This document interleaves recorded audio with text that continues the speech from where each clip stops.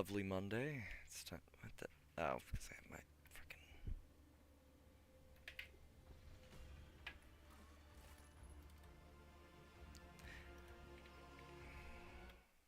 Oh, is it gonna fucking?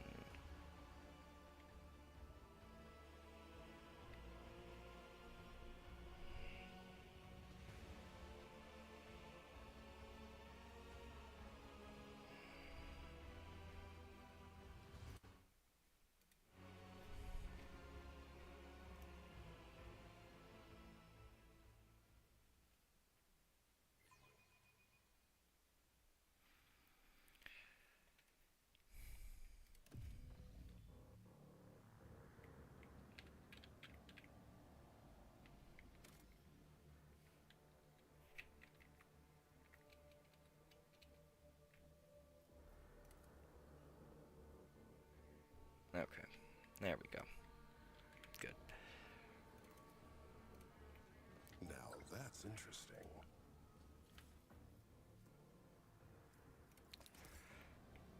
So back in good old Kiava Gamma, where all of the robot boys have lost their McFucking marbles.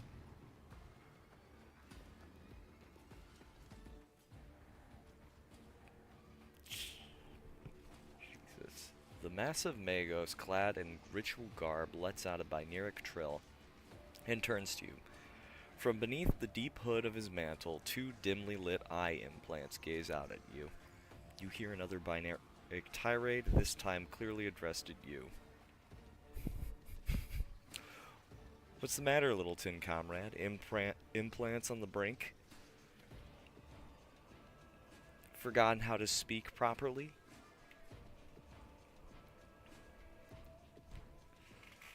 Alright, I'm just gonna grab something from my fridge real quick. There we go.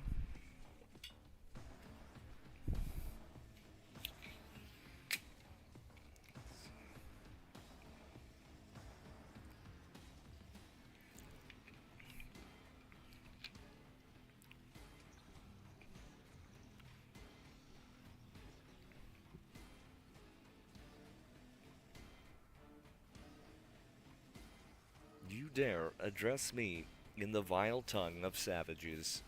Me, the steward of Kiava Gamma, lord of the machine world.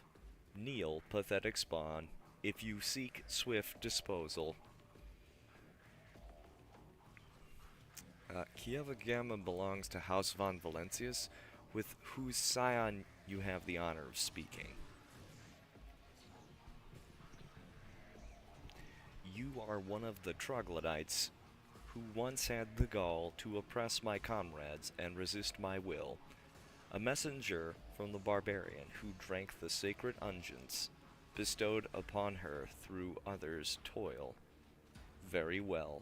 Then your appearance is the perfect opportunity to teach your ilk a lesson. My name is Cubus Delphim. I once held the title of Fabricator Censor of the Kiava Gamma Manufactorum, but I rejected it, along with the other fetters that hindered progress. Once my faith was flawed and led naive fools from the cult mechanicus into the darkness of ignorance. Now I am this world's master, and serve the true gods.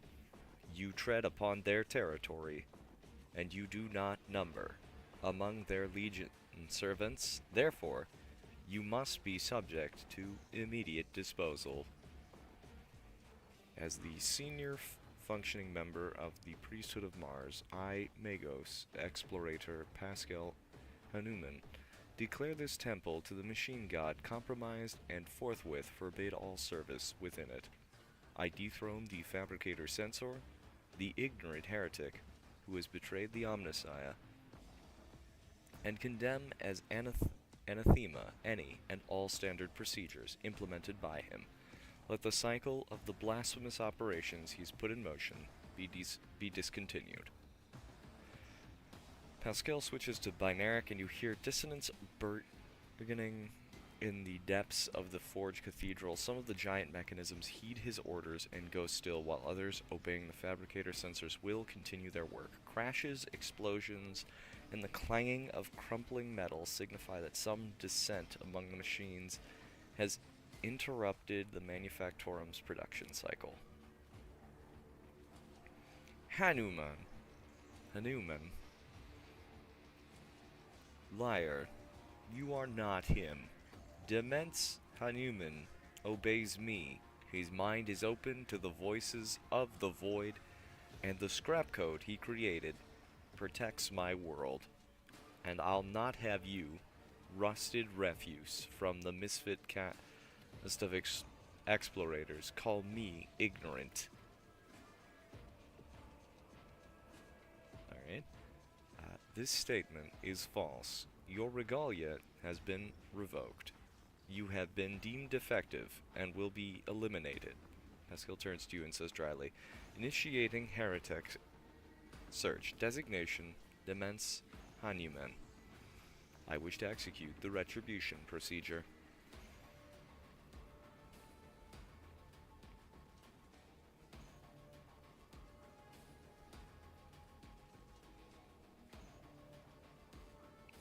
So you have traded one master for another. I would have expected a fabricator sensor to be smarter than that. The fabricator sensor's vox lets out a piercing, barely audible sound that makes your inside shudder. I will rip out your spinal column and braid it around my staff, you arrogant creature. I usually prefer negotiating to fighting. Fighting destroys property and wastes resources, but in your case, I'm afraid that extreme measures must be taken.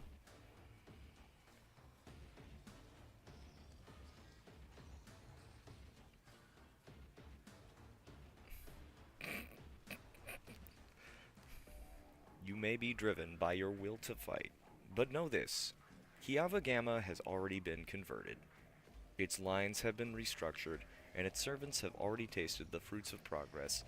In the crucible of this Manufactorum, torrid liquid metals will be used to forge vessels for sacred spirits. The adepts are already tirelessly delving deeper into new mysteries that were once barred by false tenets. You, servant of fake gods, are too late. The entire might of this world will soon rise up against the anathema and his slaves. You know why I like deranged tin cans like you?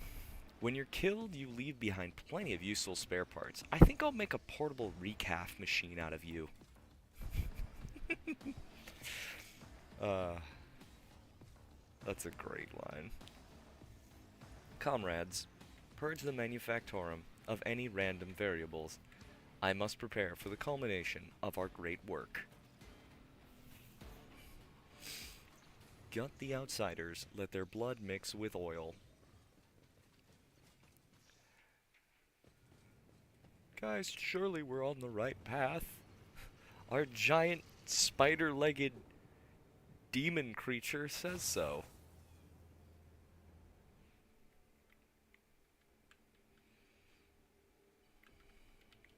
Let's seize the moment.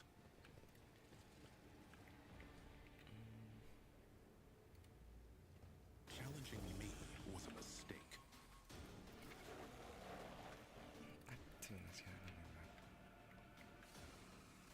My Auspex has detected something.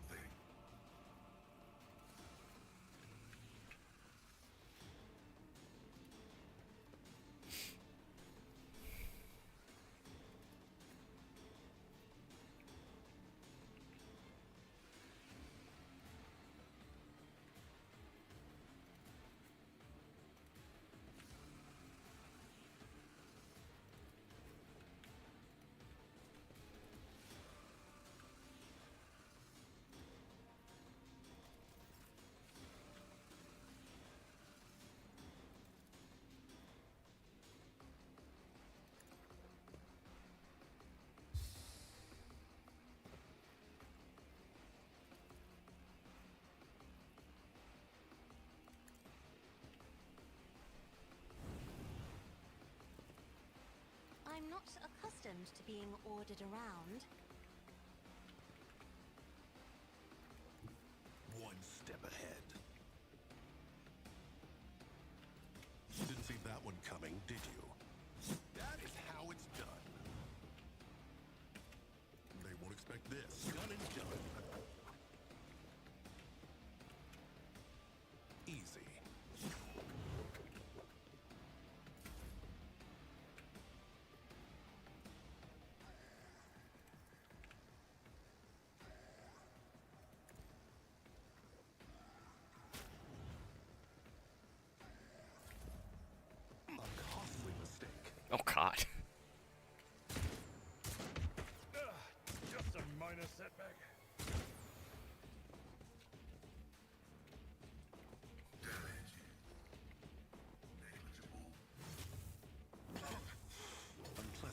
you fucking kidding me? Okay, Jesus, what the hell?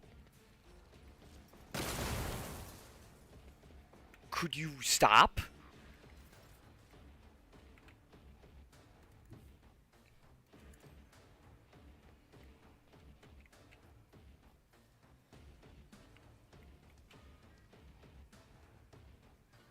I know what to do.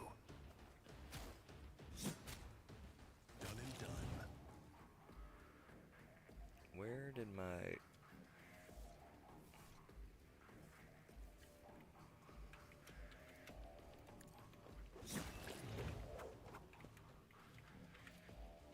Let's set this in motion.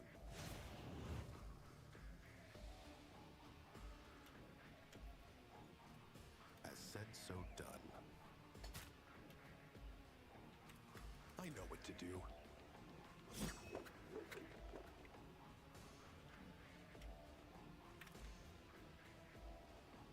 Easy.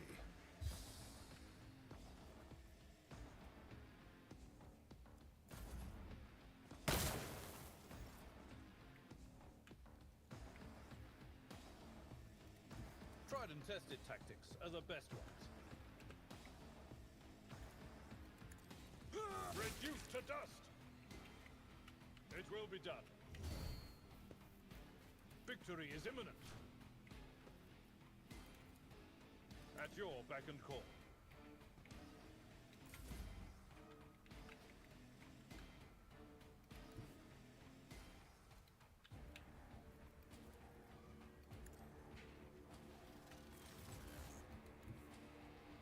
The Emperor is on our side.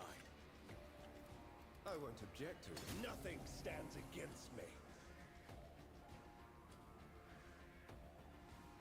Let's see to it.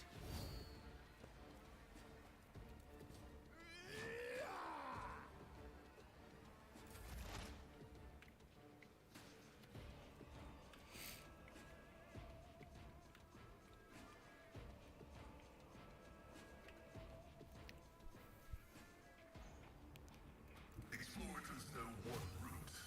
Forward. Running binary override. Request approved. Running binary light persons and observatorization. Denied. My competences are not that universal.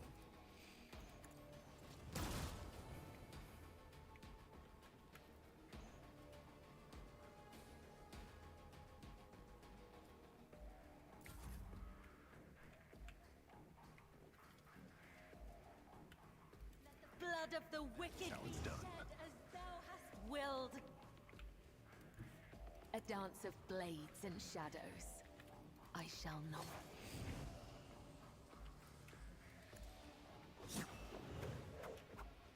As the tenets demand.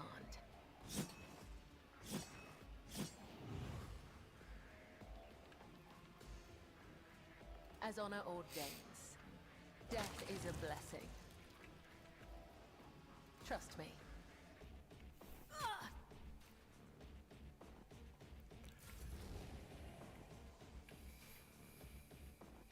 Be careful not to cross my gaze.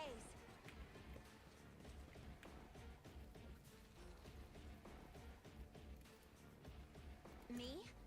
If you insist, Lord Captain.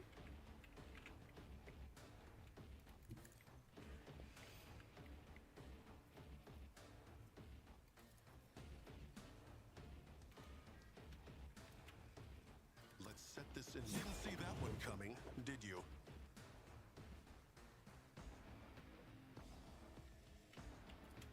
Contemplate your weakness. Didn't see that one coming, did you?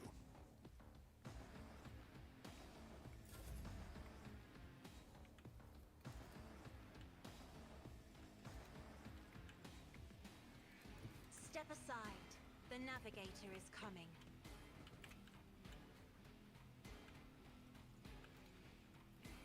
I'd really rather not just blow up a random explosive barrel. Let's just do that I instead. took care of this one.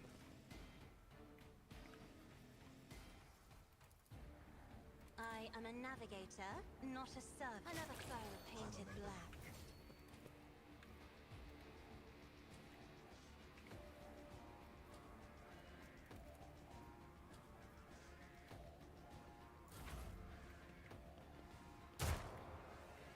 Done and done.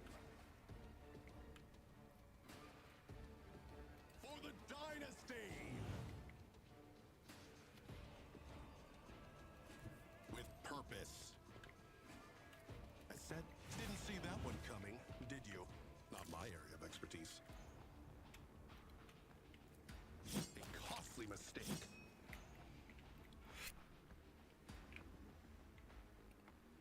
Oh, it's just him. How incredibly unfortunate for him.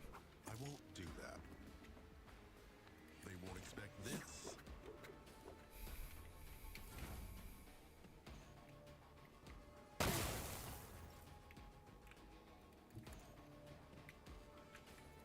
It will be done. At your beck and call. Still Indeed. managed to hit on a 20%.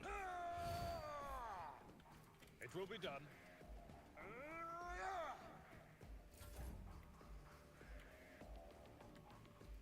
Everyone, step aside.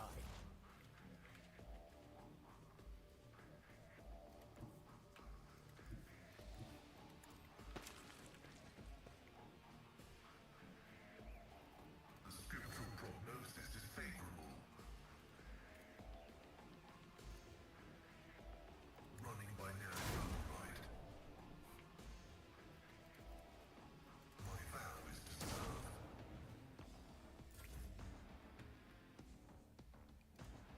I do what I must.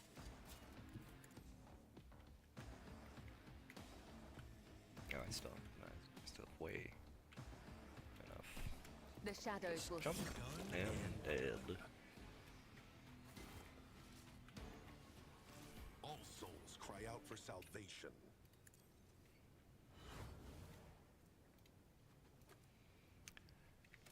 Why is my... There we go. Oh, good. My mouse is bugged.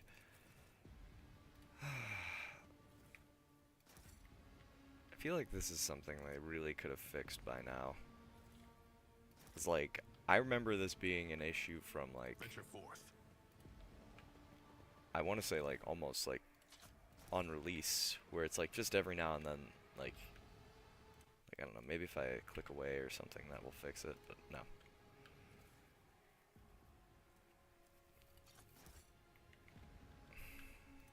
It's just annoying.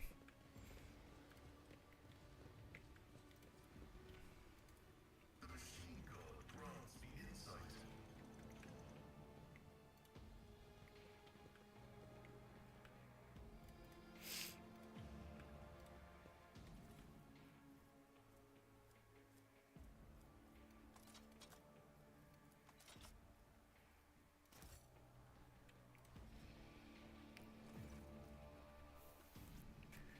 Something's howling within the metal housing, as if the machine spirits of this cogitator are lamenting some irreparable loss.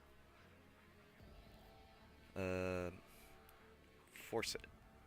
The knowledge of machine spirits is sufficient to trick the system and subdue it to your will. A false query, a crafty... Oh, it's the... Oh, so that's like a pre-known thing. It just does that for any of those. Huh. You gain access to the cogitator systems. The device is a machine spirit, can do nothing to thwart you. Subdued by its defeat, it hides in the depths of its lair. Awaken the cogitator's machine spirit. You touch the levers and the reels in the control panel and disturb the slumber of the spirits that reside within this cogitator. The machine dawdles as if still drowsy, but nevertheless performs its assigned function. Ah, perfect! Cogitator is silent, awaiting new commands. Oh, I guess I'm supposed to do that if it's like there's combat or something, huh?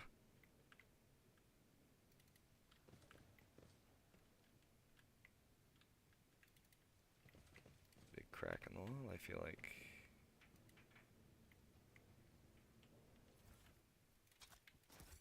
guess not, huh?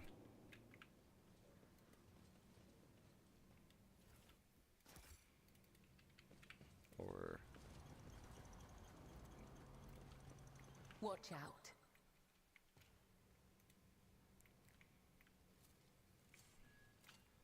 The Vicia.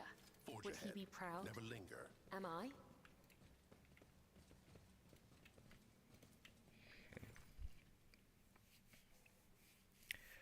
As you approach the cogitator, you notice a number of deep scratches left by huge claws on its metal surfaces. Despite the apparent damage, the machine seems to be in working condition.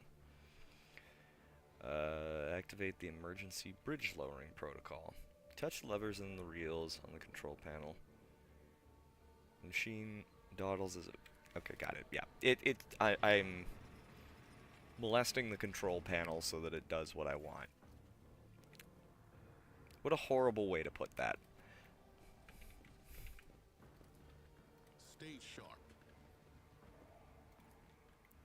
He withholds his favor.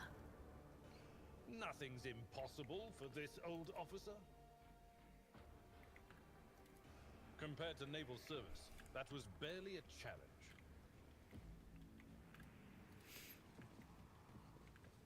I'm still new to the art of exploring.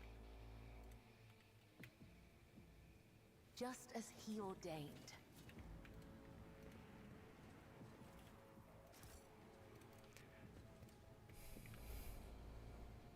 Let's seize the moment.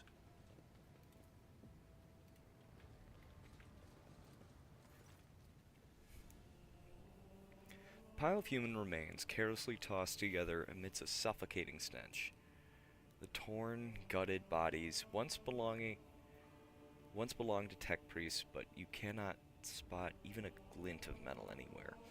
All their implants are gone. Suddenly, one of the ravaged bodies makes the tiniest movement. The tortured man's lips moves ever so slightly, his half-closed eyelids twitching. The man can barely breathe without his respirator implant. It is a miracle he survived the horrific vivisection. But it takes you a single look at the gaping wounds where the augment was ripped out to realize death is only a matter of time. As if having sensed your presence, the half-dead man looks at you and sharply inhales the hot air. Machine spirit, deliver me.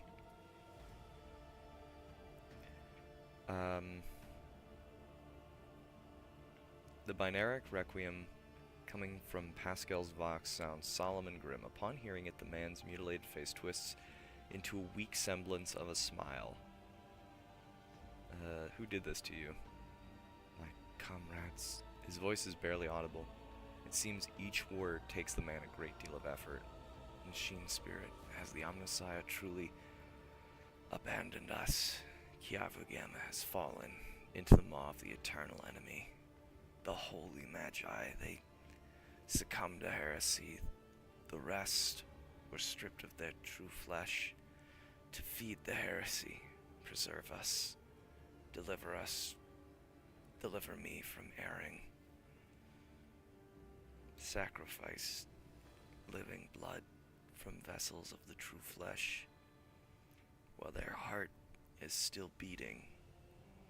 After that, oblivion. His eyes grow glassy. I knew you would come. I've waited so very long. Deliver me from my torment.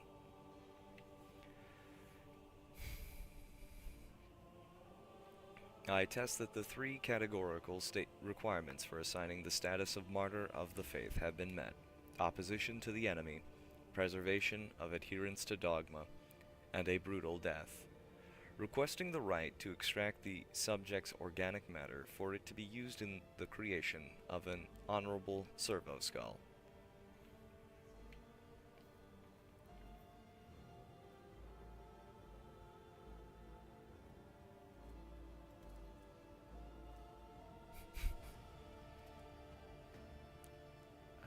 It's an honor to serve. I am thankful for the right to serve.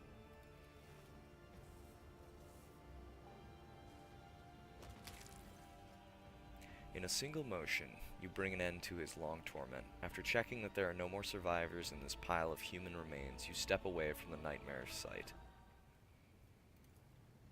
This explorator is blessed with multifunctionality. Oh, fun. You know. It's just what you want from a cooling fan. Turned into a big old chopping block.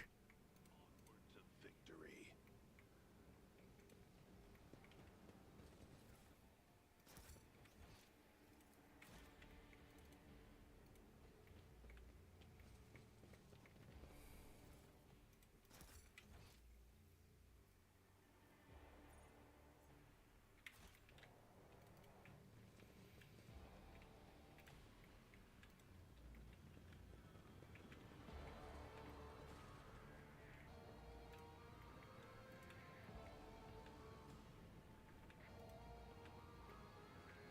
Let's see this through.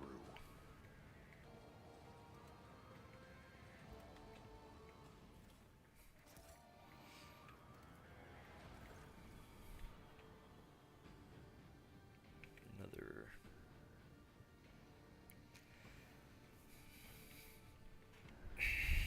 Supply, production, ascension...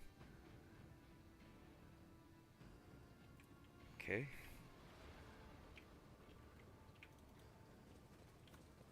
I see what others do not. The shadows reveal their secrets. Watch out. Just as I was taught. The Vizier. Would he be proud? Am I? Just as he Venture forward. ordained. I forge my own success.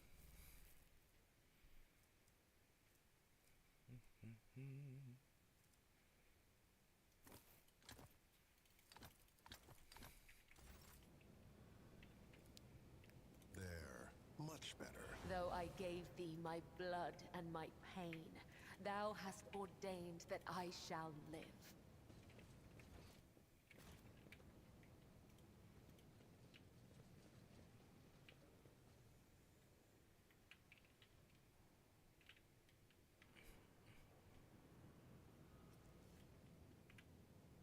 That's... Yeah, I just came from there.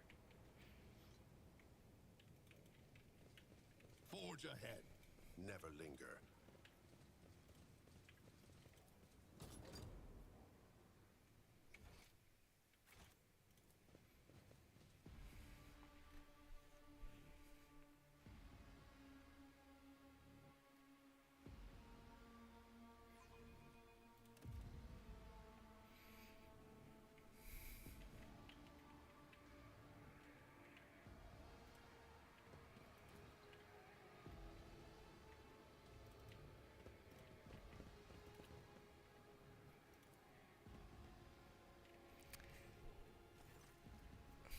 Eesh.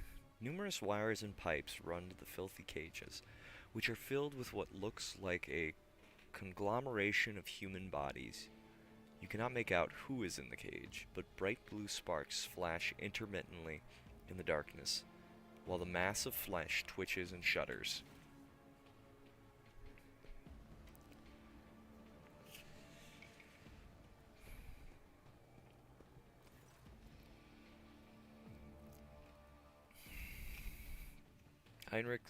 Heinrichs casts a scrutinizing eye over one of the cages before withdrawing his weapon and approaching to examine what lies inside. Careful, Heinrichs. Look at it! Heinrichs gestures towards the cage closest to you. Through the metal bars you see it truly is a pile of human bodies, or something that used to be. The monstrously deformed bodies have fused together in places, while others were severed using saws and knives, leaving wounds seeping pus and slime, wounds that are adulating and sprouting tendons. Rods connected to wires that run to a nearby cogitator bristle across the flesh. One of the human heads turn to you. Mercy.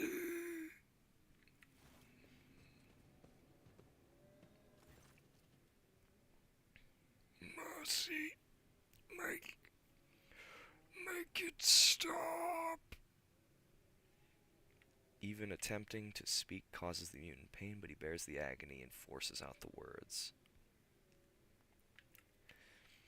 You examine the pulsating mass of flesh. The creature in the cage seems to be composed of several bodies joined together. You see no sutures or any other means by which the separated parts could have been connected. Among the layers of meat, you can discern large knots of muscle, various limbs, exposed bones, parts of faces, and entire heads. Only warp sorcery is capable of creating such an abomination while preserving its ability to live on. What is this? Heinrich takes in his surroundings and once again fixes his attention on the contents of the nearest cage. I'm beginning to have some idea. Lex Mechanic mentioned the inhabitants of the lower levels who had been imprisoned in their homes. He said some of them were brought here. The cultists did something to those poor people in their own homes, and now they are studying the result.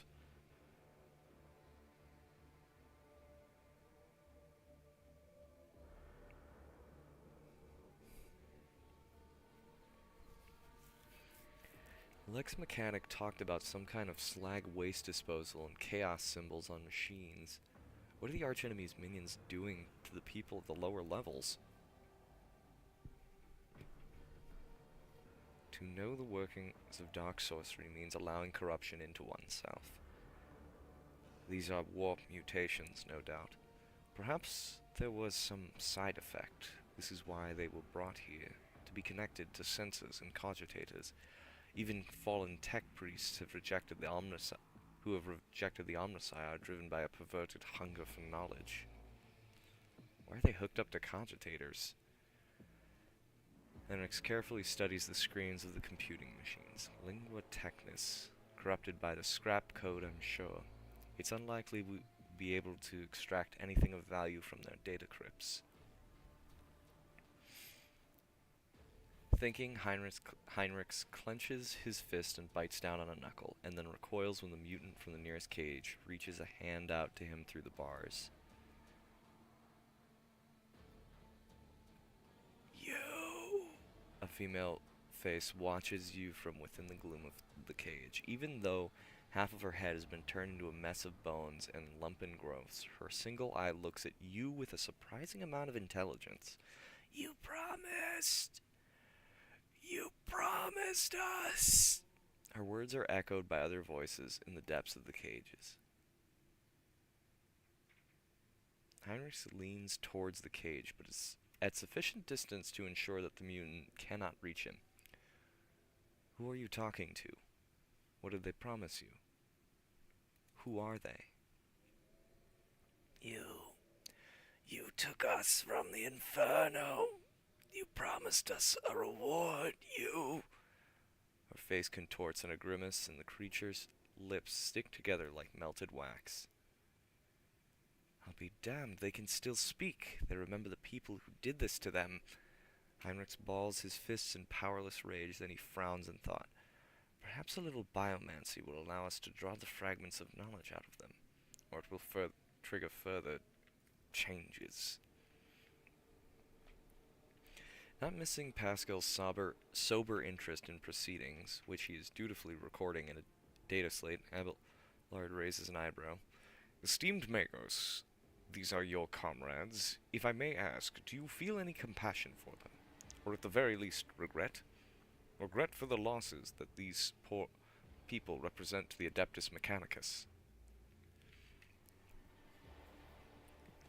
Negative.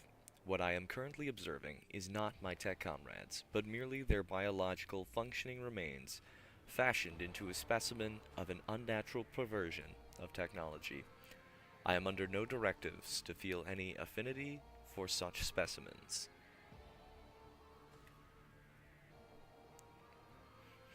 Gavella stares at the pile of fused flesh without blinking. I do not hear their names in the Undying One's whispers. They have become too twisted, and he no longer remembers them. Heinrich, let this go. You're only prolonging their suffering. I am inclined to relieve their suffering. Every moment of existence in such a state is pure torture for the people locked in these sheaths.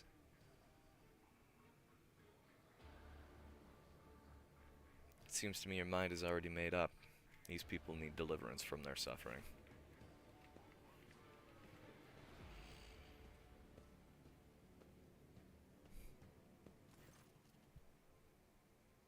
Heinrich wavers for another moment and then leans over the cogitators. Each mutant has cables attached. I may not know the nature of these machines, but it isn't too difficult to increase the voltage. Ah, this switch here.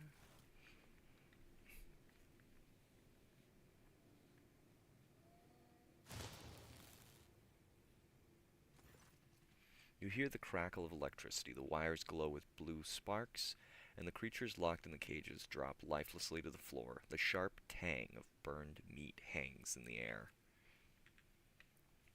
That's that then, but do you know what bothers me, Rogue Trader? The number of people here. There are too few. The lower levels of similar manufactorums are inhabited by millions. What happened to the rest of them? Heinrich shakes his head. I know I won't like the answer. Let's go. We still haven't done what we came here to do. Marching ahead. We killed the goo men.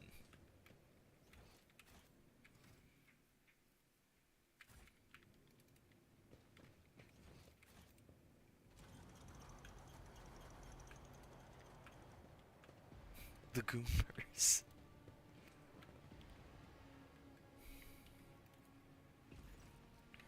The massive cogitator grows out of the metal bulkheads like a grotesque tumor. A hollow roar sounds from deep within the metal housing.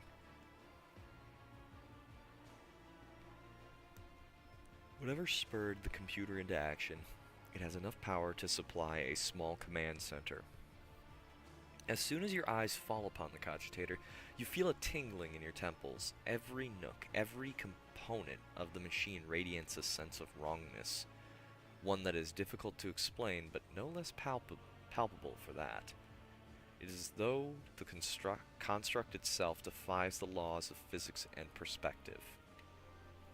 Heinrich makes a warning gesture. His voice, ringing slightly with tension, is threaded with disquiet. Stop, Valk. That is a creation of the archenemy. Don't go near it. You've done enough for me and my mission. Don't put yourself at risk now.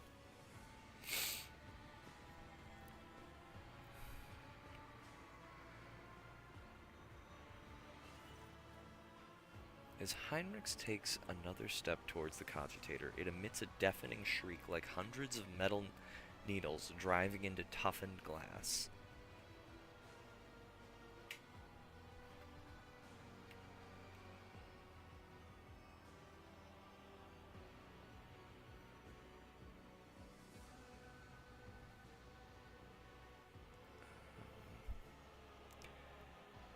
As though sensing the stranger.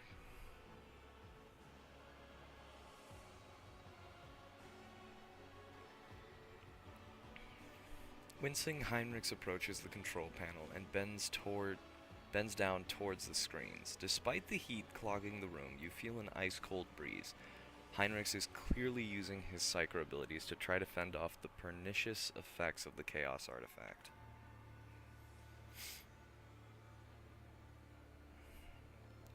The Omnissiah's grace has not touched this object. This mechanism was not desecrated, but born flawed and unnatural. Iron, most profane. Pascal unhurriedly produces a data slate, initiating observation log. Let not fear stand in the path of knowledge.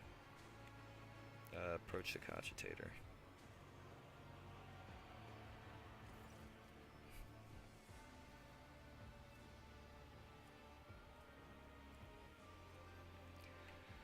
Heinrich is too engrossed in his examination of the control panel to stop you. You draw closer to the side section of the cogitator housing, which has several thick cables running from it. With each step towards the flickering screens, you're feeling that the cogitator is watching you with rapidly blinking eyes grows stronger and stronger. Up close you see that besides buttons, switches, and toggles, the cogitator casing is also covered in strange writing. Study the screens. The cogitator displays a wall of text on its screens. The string of symbols is a senseless mixture of numbers, formulas, and unfamiliar characters. There seems to be no logic to it, and yet there is no doubt that the cogitator is computing calculations on a prodigious scale. Examine the writing casing. Shit. You study the runes carefully, and suddenly you feel a lancing pain in your eyes, followed by a sharp pang in your chest. You leap away from the cogitator with your heart pounding and rushing in your ears. Look at the cables. A bundle of cables is coming from the broken side panel of the cogitator. They were clearly added after the machine came off the manufacturer's production line. The wires snake along the floor and disappear inside a maintenance hatch that leads to somewhere down below.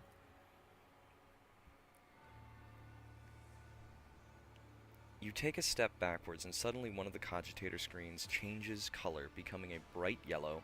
Your eyes are helplessly drawn to the bilious hue.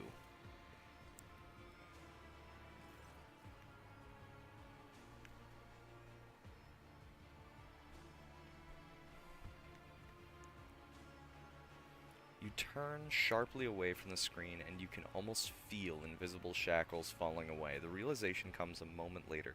You were not fighting against your own curiosity, but against someone's malevolent will, which has now lost its hold on you. We must destroy this machine immediately. Out of the question. Even if we disregard the potential loss of data, it could kill us.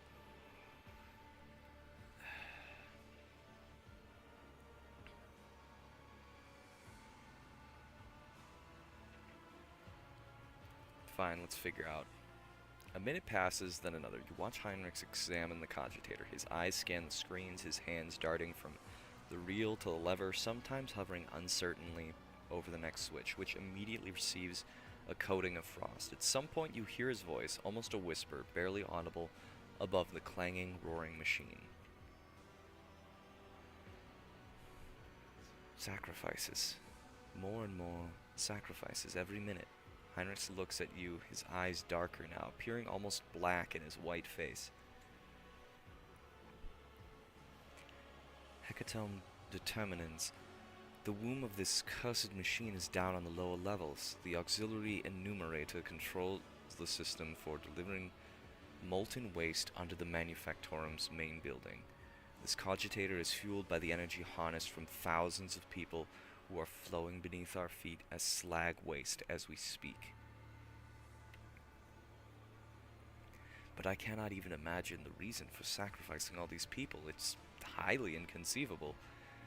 Now we know why the Fabricator Sensor prized this monster so highly. The cursed tech priest and his associates created something that went beyond the limits of the Omnissiah's power. This machine is designed to process myriad possibilities using warp sorcery. It has almost finished its task. It predicts the future, Bauk. Heinrichs, are you alright? He tries to muster a reassuring smile, but it comes out looking more like a grimace. I'll be fine. It predicts the future? How is that even possible? Do not attempt to gain any insight into the essence of the machines corrupted by the archenemy. At least not if you value your soul. I have encountered the heretics' mechanical abominations before. To truly fathom their nature is to allow a particle of death into your heart. Heinrichs is silent for a few moments, but the fruit they bear. No matter how abhorrent their instruments, the fruit they bear could be useful. Heinrich's clouded gaze suddenly clears, and he glares at the cogitator. No. The cult's filthy ravings are not worth that. We can extract from its storage drive. What we can extract from its storage drives will be enough. We need to stop the cogitator for the sake of the people still alive down there. Heinrichs vacillates for another second, then shakes his head as though clearing away mental fog. I almost succumbed to the archenemy's old trick, the lure of the unattainable. the primary of all traps that chaos sets for unwary souls. Heinrich's movements are exact and purposeful, unlike his earlier operation of the Cogitator. One after another, the Cogitator's screens begin to fade to black, and the roar coming from inside the machine quiets to a barely perceptible howl, in which you imagine you hear notes of dejection. Heinrich bends over the keys and flinches as if from an electrical shock. His head snaps back unnaturally, and you see his lips moving. The Cogitator lets out a roar that grows louder by the second.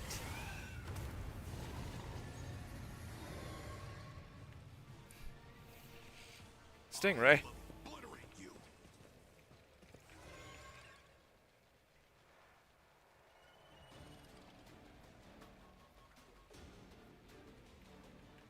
But why a Stingray?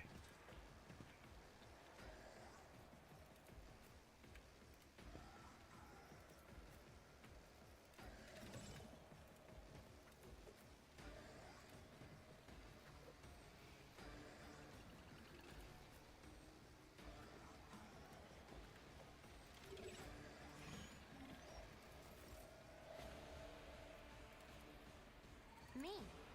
If you insist, Lord Captain.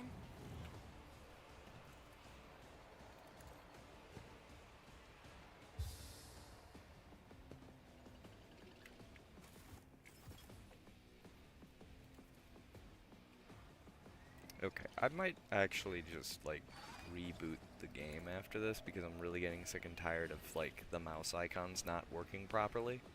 It's just annoying. As said, so done.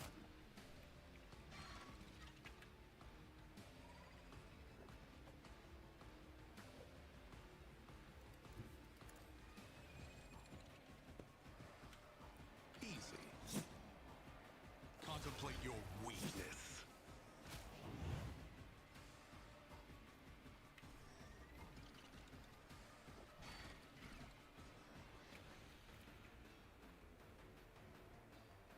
As said, so done.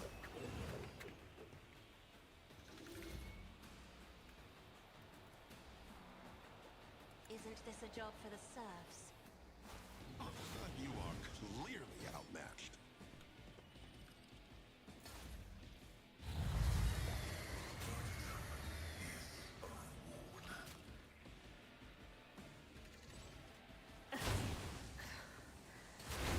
There is only death, yours or mine.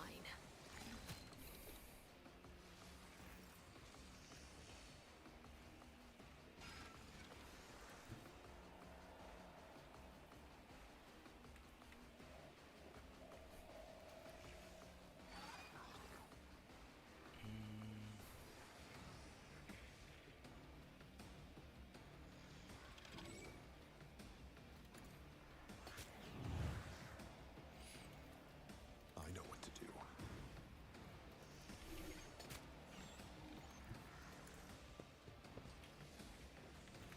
Contemplate your weakness.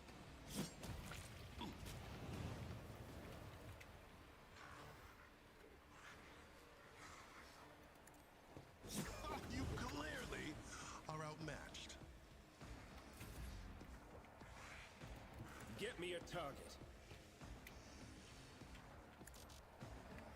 But of course, Lord Captain.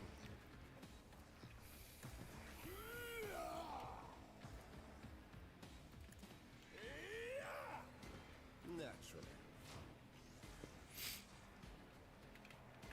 For the throne's glory.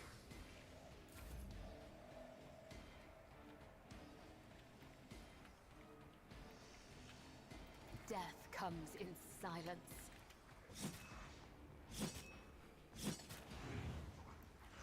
Trust me. Caught by the web.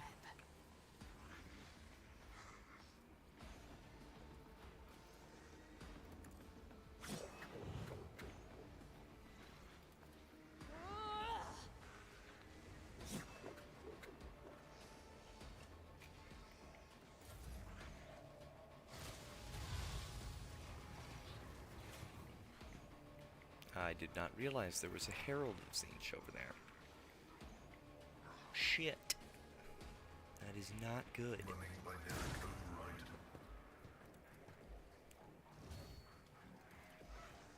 Scriptural prognosis is combat is an equation. Your life is a negligible variable. A tactically sound approach. Victory is imminent. It will be done. At your beck and call. I will do my duty.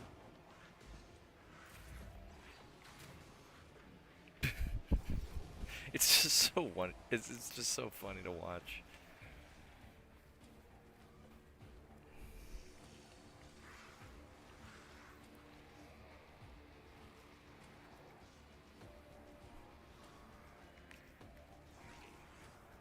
Did I already give him? I did. Okay.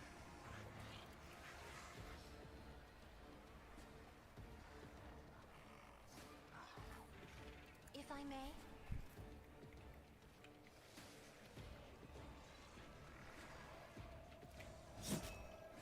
Didn't see that one coming. That is how it's done. They won't expect this. A costly mistake.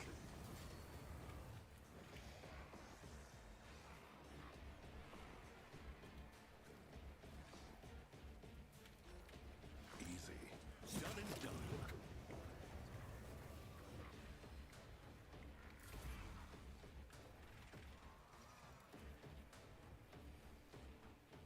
I'm not accustomed to being ordered around. Your reckoning is due.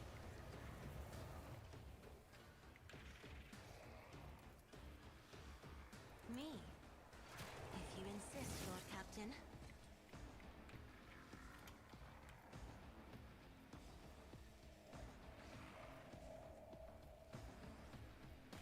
Okay, yeah, there's no good way for me to hit just that target. Unfortunate.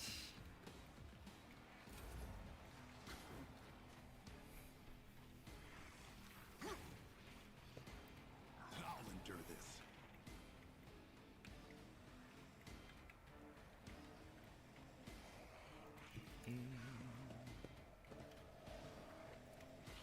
Hey there, buddy. Contemplate your weakness. I'm gonna shank you a bunch now.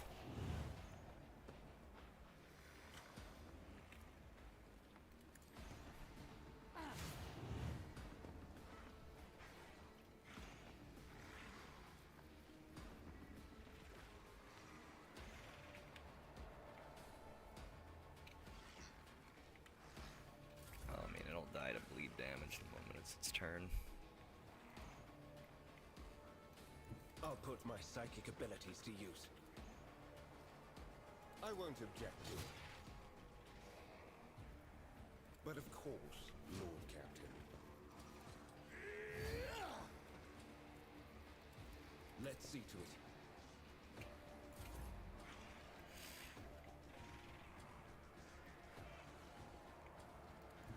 I bring mercy and retribution. Let your soul be purged, as the tenets demand.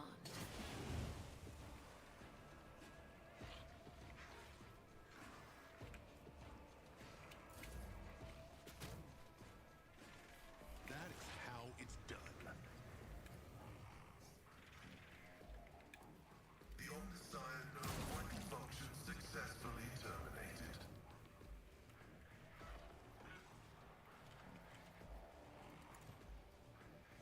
The undesired condemned skills. My place is at the fore. Victory is imminent.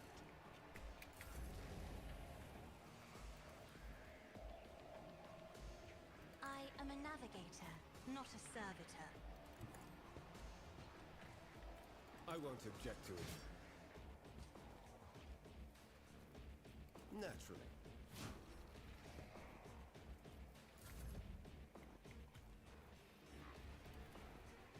Me? If you insist, Lord Captain. Seriously? Come on. There we go. Oh, piece of garbage.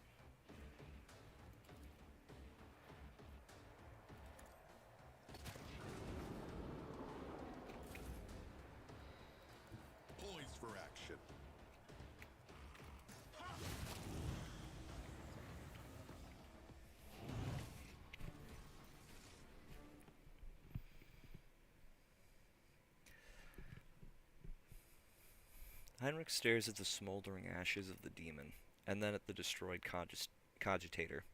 The furrow on his bow?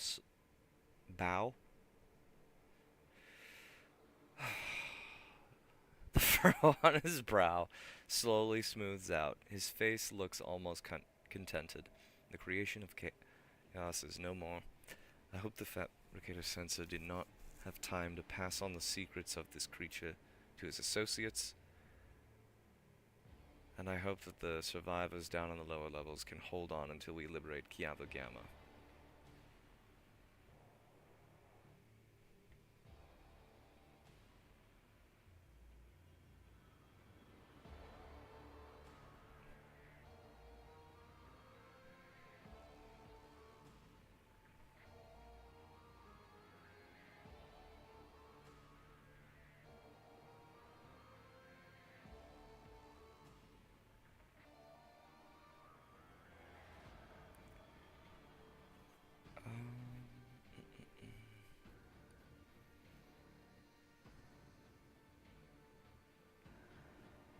I saw something happen to you, Heinrichs. What happened when you touched the machine?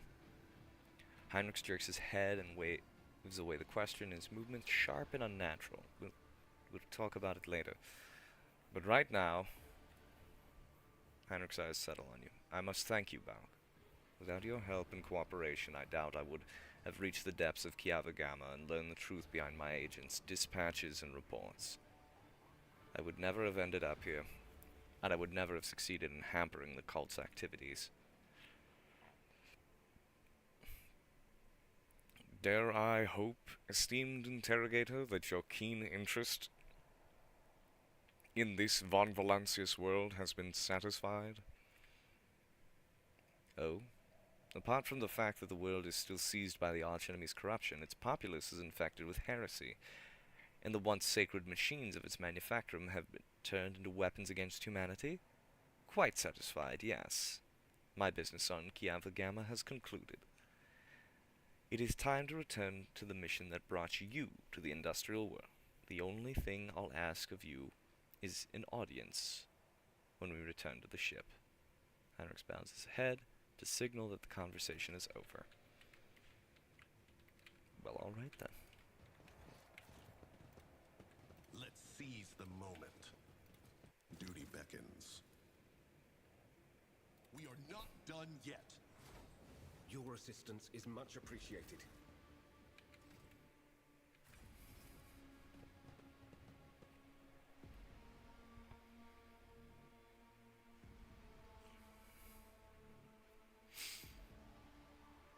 Time to load again. Gotta wait on all these loading screens again.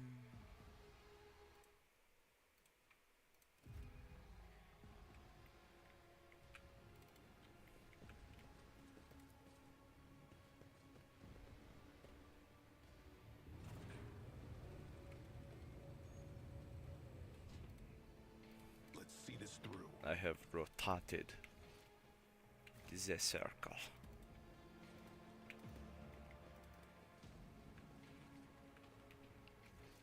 Says there's a thing. Oh, that's the other. Oh, it's so fucking stupid. Oh. Huh. The mouse is working properly now. Weird. Venture forth.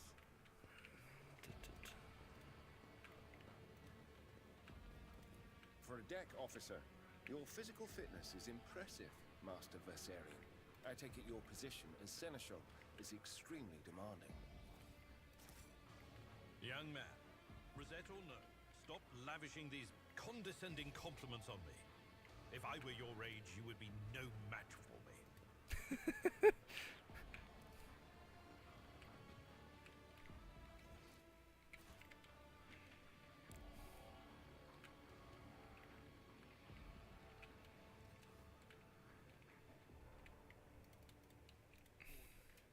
Never linger.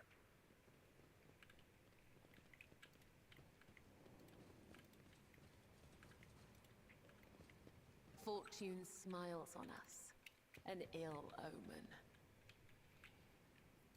Your seneschal is always... Remember, innocence proves nothing. Watching the lady handle sacred technology breaks my heart. Figuratively speaking. Cardiovascular augmentation can withstand much more than high blood pressure. Onward to victory. I do what I must. Operation successful. Large device is a cargo lift. I mean, no shit. Some mysterious mechanisms in motion. Oh, this is that like code from like the ship.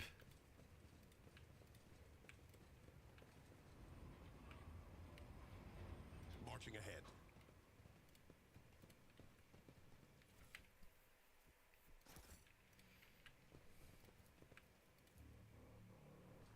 The machine god grants me insight.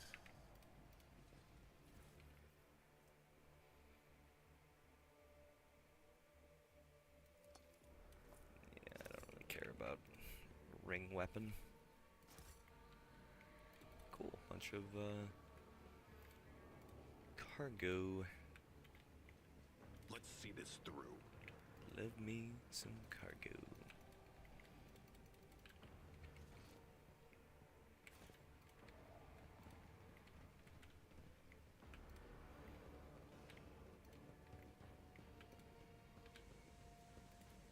Always striving for greatness.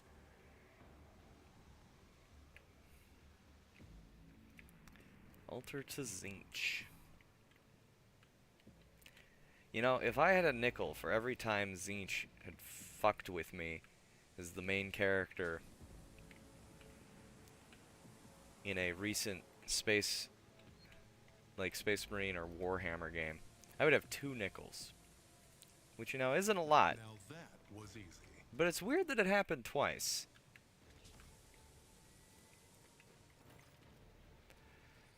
Dements. The tech priest tears himself away from reading his data slate and looks up at you.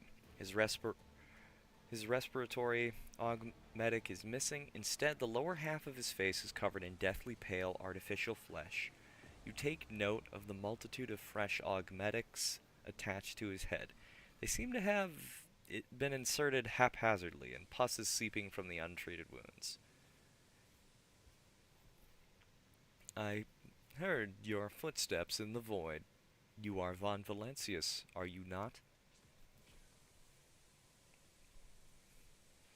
Pascal exchanges a series of binaric signals with the tech priest before saying menacingly, initiating arrest procedure. This unit is using a fabricated identification code, which constitutes a grade 4 transgression.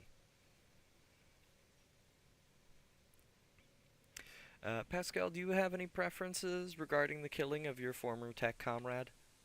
Pascal switches to Technolingua, his vox erupting in a series of binaric signals. There is no need for secrecy. Let him understand. The heretic nods in your direction with a smile.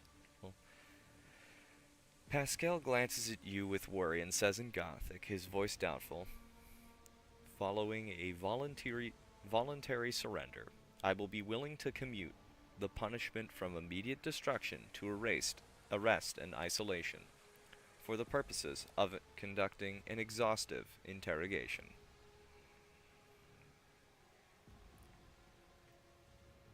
Does that violate some protocol or other?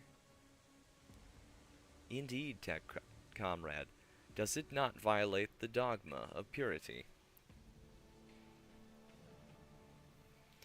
Pascal says nervously, your possible familiarity with matters related to the fate of the blessed Amarnat justifies this violation.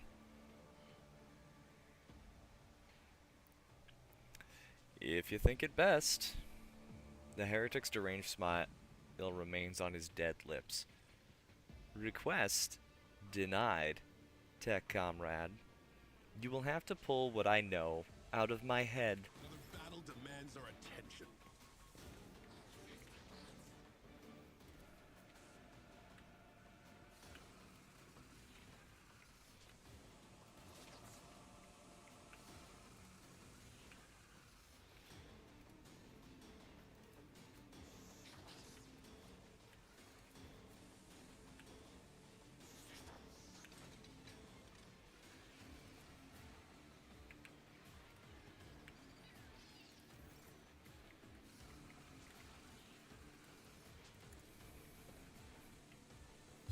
power up.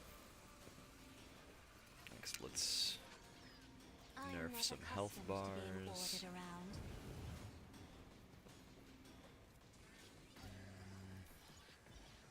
Let's Isn't try and this a group job these for the guys up. serfs?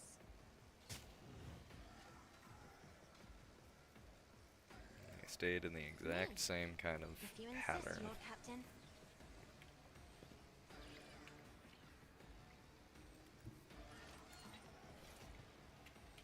As said, so done.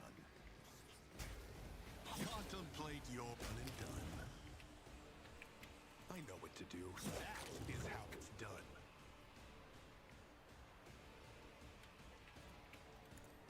Didn't see that one coming, did you?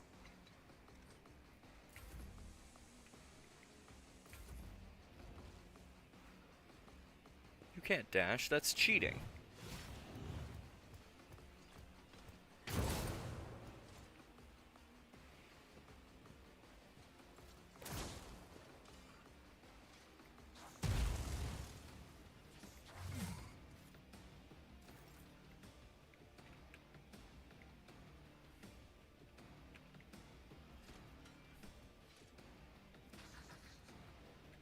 Cannot use weapons. Oh, you dirty whore. I will leave footprints of scarlet. No, but that doesn't count. Trust me, Interesting. I will not die in dishonor.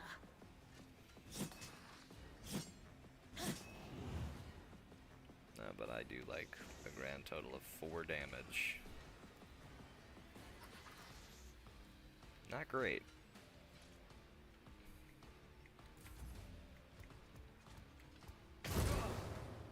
Jesus. Beauty go hand in hand. I want to run away, but I feel like the bot here will just beat my ass. So I'm gonna just bonk him. And I'm gonna bonk him again.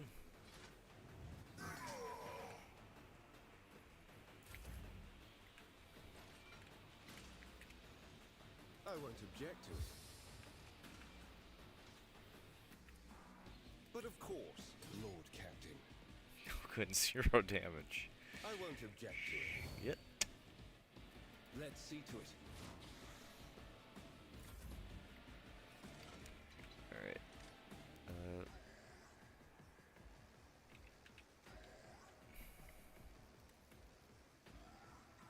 As said, so done.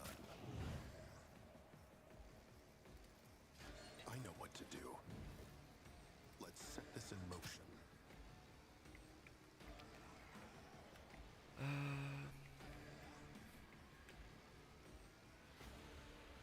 Probably want to deal with events first.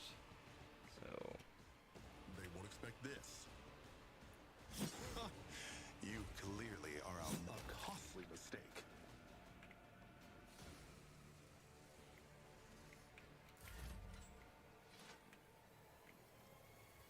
Indeed.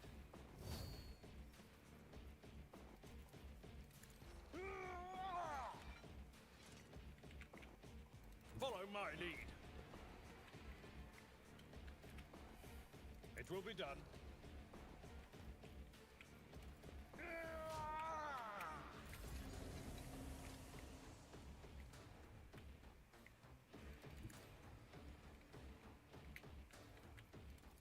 Isn't this a job for the serfs?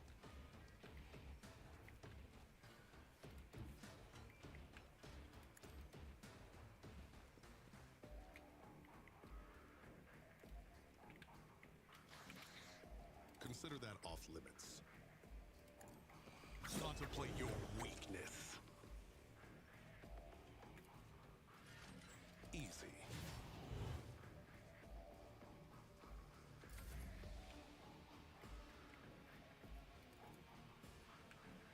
I am a navigator, not a servitor.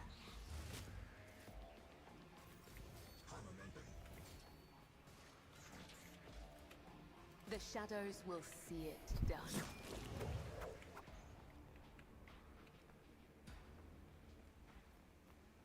Let not the righteous fear. May their blades be sharp.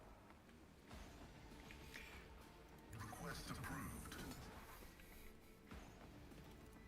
The scriptural prognosis is favorable.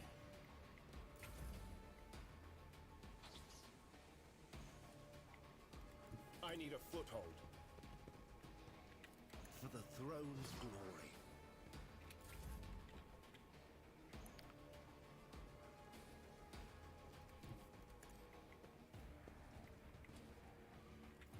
I know what to do. Come, the other side awaits. Alrighty. Pascal stands motionless as he stares at the heretic's corpse. After a long silence, he finally says in a hollow voice, I am taking his neural cogitator. The data contained within must be analyzed to supplement the catechism of maintenance and operation.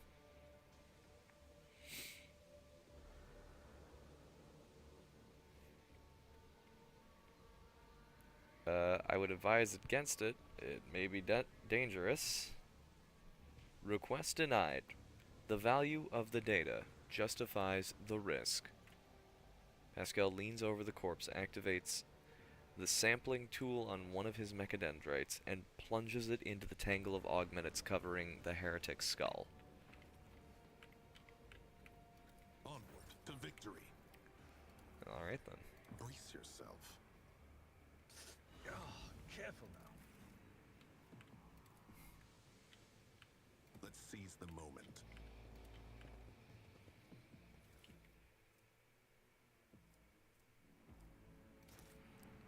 Honest to God plasma gun, we can give that to Pascal and finally give him something better than the shitty little baby rifle he's been running around with.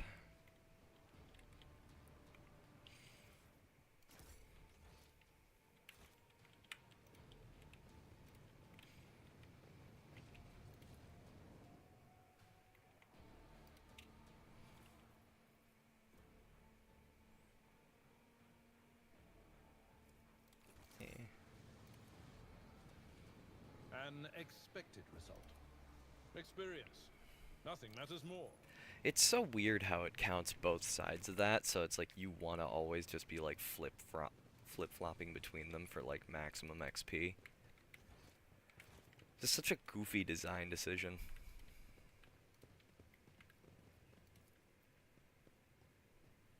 Compared to naval service, that was barely a challenge.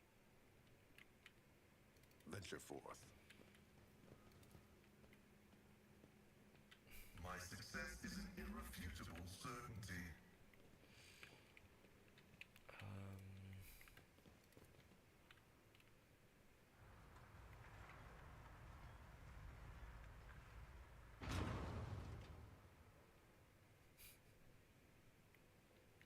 Right, and this gets me the...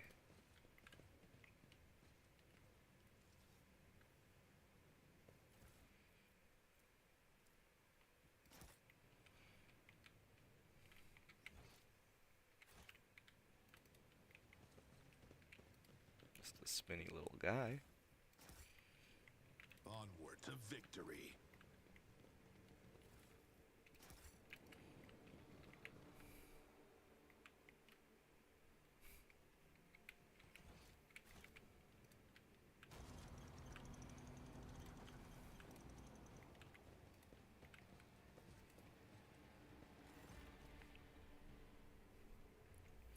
The cogitator looks dead, only a single lit lumen shows that there is life within the machine.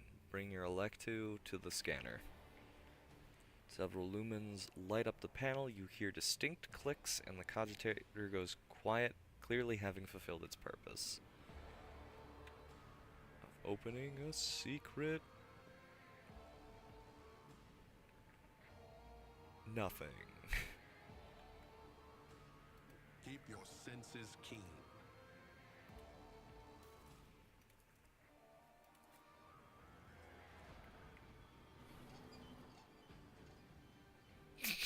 I love how desynced that animation is.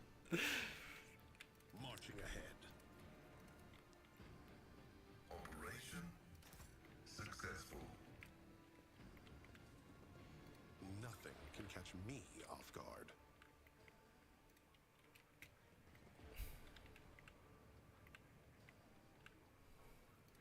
forge my own success.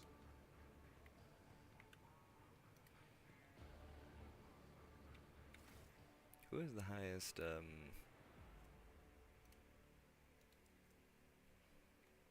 what is it, perception or awareness?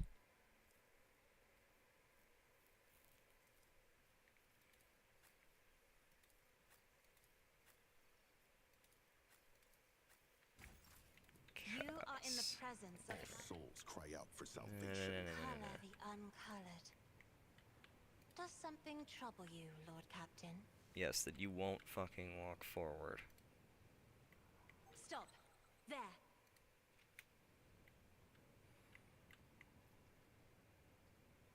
How can one find the right way without his light?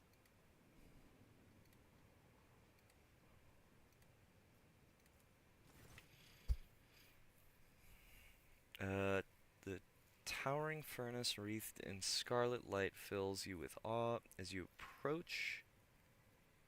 The heavy thrum of ancient servo motors erupts from the machine's depths along with crackling binaric undertones. Excuse me. The dust-covered keys are illuminated by a faint, pale glow. Let's get rid of those traps. Get the dater. Dater? Get that there dater. The world is full of colors I have never seen before. Oh, that does not. Oh, cool. It affected me too. How the? Okay. Okay. No, that's fine.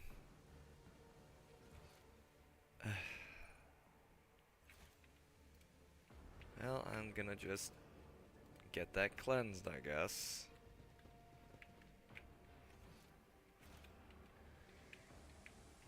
That's so fucking annoying.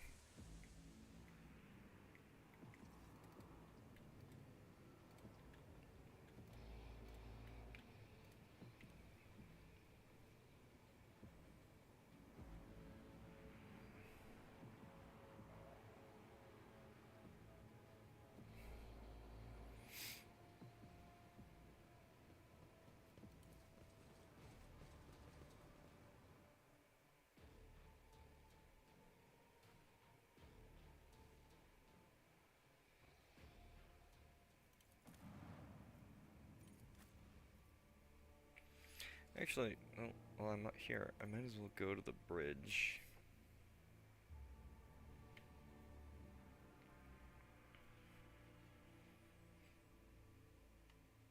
And give the codes to the cogitator, so I don't forget to do that later.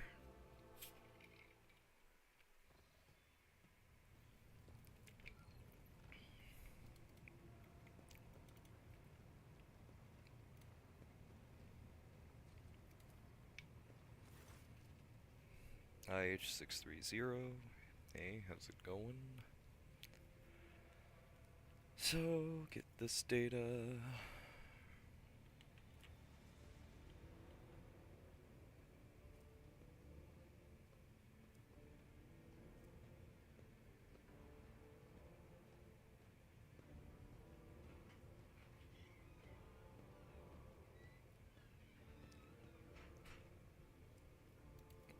the other thing of data. The Great Mechanism has transformed the secret data into a format that you can comprehend without the assistance of a servant of the Omniscience. The Tech Priest retrieves the data slate from the heart of the cogitator, holding it with both hands, and passes it to you.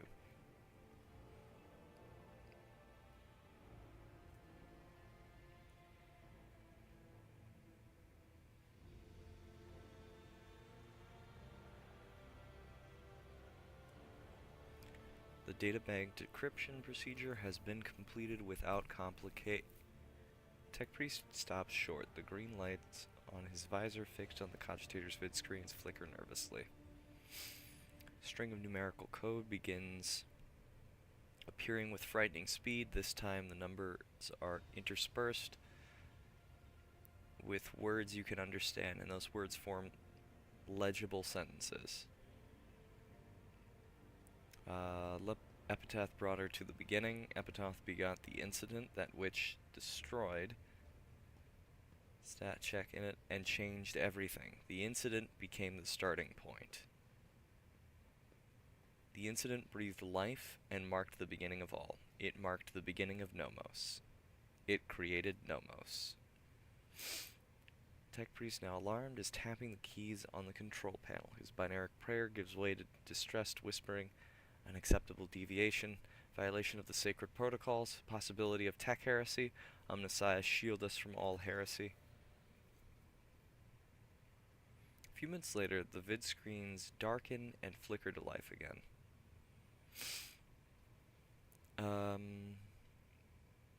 What was that just now? A catastrophic mistake? A heinous violation of the purity of the hallowed code. This mechanism is touched by heresy. It is branded and tainted by it. Now the machine spirit produces code as before, and yet, Lord Captain, heed my plea. All operations on this machine must be halted until the Engine Seer Prime has inspected it.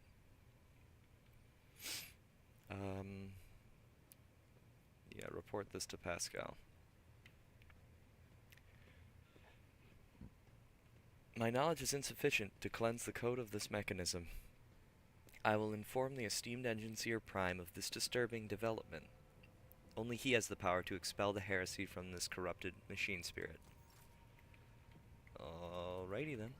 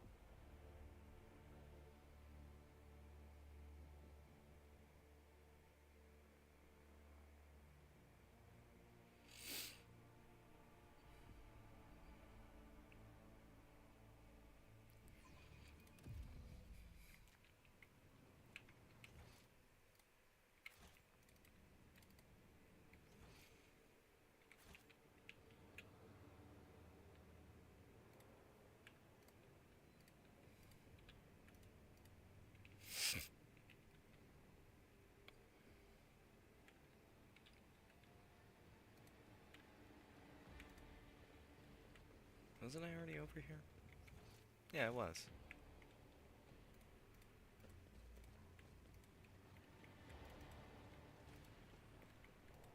So, the only way left to go is over here.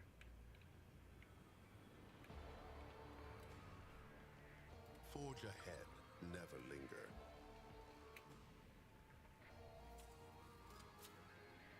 The Vissia. Would he be proud? Am I? I think there's another one over here. No? Interesting. Oh god, it's another Chaos Space Marine. Chaos Space Marine towers over the Tech Priest's bowed heads like a dark cliff. He is reciting a sermon, slowly, almost chanting. For the mere sound of his deep, low voice, you break into a cold sweat and your gorge rises. Listen, for my words reveal to you a path from the darkness unto the primordial truth, which has thrown open its gates for wayward souls seeking deliverance from the shroud of lies and torments of enslavement. Your minds have shed the bonds of the dogma that has guided you into the abyss. Accept now the hope granted to you by the greatest of the word-bearers. Heinrich hisses through gritted teeth.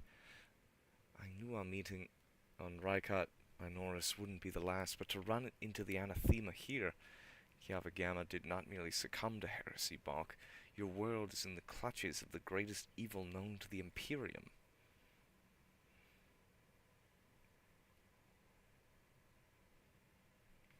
Pascal gazes at his former brethren and whispers dryly,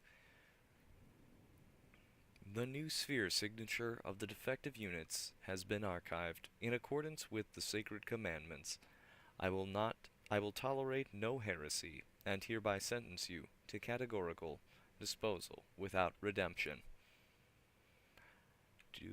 No, I don't think I want to listen to the sermon. The Chaos Marine roars in fury as the tech priests turn and charge you as if on cue. Me was a mistake.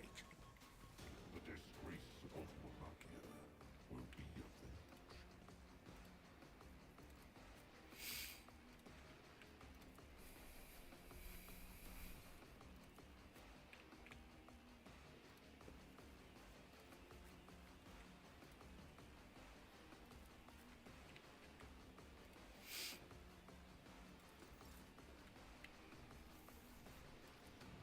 Me?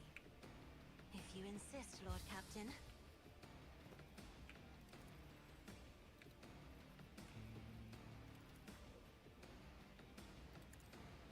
Can we have everyone group up in the middle, please?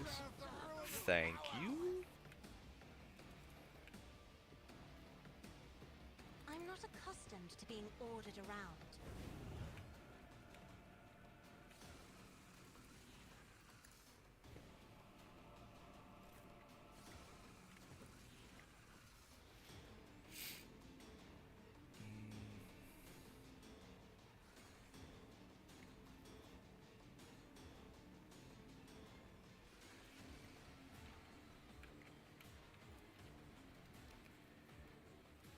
As said, so Don't done. think there will really be time to do any setups. I think I Set just this do in motion. this.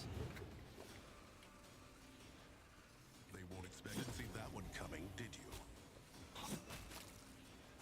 You clearly are outmatched. I said, so done and done.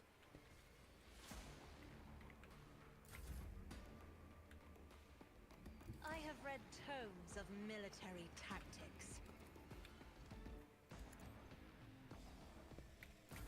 Out of my way! Bloody death. Yet still standing. An unbeliever. Do I just not have dodge chance anymore?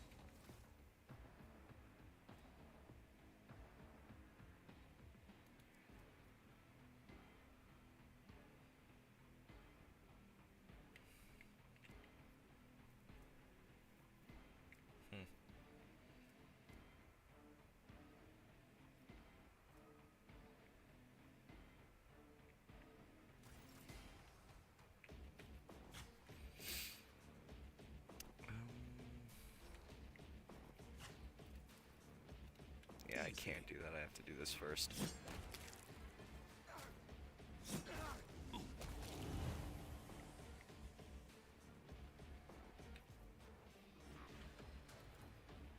Let's set this in motion. Here. They won't expect this. As said, so done. Easy.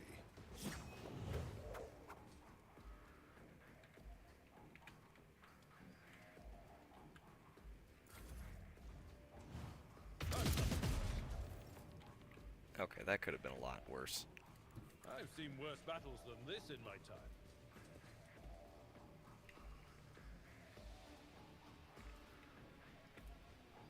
At your beck and grey hair, sure hand. Victory is imminent. It will be done.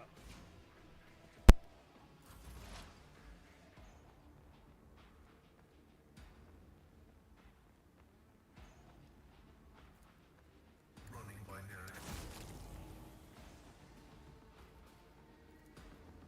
The Messiah knows all. Insignificant value.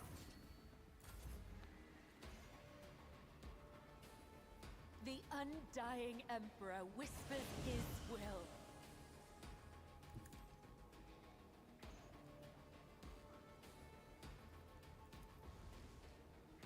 I shall not fail.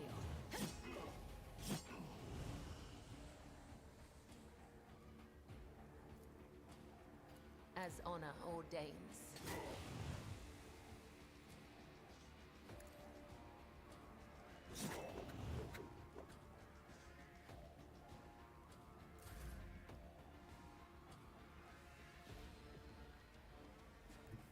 Emperor is on our side. Holy terror, smite your enemies.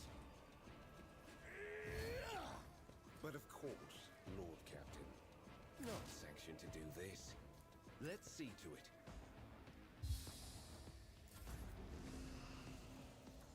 If I may,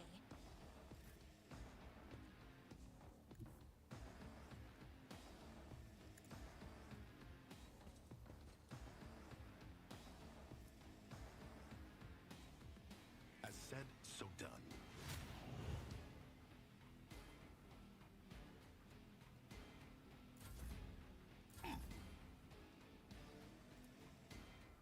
Contemplate your weakness.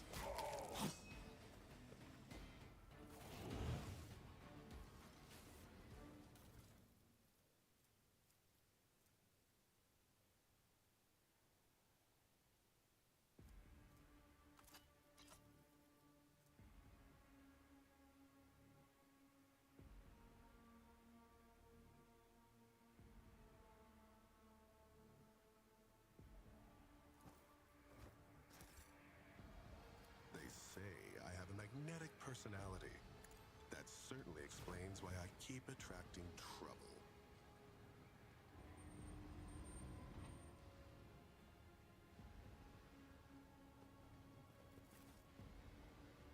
Keep your guard up.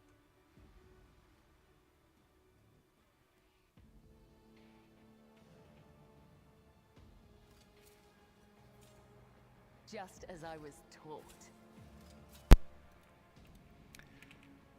Okay. Over there.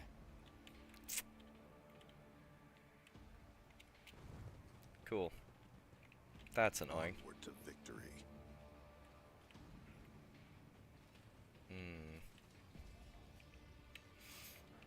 Well, if it isn't the fabricator. Oh, that's a lot of boys, actually. Shit.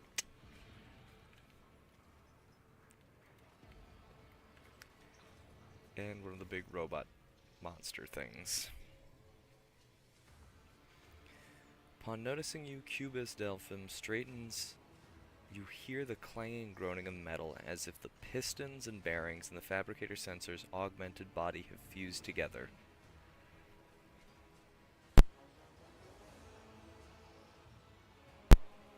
Repellent scrapes and screeches punctuate his speech. You, the probability of navigating your way, of reaching the inner line, was negligible. The primordial truth guards me and my work. Then why is it that this variable has yet to be eliminated?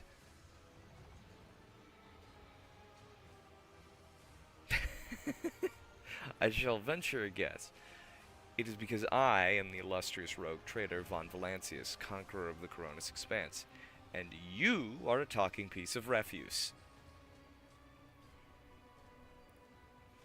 How dare you insult me? Your insolence is an unexpected factor. No matter. The error will soon be rectified. Soon.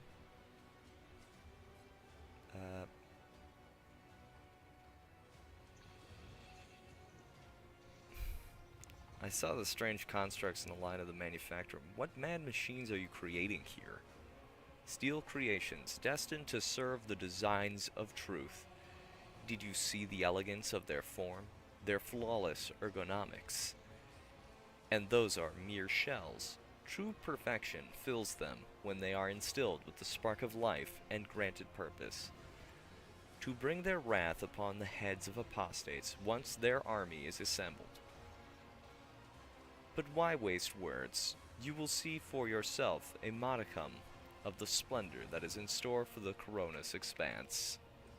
The fabricator sensor straightens his back and shoulders. You hear a mounting hum as if from some powerful turbines, followed by heavy footsteps and the grinding of metal against metal. Oh good, another one.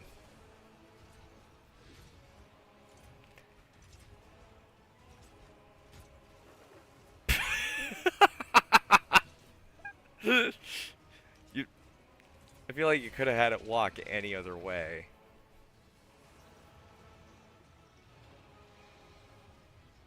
The fabricator sensor lets out a binaric trill. Witness the weapon designed to carry the glory of the true gods into the darkness of the Coronis expanse. My shepherd has sent me one of his iron angels, so that its very presence may instill faith and awe in the hearts of his flock. Accept the greatness of the primordial truth, united with the might of the new Kiava Gamma, and perish. I shall purge Kiava Gamma of your corruption. Accept this new sacrifice, sacred truth. Execution is assured. Okay, do these things have that same effect?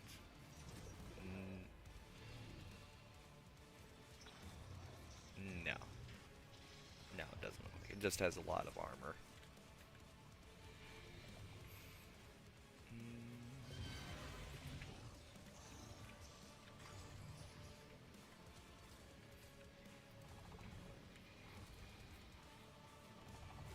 Want my boy way up there so he can tank a bunch of hits.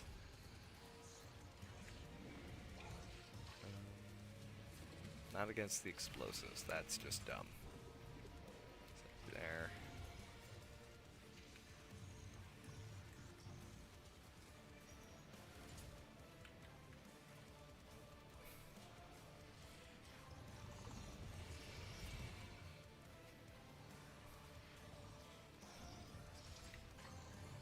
Involved regenerates the wounds of all demonic creatures.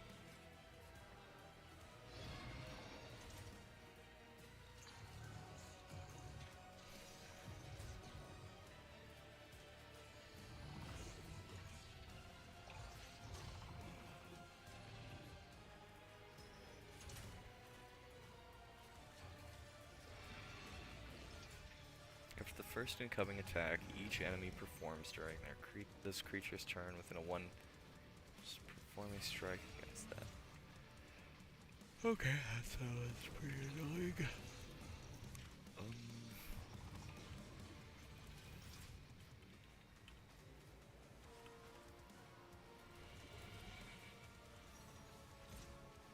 So I think I'll actually want to do this.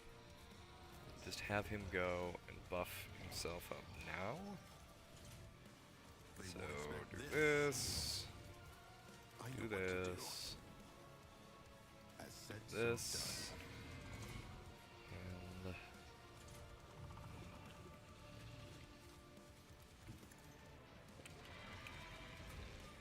let's set this in motion. That is how it's done.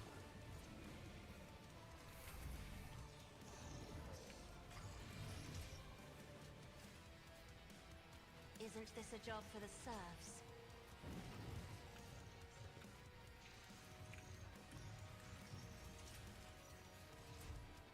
I am a navigator, not a servant.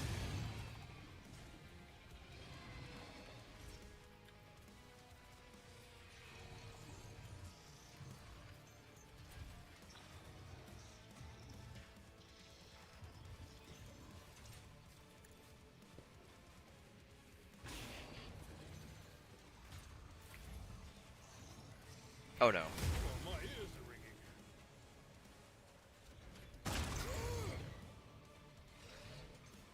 Oh, Heinrichs. This is not gonna go well. I don't think for you, friend.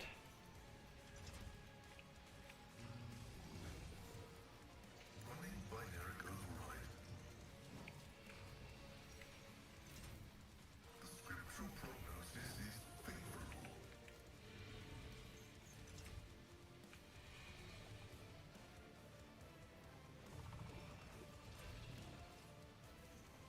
My vow is to serve. I venerate you, machine spirit. Running binaric override. This is still it. The omniscient That. comprehend. Everyone's shut. Costly mistake.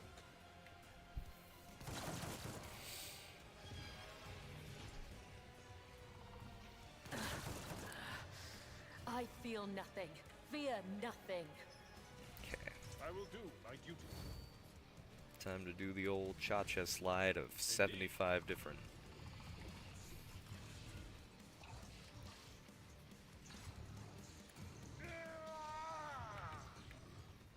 It will be done. Victory is imminent. Abelard, show them why you're the tank.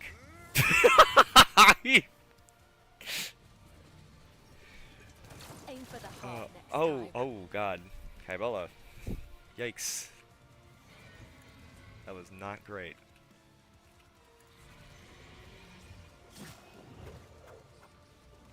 As the tenants demand. Ha! Trust me.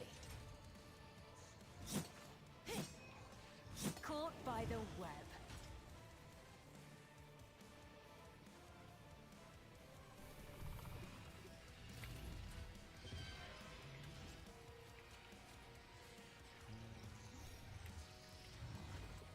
I know what to do.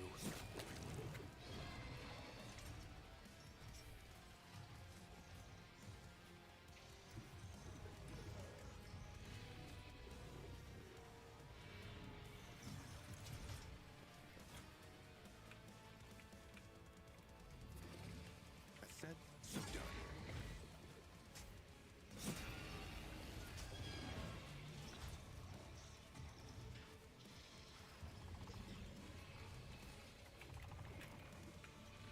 Easy.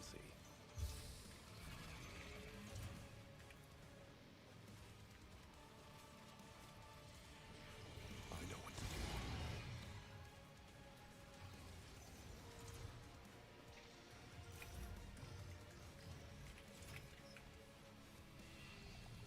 I won't object to it.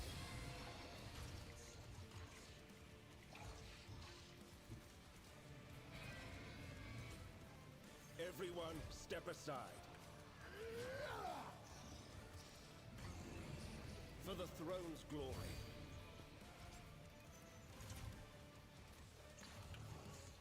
Let's see to it.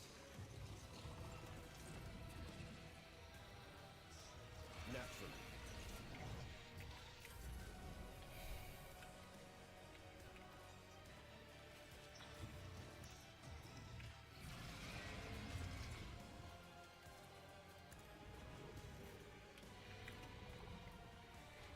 Let your soul be death is a blessing. As honor ordains.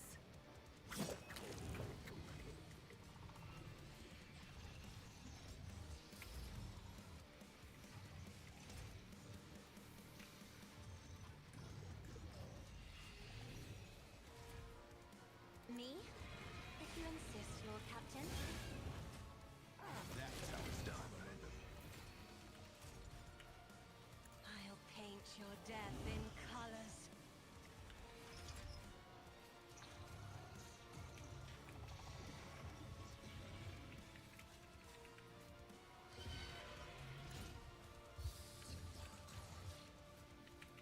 As said, so done. My area of expertise.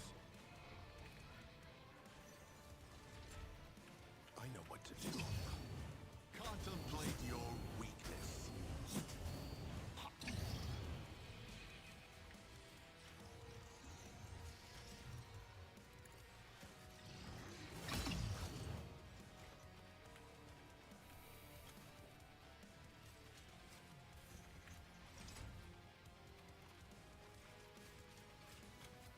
Easy.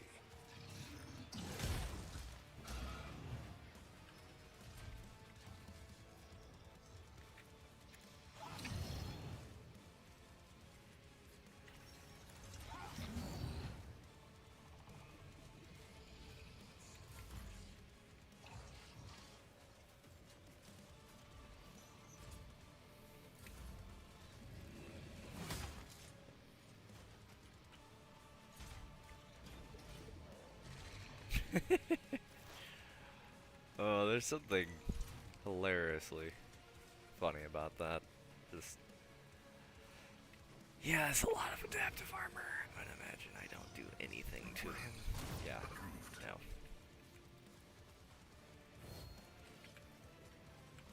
My vow is to serve.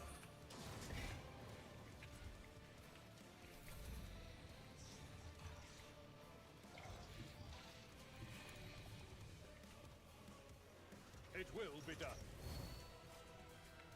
I will do my duty.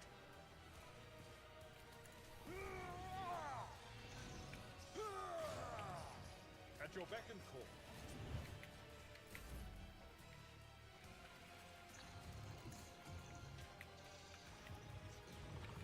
Trust me. The shadows will see it done. Well, I mean, it's still bleed damage, I suppose.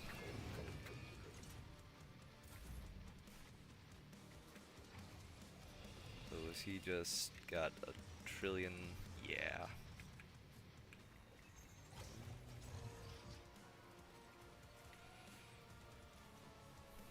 But just because he has a ton of armor doesn't mean I still can't hit him.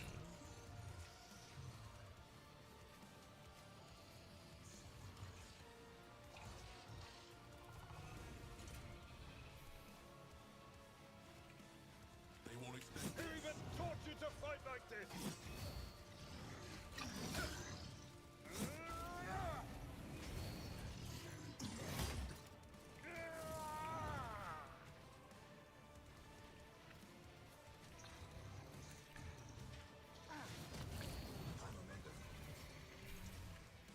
Yep, get destroyed.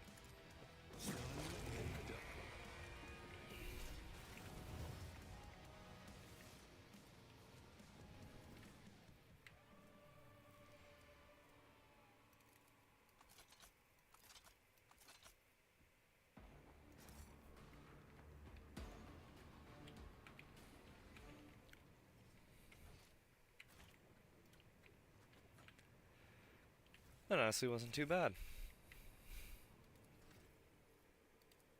I think because it's just armor that gets increased, and I do like the willpower bonus to like my hits, I think it just really didn't matter at that point.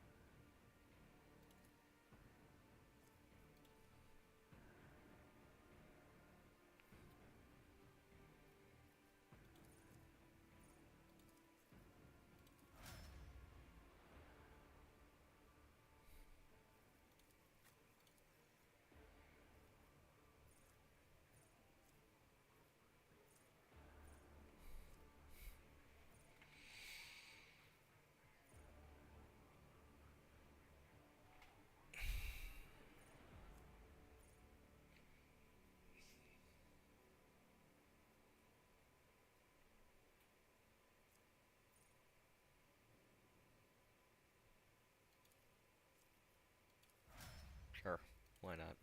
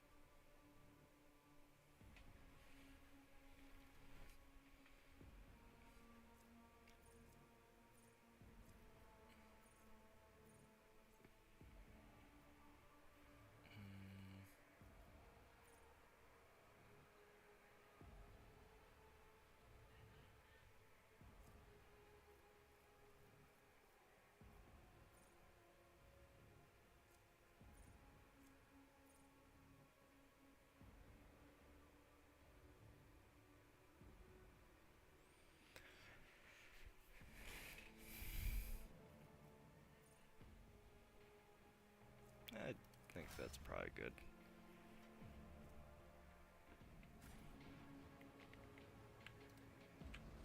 Let's seize the moment.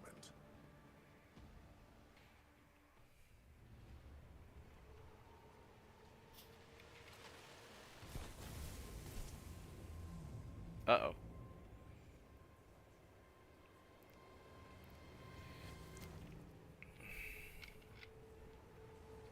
Oh, not good.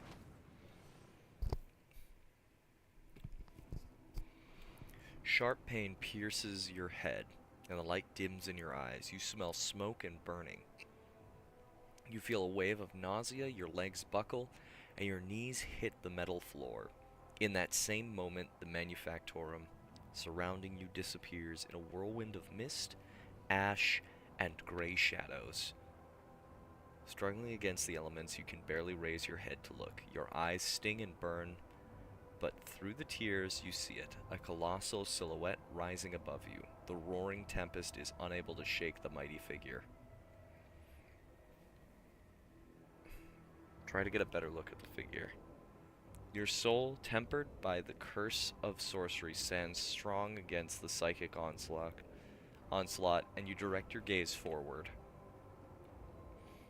You squint and wipe away the tears, and for the moment your vision clears. Before you stands a mighty giant, clad in dark power armor, lavishly adorned with bas reliefs of snarling demonic silhouettes and punctured with prayer scrolls. 2 braziers are mounted behind his shoulders, burning with unnatural blue flames and emitting thick black smoke that curls and twists upward like a funnel. Behind the giant, you catch a brief glimpse of a crumpled figure bound in chains.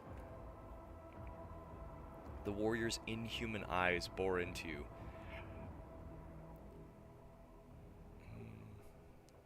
I am the master of those who have been felled by your hand in the halls of the primordial truth. I am Uralan the Cruel. The souls of my followers returned the font of power they served, crying out for me to cast my gaze towards this sacrilege. And what do I see? Yet another lackey of the corpse emperor. The giant's voice causes the storm raging around you to die down somewhat, as if the very sound of his voice is enough to make the whirlwind subside. You glance at the huge warrior and notice on his chest a winding azure symbol. The shades of blue seem to glimmer and mingle together. I am the sovereign of Kiava Gamma. This is my world, not a dominion of chaos. Oh, clinging to illusions will do you no good. The rituals have already been performed. The mortals are already singing the litanies of the primordial truth, or decorating the sacrificial altars with their flesh. Kiava Gamma, as you call it, is already saturated in the nectar of truth, a fate that awaits all worlds that would stand in our way. What do you want with me? I want to look upon the one who has disrupted my flock's duties and my master's plans. That warrior from my legion, the Fabricator Censor. You think of their deaths as a triumph. However, it is but a minor hindrance on our path. There are other worlds that serve our goals. There are other sources of plasteel and adamantine. Revel in your victory. It will change nothing. Nevertheless, the blood in your veins whispers to the spirits that you warrant a closer look. Yes. You are a descendant of the rogue trader whose warrant Kunrad Voitvir sought to obtain. By defiling the relic and binding it to himself with the tethers of the Imperium, he was meant to become my servant. A rogue trader who would do the work of the truth, but then you interfered. Could it be that you gain the true god's favor instead?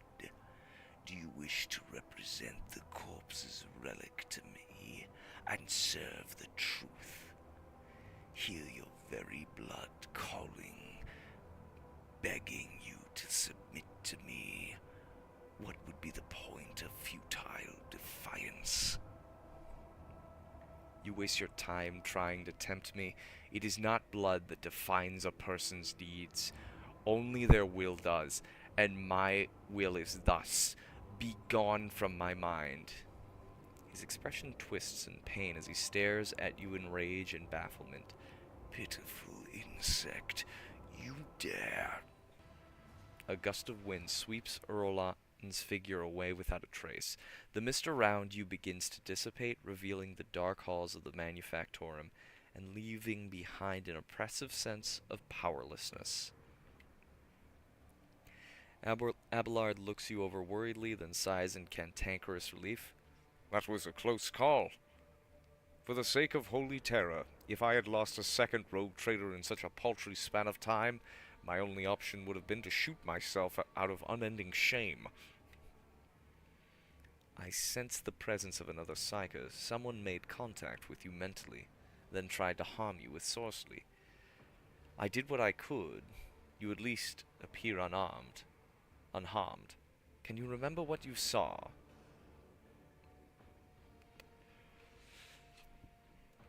It was a Chaos Space Marine. One of the traitors to the Imperium. I don't think it was he who touched your mind. I wouldn't have had the strength to go up against a psycho from the ranks of those monsters. He might have forced some mortal to do his bidding. Perhaps it was through the same hapless medium that he sensed the deaths of his henchmen. Heinrich looks away and frowns. Such indescribable power, to have reached out to your mind at such a distance. He said something about Theodora. About how her blood in my veins will lead me to serve chaos. Heinrich stares at you, whether in surprise or anger you do not know. Then he gives a curt nod. I see. We can theorize later. Although I will say, Balk, that his words do not leave much room for interpretation. The Manufactorum around you looks the same as before the vision. Maybe the shadows have grown a little deeper and darker. You dust yourself off and continue on your journey through the darkness.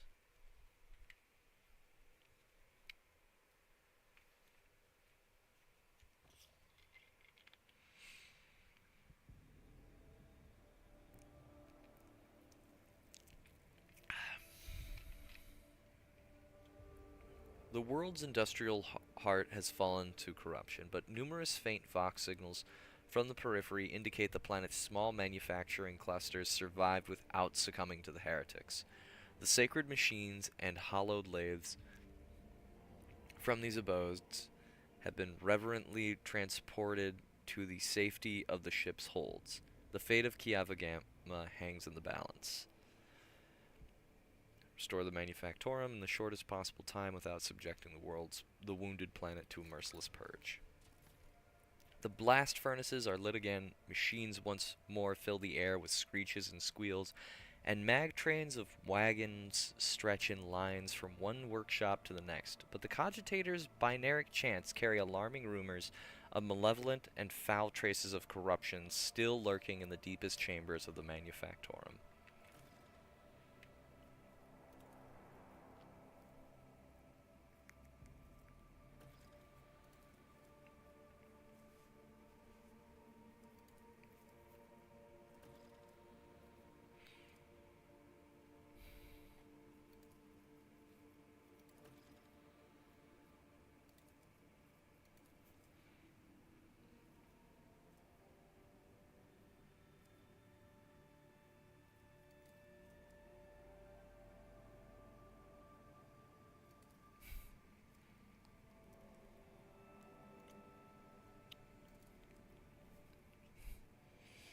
Mechanisms, weapons, and plasteel. I think I want that.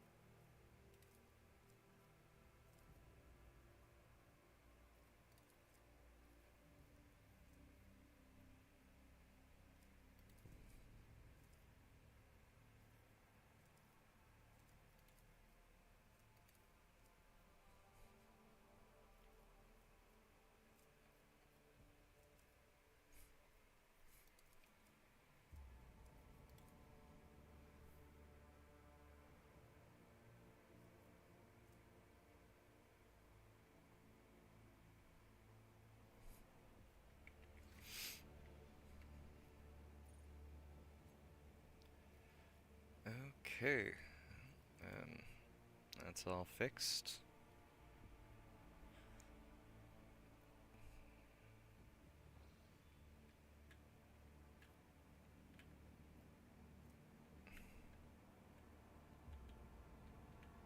Which world was having some BS happen?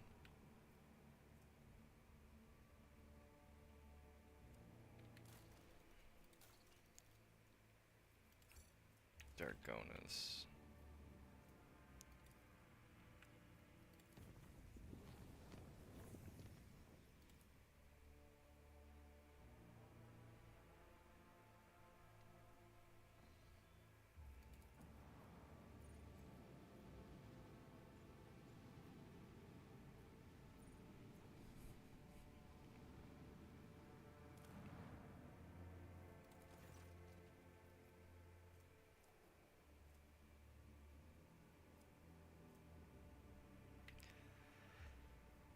Rumors wriggle through the colony that the rogue trader has given in to the arch enemy's depravity, hold mass prayer services, and processions. The demonstrative prayer services are able to dispel the fog of idle gossip and slander.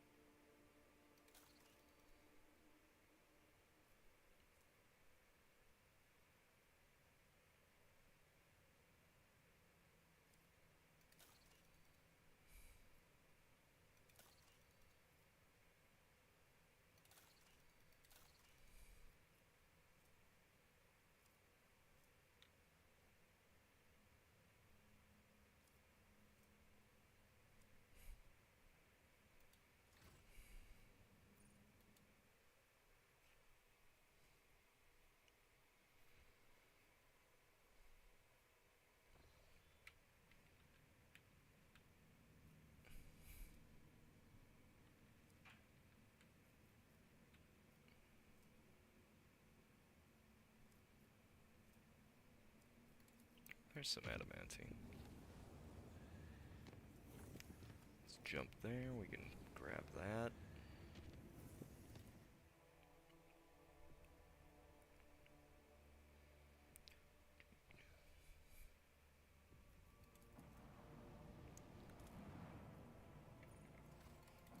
And there are some spooky ships here too, so I guess we'll take those guys out.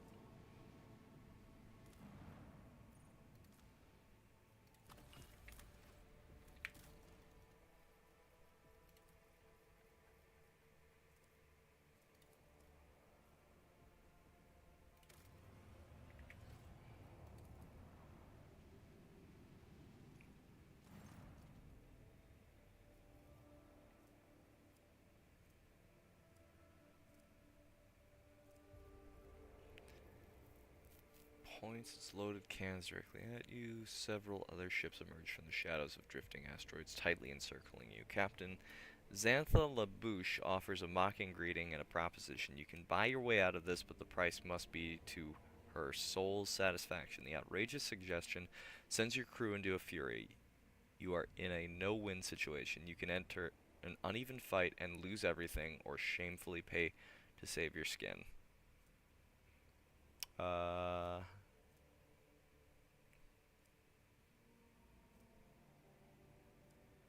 Let's try to go for that. Captain Labouche makes her displeasure quite apparent, but acknowledges that it would not be in her best interest to cross the rogue trader. The nameless ships retreat swiftly into the warp, leaving you alone. Okay. Good. Happy to hear it.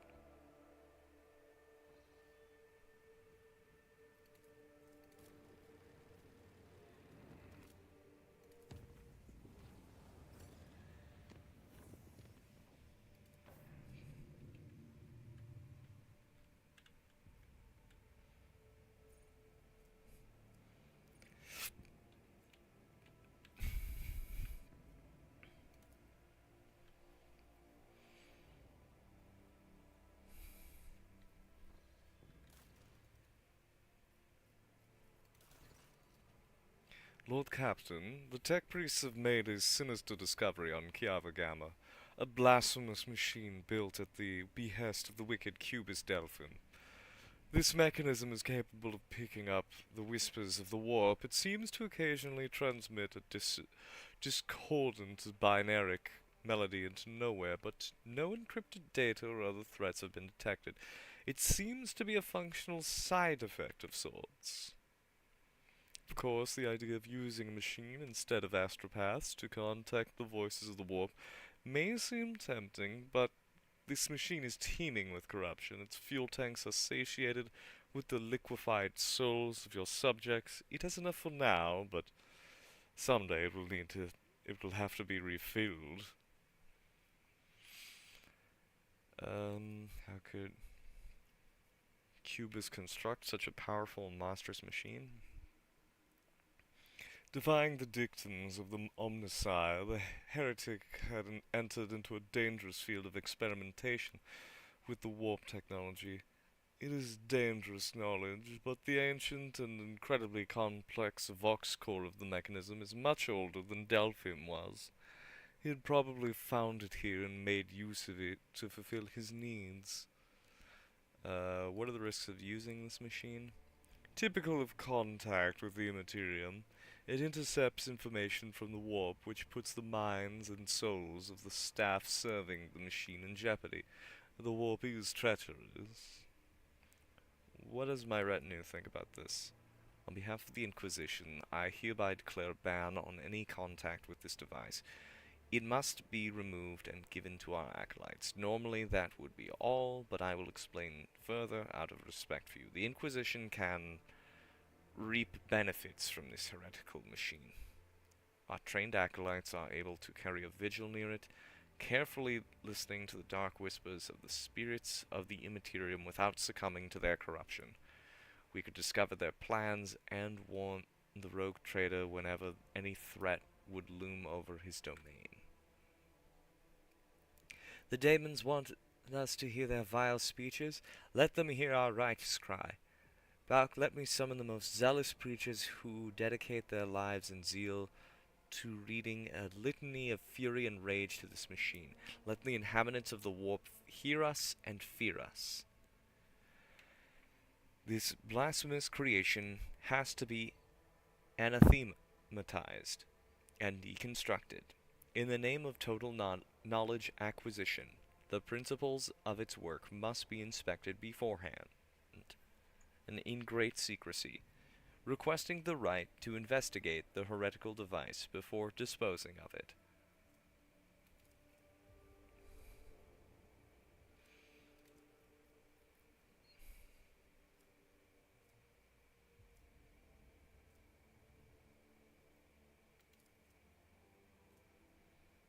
+7 persuasion. +7 awareness.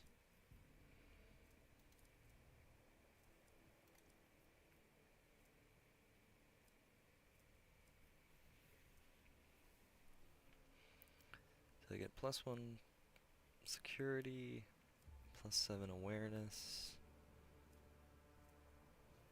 +1 complacency, more the Drusians and Emperor's Voice.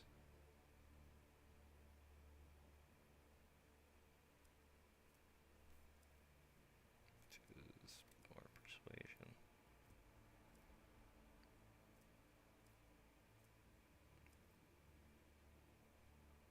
I'd say let's go with this.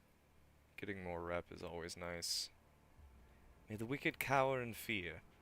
The invited preachers, strict and stern, have started to take shifts reciting a formidable litany about the inevitable victory of the Emperor into the Voxcaster. Their angry words flew straight into the Immaterium, reverberated in the ears of the spirits that inhabit it, unable to hide from this righteous diatribe. If one of the preachers would die, another would take his place, and there was no shortage of volunteers. Oh, them crazy, kooky priests.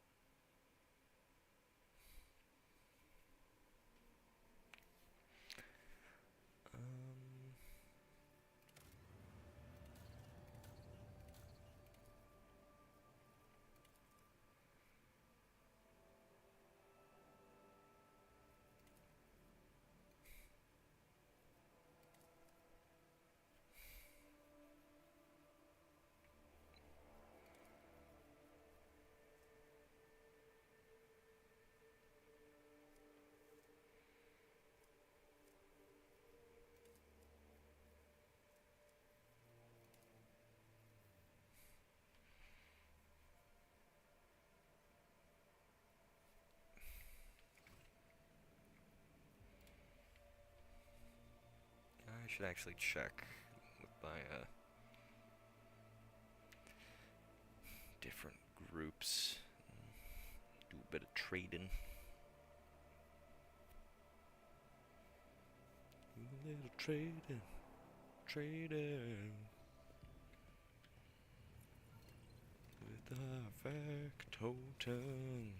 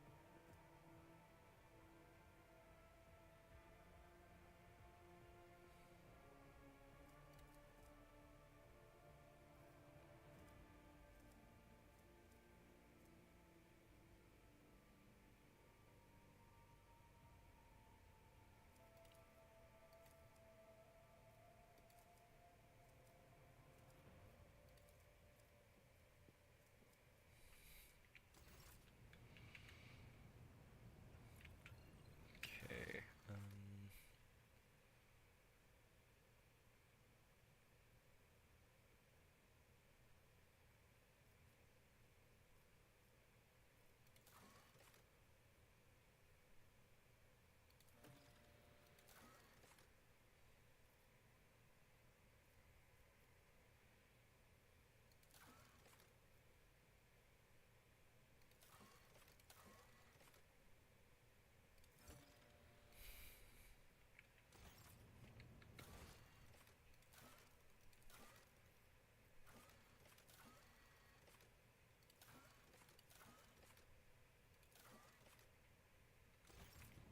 Okay, so I gotta talk to Heinrichs and Cass.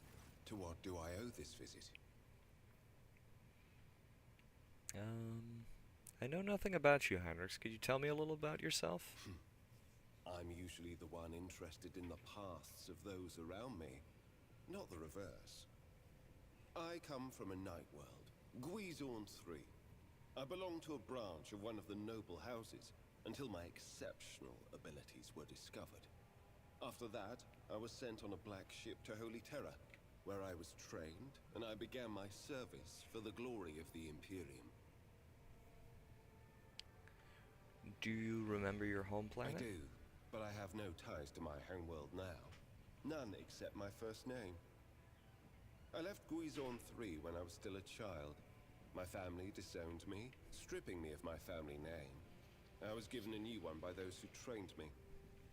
Even for a noble, being branded a psyker is a mark of eternal shame.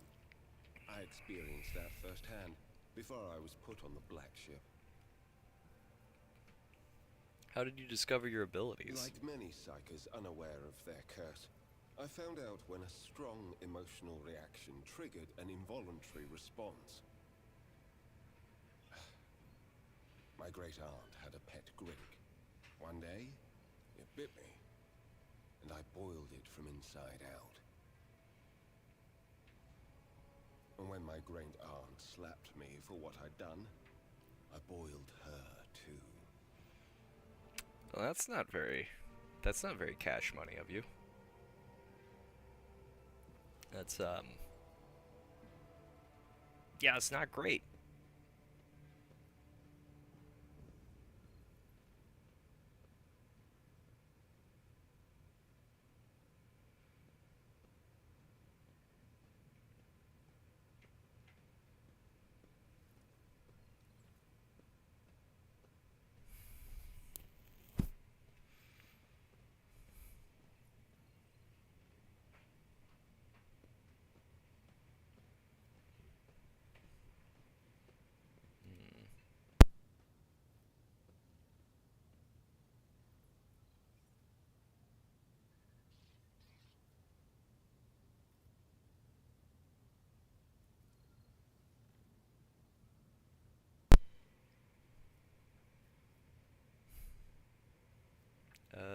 Sorcerer's powers are truly dangerous. I hope you've mastered your abilities since then. When I arrived on Holy Terra and was tested, I was found to be suitable material for becoming a sanctioned psyker, able to bend his curse to his own will. I can assure you that the adepts of the Astra Telepathica were right in their assessment. Let's talk about something else. Are you satisfied with the results of your mission on Kiava Gamma? Of course. The Fabricator Sensor's machine was stopped. Not another soul will be sent into the mouth of the archenemy. In time, we will succeed in uncovering and stopping other schemes of the cult. We dealt a blow not only to the cultists, but to the archenemy itself. I cannot help but be pleased. I touched the corruption of the archenemy. Did you honestly think the experience could somehow be a pleasant one? Psykers, even sanctioned ones, even those who have performed all the rituals, passed all the initiations, we are all gateways to forces hostile to humanity. I survived a difficult battle on Kiava Gamma, one that was invisible to others and potentially fatal for myself.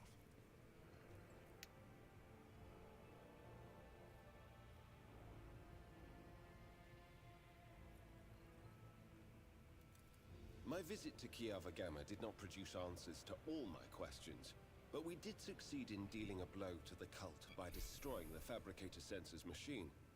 I have directed my spies to track the sect's surviving leaders. I am certain that they will have useful information for us soon. Though small, this is a victory for the Golden Throne, and I have you to thank for it. Thank you for finding the time for our conversation.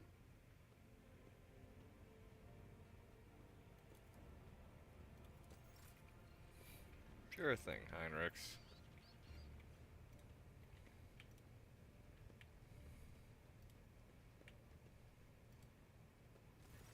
Lord Captain, your presence is welcome.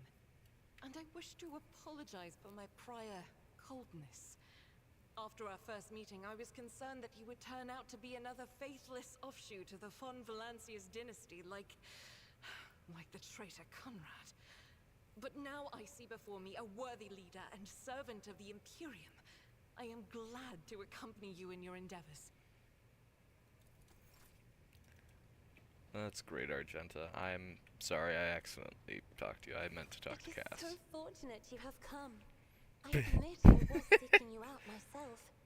After the events on Dargonus, it felt like an anthracite grey mantle had dropped on my shoulders. I spent a long time thinking about our very first meeting and what happened next. I cannot wait to shake off this dreary color. It was very naive of me to follow in the footsteps of the man who raised me in a gilded cage. And I was deaf to the needs of my own house. But you...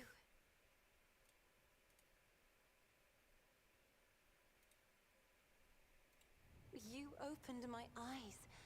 As the future Novateur, I must gain wisdom to restore House Orselio to its former glory, no matter the cost. Thank you. It will be an honor to keep guiding your vessel through the Sea of Souls, for as long as the needs of our dynasties are aligned. You will hear no objection from me, Lord Captain. I have enjoyed your company. Thank you for the conversation.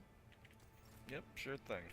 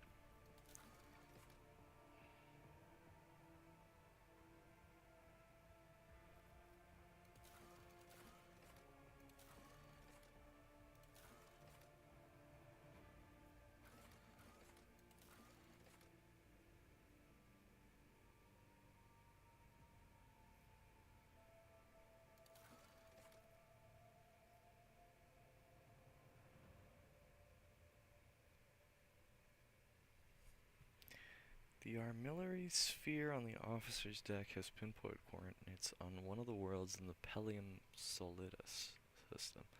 Maybe it's something of value there. Okay. There was something else that I was gonna do, wasn't there? I need to do these.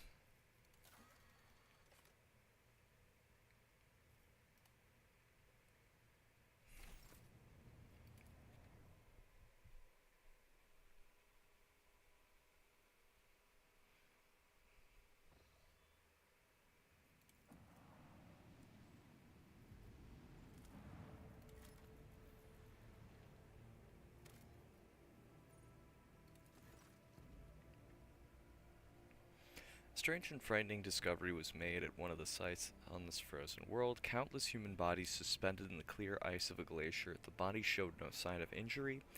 It was as if they dived into liquid water the moment before it turned to solid ice, freezing them in place with their eyes wide open and their hair fanning out behind them.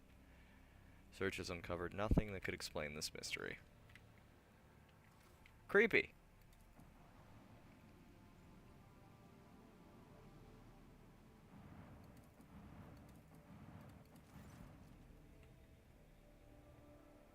Captain, we have an Imperial Navy squadron preparing to engage a pirate mob. The forces of both flotillas are comparable. Do you wish to intervene?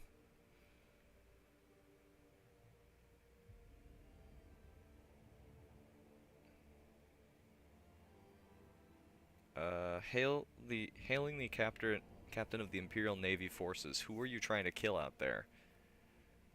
Greetings, rogue trader. We have tracked down a gang of murderers led by the notorious criminal Lucretia van der Roysen. This woman is responsible for many atrocities, including the murder of her own father, the planetary governor of the imperial world, Seleukiar.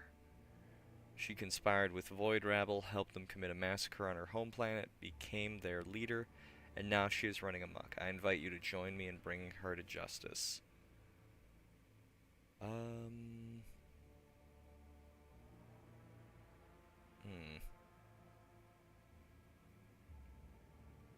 Let's see.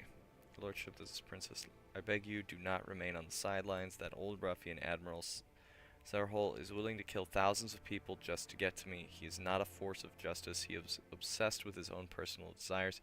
He has been stalking me for years. He got my father to agree to our wedding, and even now refuses to give up.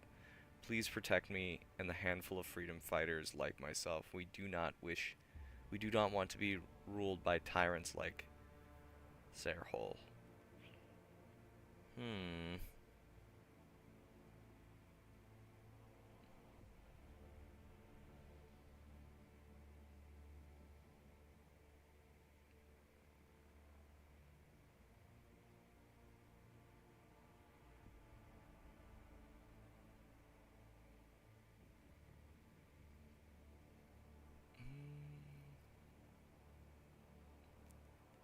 So we attack the Imperial Navy, or we fight the pirates. But the pirates are freedom fighters who just don't want to be married to a psycho.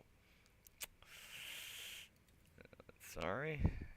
Pirate sympathizers, you have been identified and will be held to Imperial justice. The Voxcaster emits a loud crack as if it had been thrown against a wall.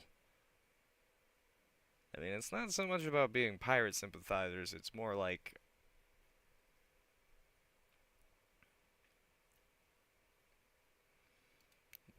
their story and your story. It's like if it's a he said, she said. I tend to believe the lady with like the aristocratic talking. Oh, that's a big fucking ship. Jeez.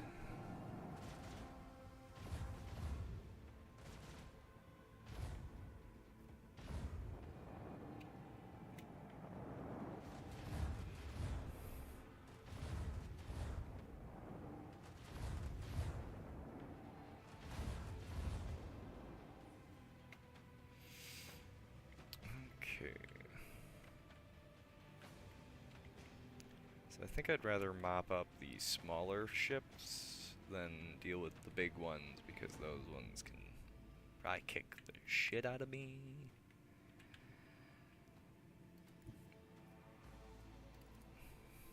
Let the enemy burn!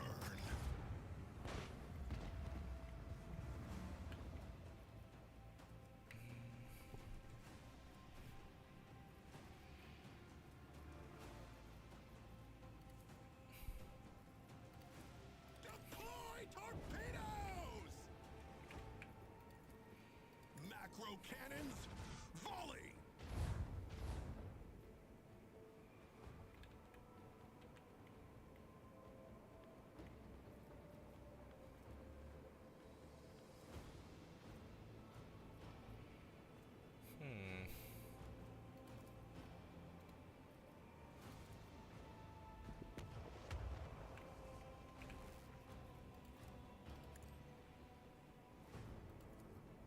Initiate the barrage!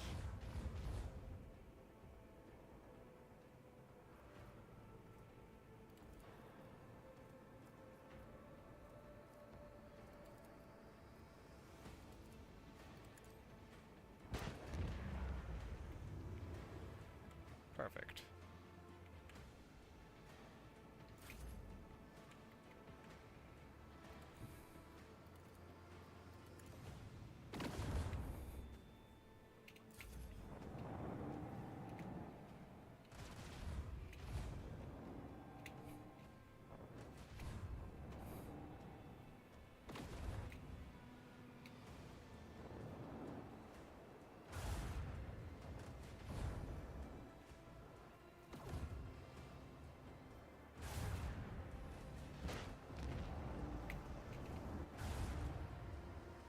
Why me?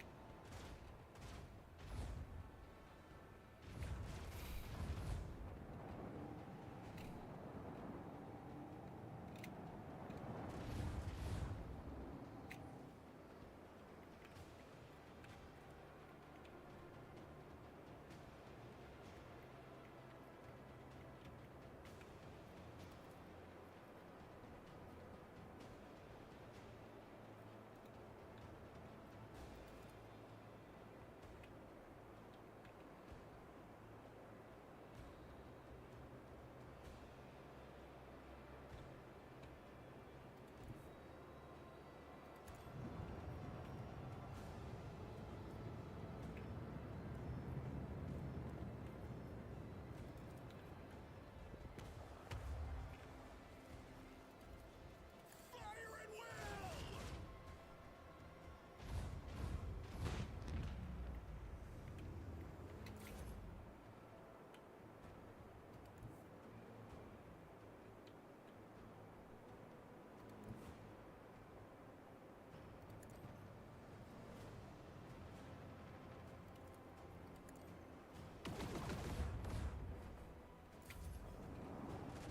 An opening!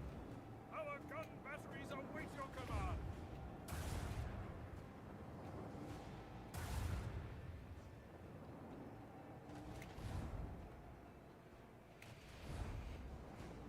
So far, it's looking like it's pretty in our favor.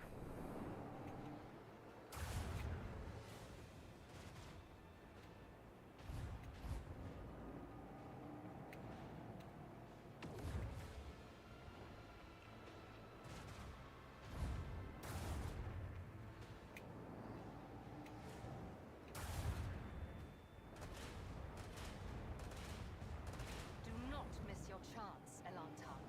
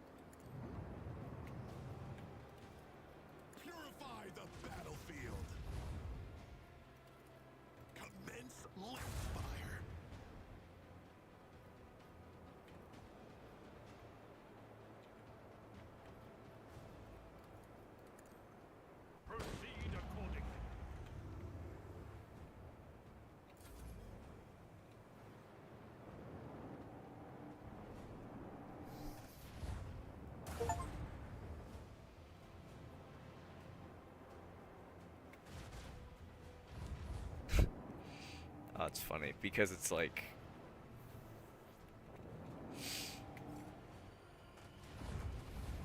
because I'm playing with all of these ships as allies. It's why?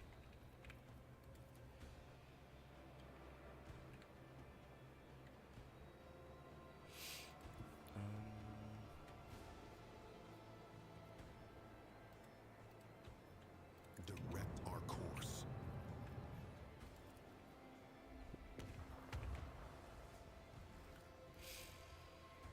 Engage the lance batteries!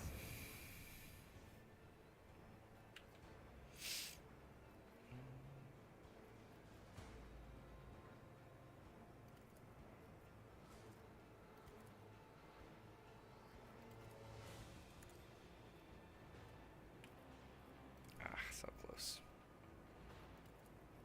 Torpedoes!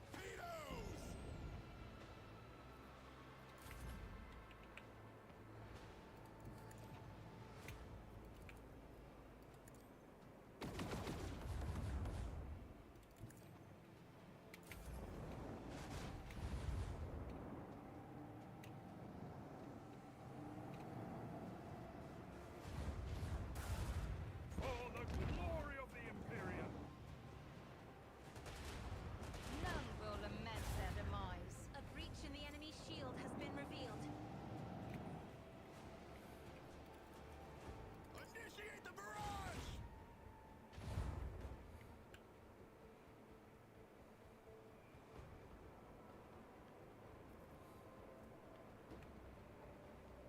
Hmm.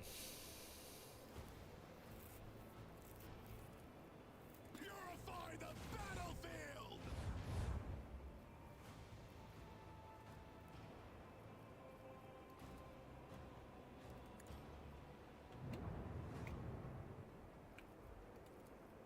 Let the enemy burn!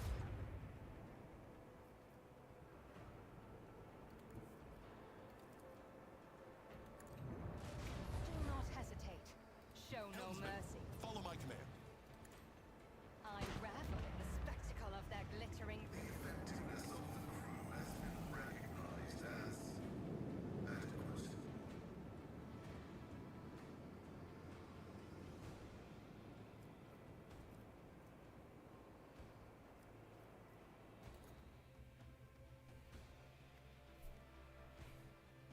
Say that went pretty well.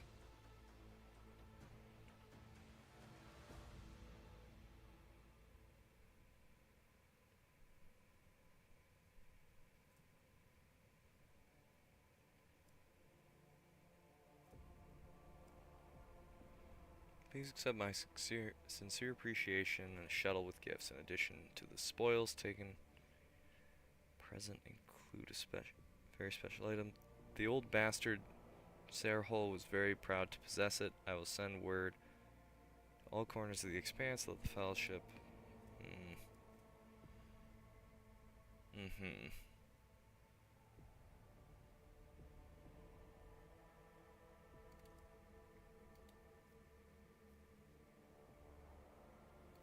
Where we go now?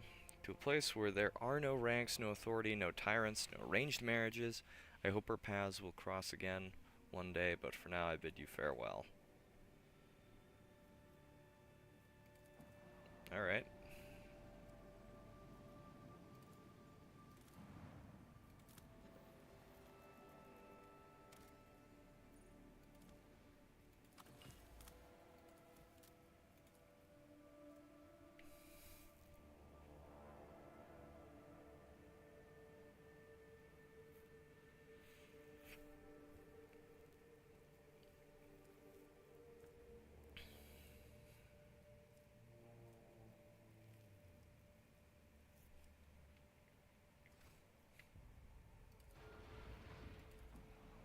Explorator Void Station.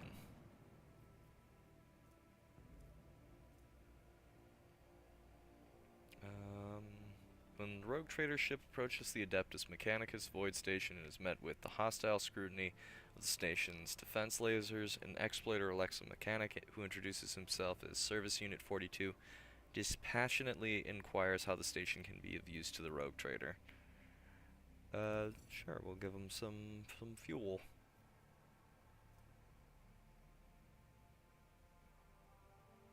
Pros of trade. Okay. Can I just keep doing this?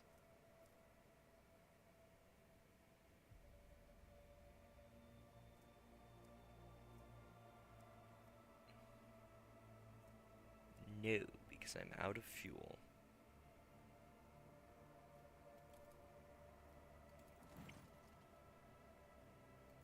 Okay.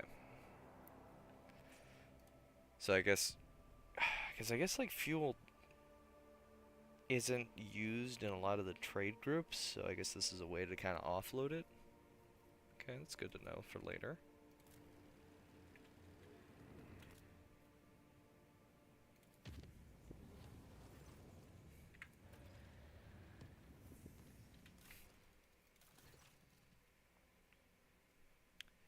And we got another thing, so we'll just kind of read through this real quick. Yep. We've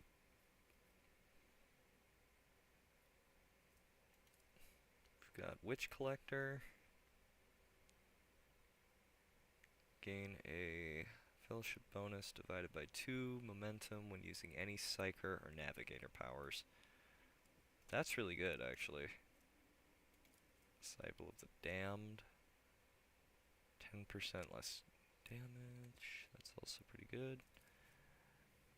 Dira, lick my balls.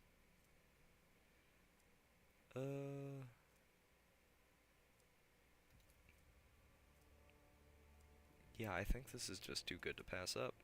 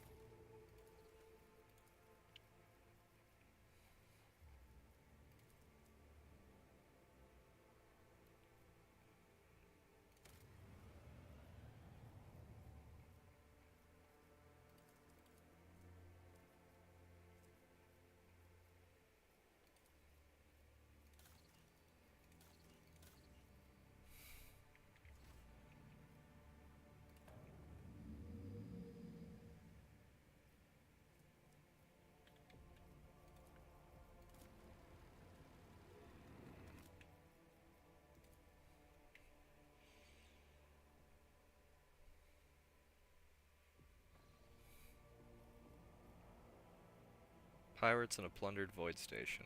Ugh. That sounds like it could be bad. Let's check out the other planets first before we deal with any of that BS.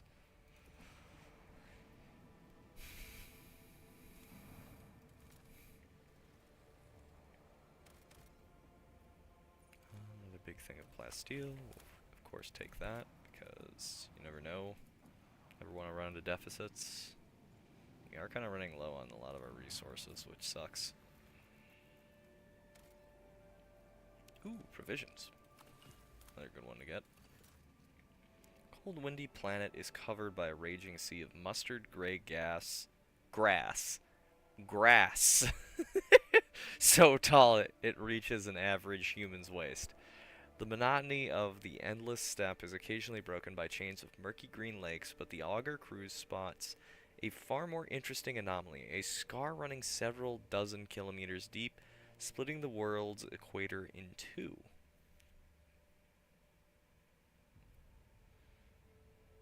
After 2 exploration watches, the crew intercepts a faint signal coming from one of the labor settlements in the deep chasm. Due to the unstable connection, the foreman mistakes your vessel for a winter-scale ship. One was due to arrive 9 cycles ago. The foreman grimly reports over the weak channel that the adamantine ore deposits on the world are nearly depleted, and that the planet will be fully mined out in less than a decade. With some difficulty, he picks up enough words to understand that the ship in orbit belongs to another rogue trader house, then awkwardly apologizes and falls silent. Alrighty then. Catch you later.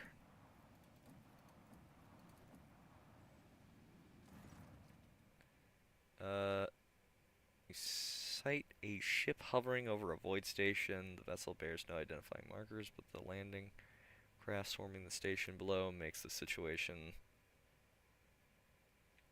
I can't. Fuck. Fucking fuck. Okay. Because I want to make sure I get that void ship upgrade.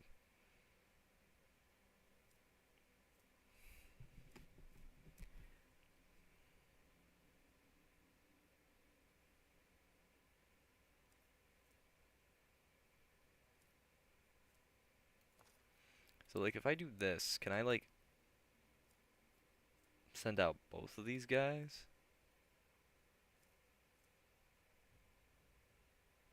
Having 10 less, like, hull kind of sucks, but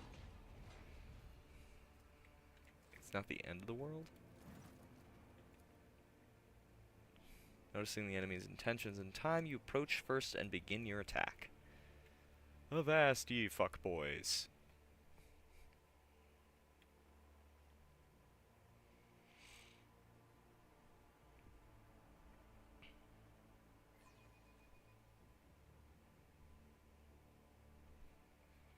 Finally, some real action. Alright, so what do we got here? Viper, Viper, Viper, Cobra. So not too difficult.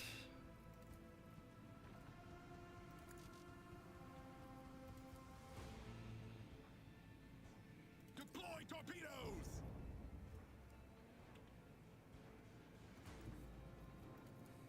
Commence lance fire! Macro cannons, volley! Lovely.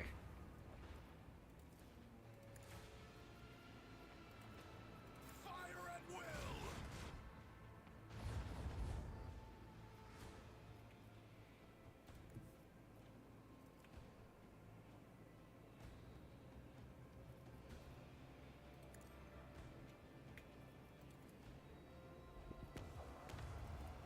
Macro cannons, volley!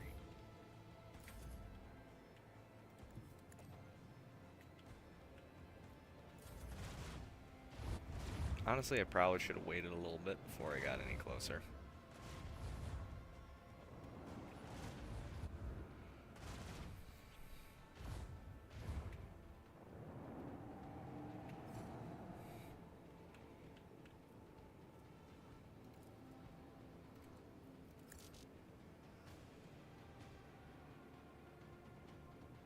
Oh, so I can only launch like one kind of ship at a time, I guess.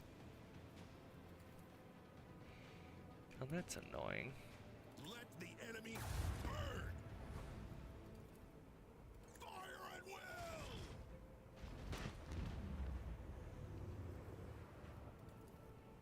Purify the battlefield!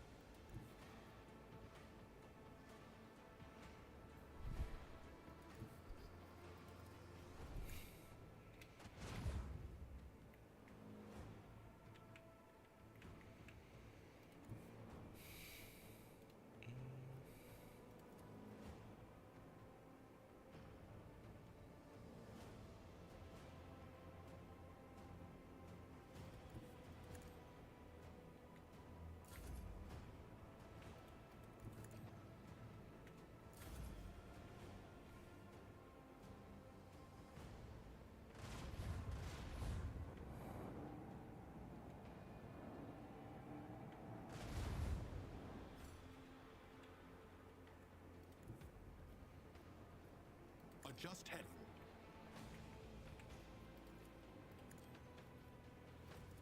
Commence lance fire! Oh, no. You don't get to run away. Goodbye. Goodbye, Gooby.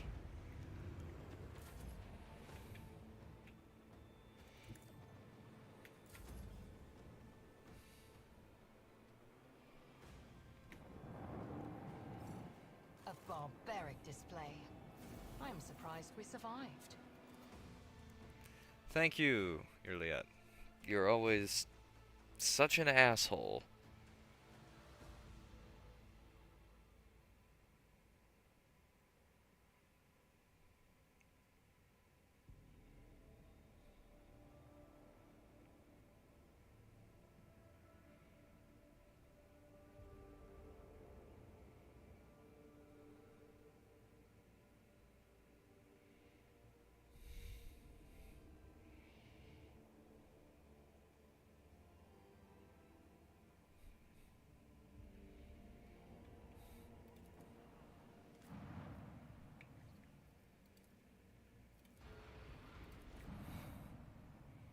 Oh, I actually should go through and level everyone else up. Let's start with the characters I could give a crap about. Sure, there you go. Enjoy whatever random garbage I have deigned to give you, Adira. Maybe stop killing people on my ship.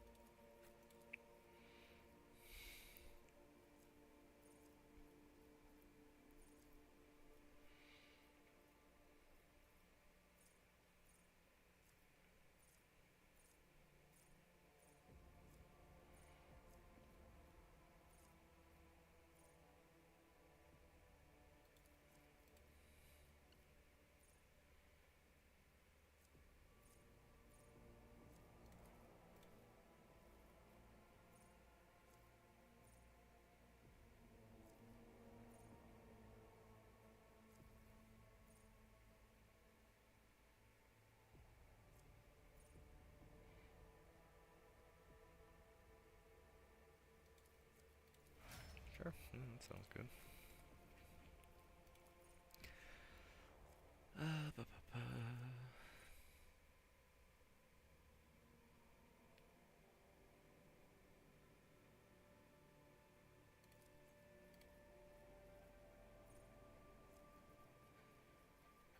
Suppose I'll take the Drukhari equipment upgrade, because...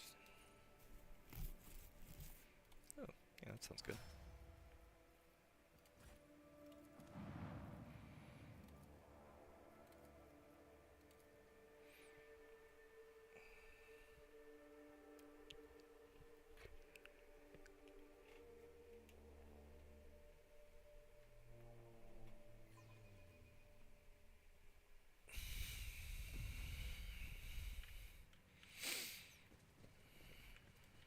Marching ahead.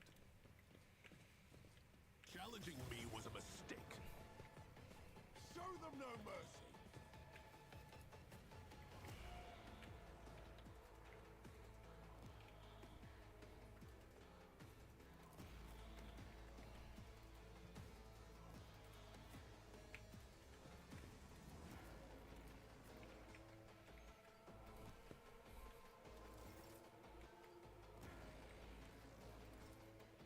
If I may.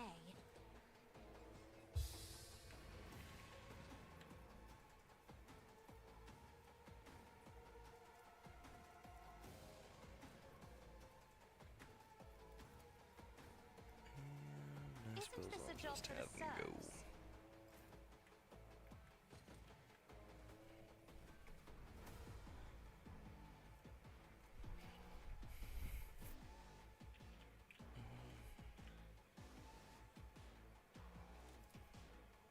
As said, so done.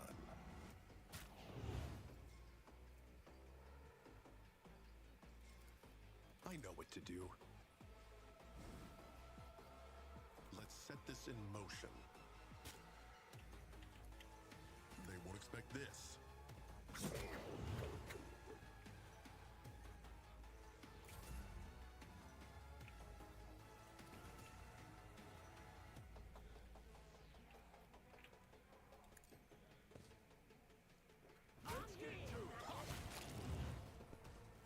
That is how it's done.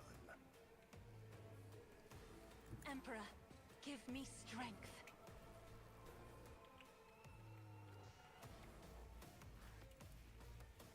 If only that were possible. Me? If you insist, Lord Captain. Hold on. Out my way. Let's get to it. Let's make it quick.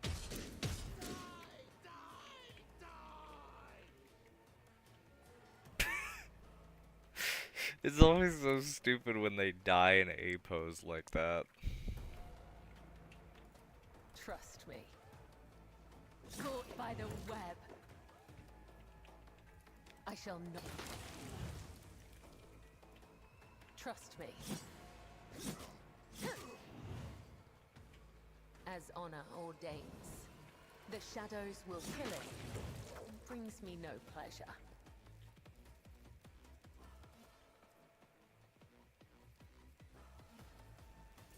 Hold on. Here we go. That did not seem like a smart move.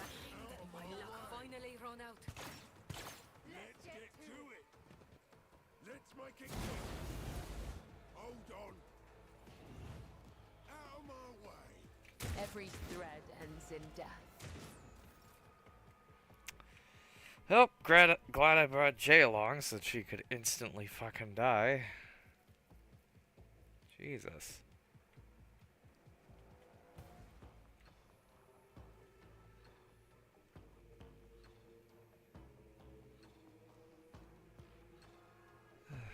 Well, I guess No foe too great. Easy. Done and done. I said, so done.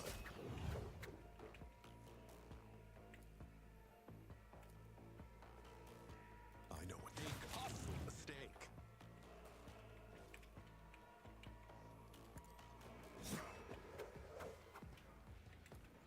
Let's set this in motion.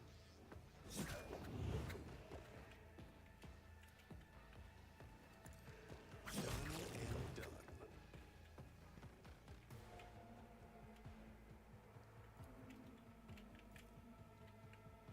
As said, so done.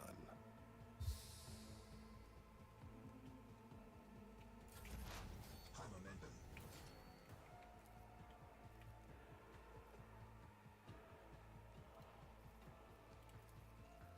Running binaric override.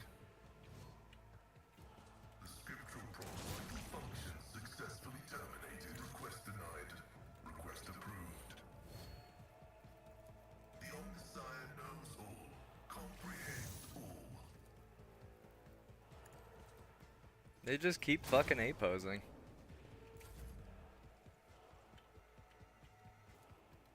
Tried and tested tactics are the best ones.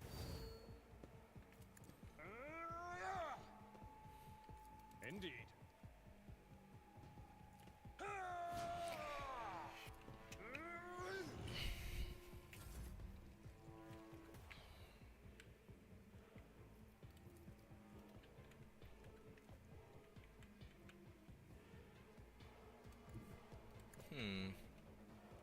Wonder if I can. That is foolishness. No, of course I can't. God damn it. And now I'm out of range of everyone and I've wasted my fucking turn. I am a Excellent navigator, job, me, not you a dumb servitor. piece of shit. Isn't this a job for the now you're clad in scarlet?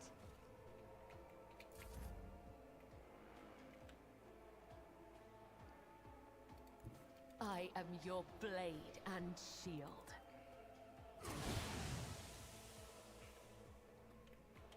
As honor ordains. I shall death is a blessing.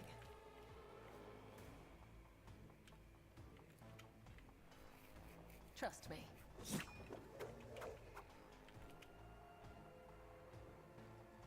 As the tenant killing brings me no pleasure. Death is a blessing.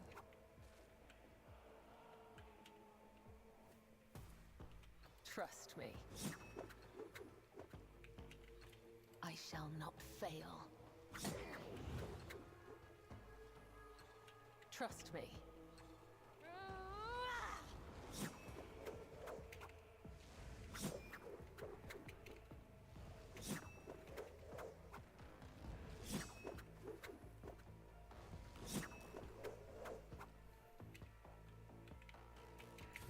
Let's make it quick.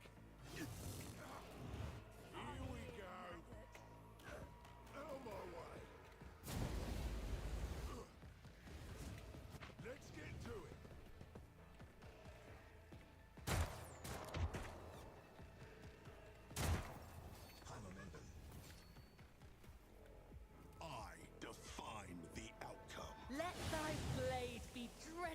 blood, and thy blessing flow through my veins. Okay, so we got 5 up over here, and then we got 2 over here. One of them being the slasher guy, and the other being the psycho. I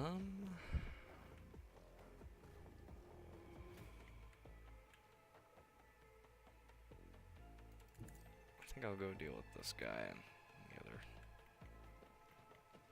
bumbling morons first. They won't expect this. Contemplate your weakness. Easy. Let's set this in motion. I won't do that. I know what to do. They won't expect this. Momentum.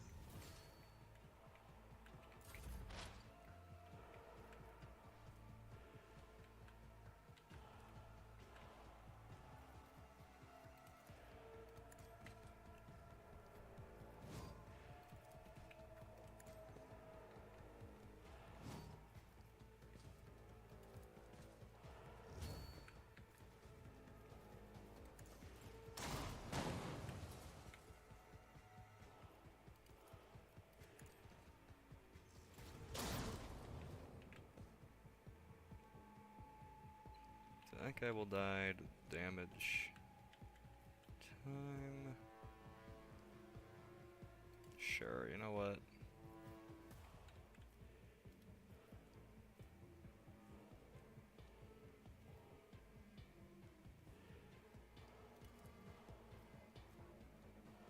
Cogitation failed.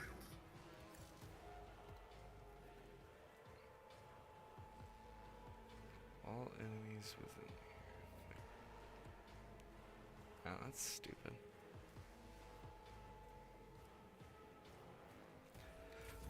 Well, I suppose I'll just end it there then. Target well struck.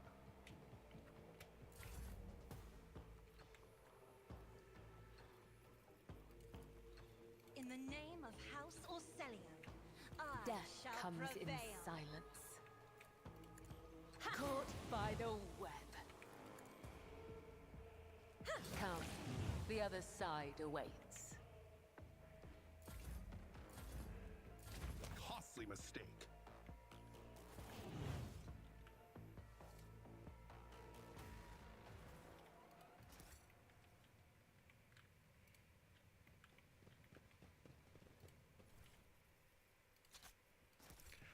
Well, all in all, that could have gone a lot worse.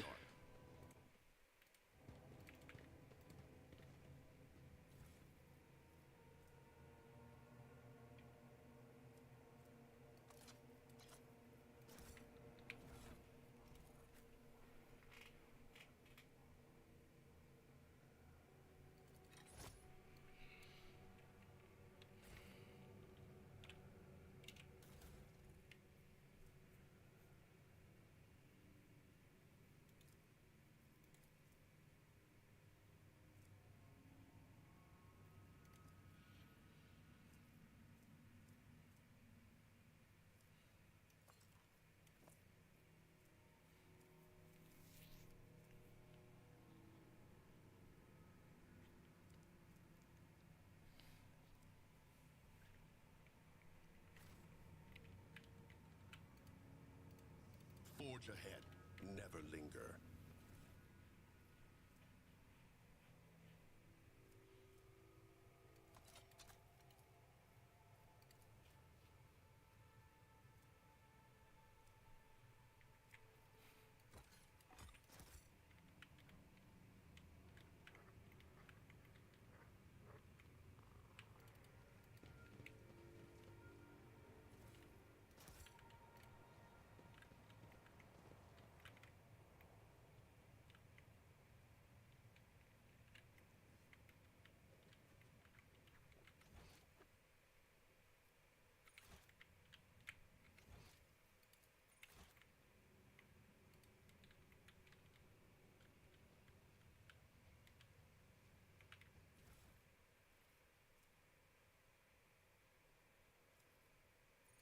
I'm fine without it. Honestly, it's like...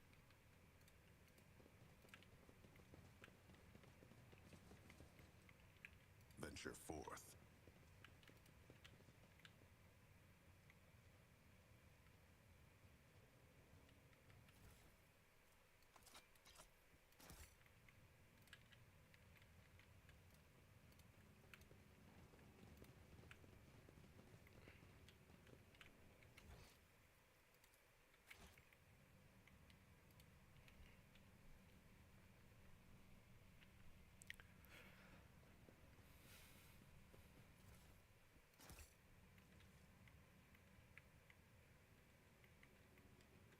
Let's see this through.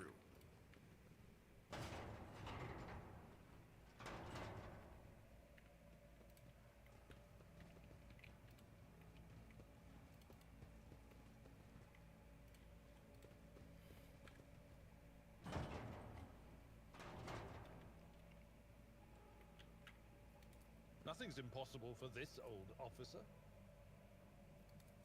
An expected result.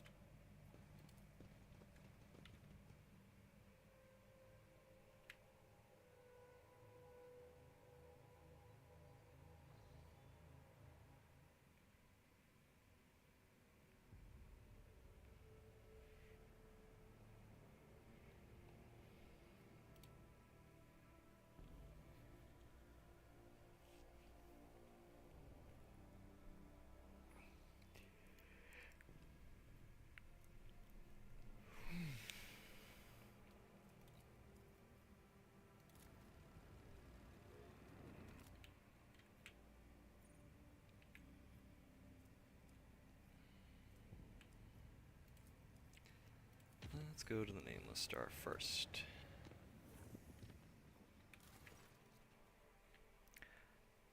I bring woeful news, Lord Captain. Prelate Hectarchius of the Order of the Hammer has passed away. Immediately after the launch of the orbital Vox Spire, he entered the halls of recording and, having sat on the command throne, was granted a vision. For over 3 days, Prelate Hectarchius preached about Saint Cognatius being reincarnated in a body made from the saint's own holy relics. This spiritual feat depleted Prelate Hectarchius' strength, and he peacefully departed for the Emperor's throne shortly after the sermon's conclusion.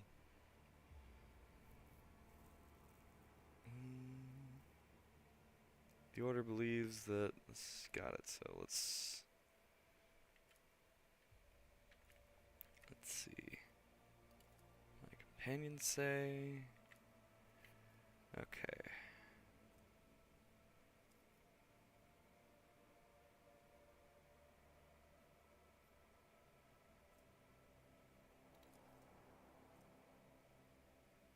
At the start of each battle, the Rogue Traders party gains plus 10 momentum.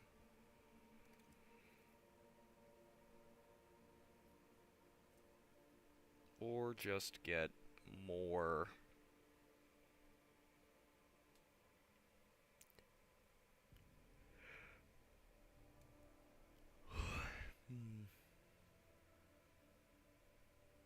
Sure, let's try with that.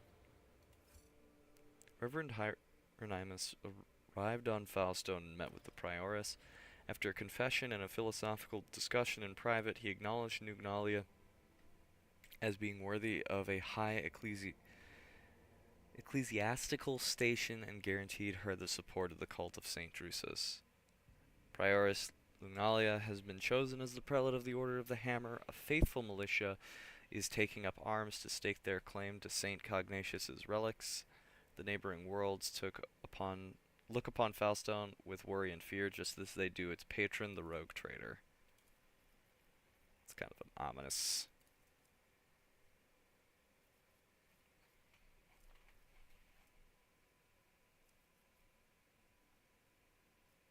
Oh, I guess I'll just do this.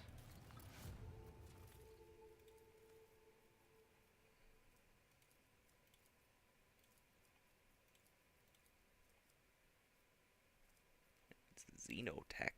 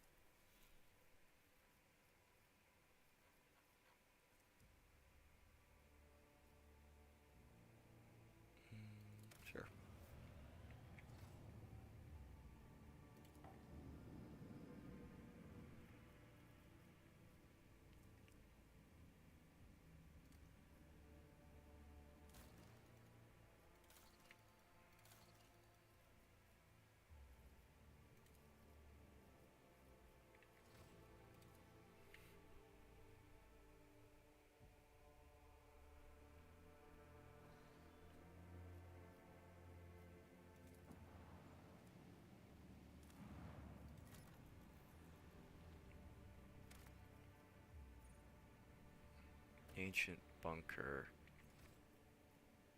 Oh, I think that's the one that has, like... I think I do remember that.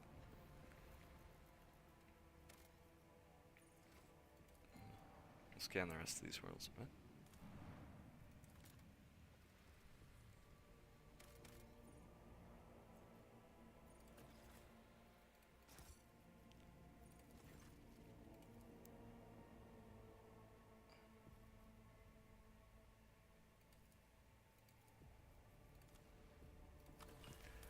I will be right back.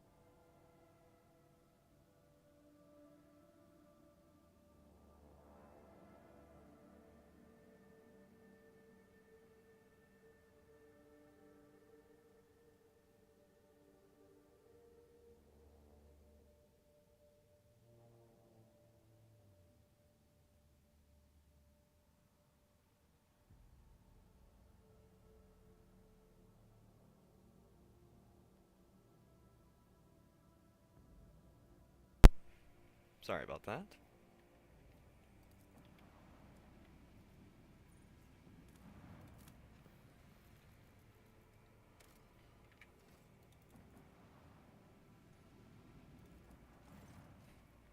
When the rogue trader's ship draws near the unidentified celestial body, the machine spirit on every deck, from the captain's bridge to the cargo holds, become frantic. The engines are refusing to cooperate, sending the void ship hurtling towards the epicenter of the anomaly like an arrow towards a target. You awake after unsettled sleep to find yourself lying on a stiff cardboard mat. You are overcome with a strange sense of wrongness. The place is dark and reeks of body odor. Like many Magic the Gathering tournaments. Someone elbows you under the ribs and grabs you by the collar, spitting abuse. It is an enforcer patrolling the void ship, and she's clearly displeased.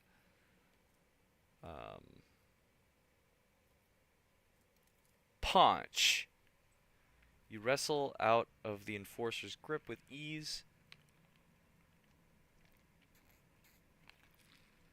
Punch the woman in the nose, turn around, and flee into the darkness of unknown passageways. After taking yet another turn, you look over your shoulder to see if you are being pursued, and you notice a sign on the bulkhead. Bay Theta 54, the lower decks.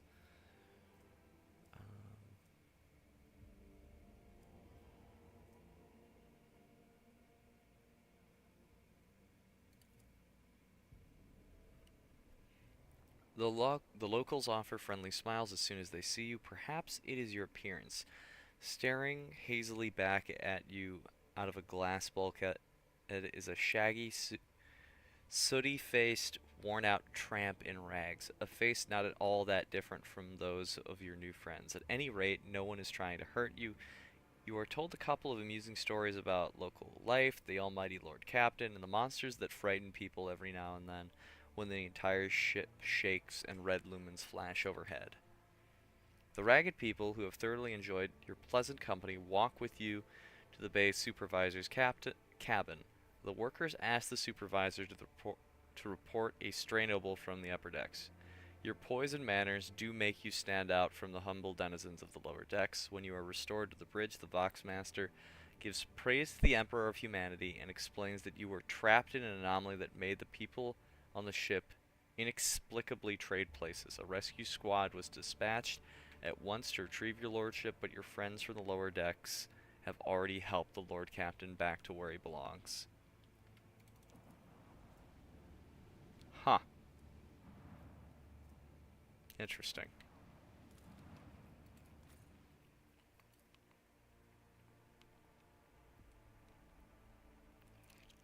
Alright.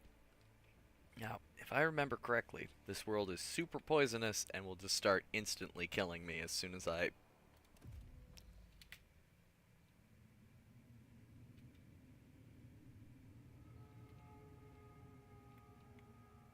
You don't frighten me.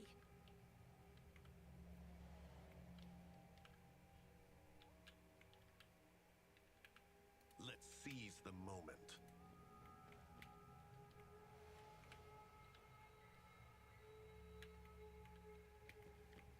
The upper limit for the Dare you?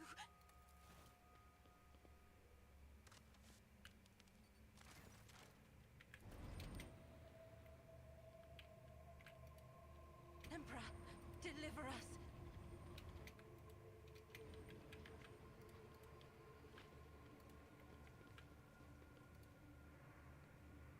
The machine god grants me insight. Stay sharp. Flesh is weak, yet iron knows no pain. Just a minor setback. Help me, Lord Captain. This explorator is blessed with multifunctionality. Emperor, deliver us.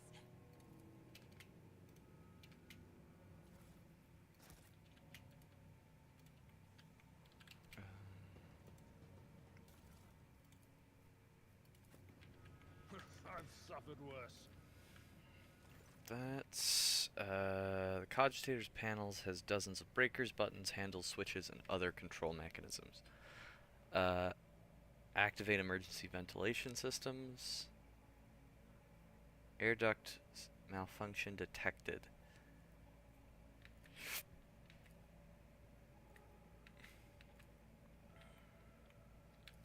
Okay, everything's in the toilet. There is only death, yours or mine.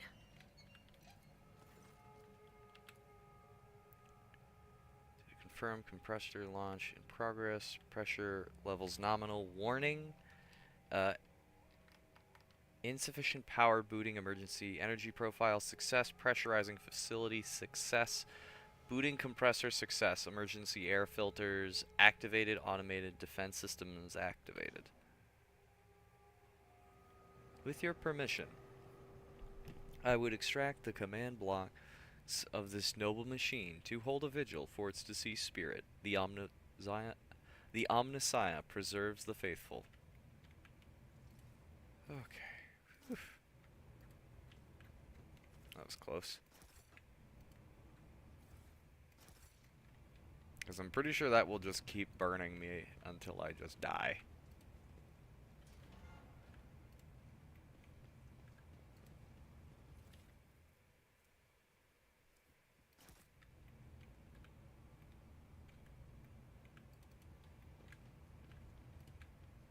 Keep your senses keen. I see what others do not.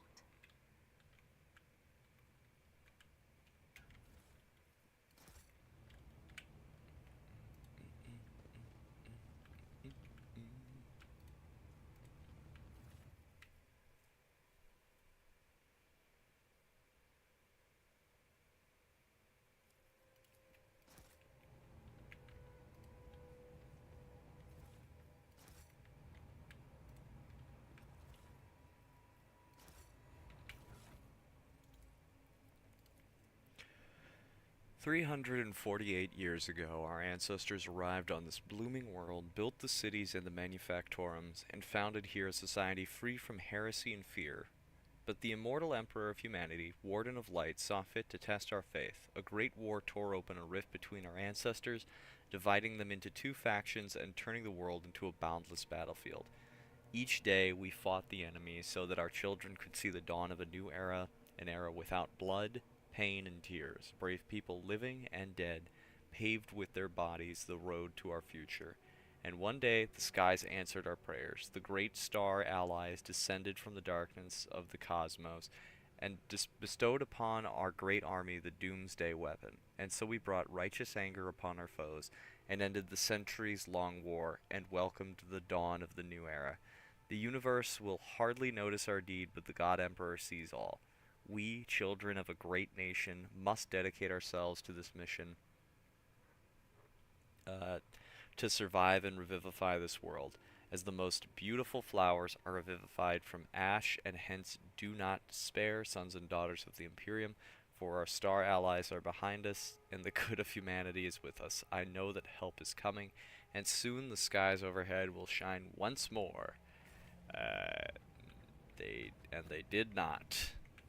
Marching ahead. They most certainly did not.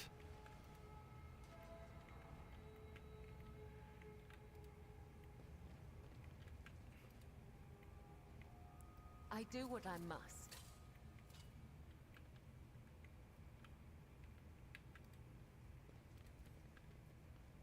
This unit's augmentations bear decorative elements not specified in the Catechism of Maintenance and Operation. Registry in Category 14, Blasphemy. Touch any of my augments with your iron tentacles and you'll be registering a bullet in your forehead. I mean it.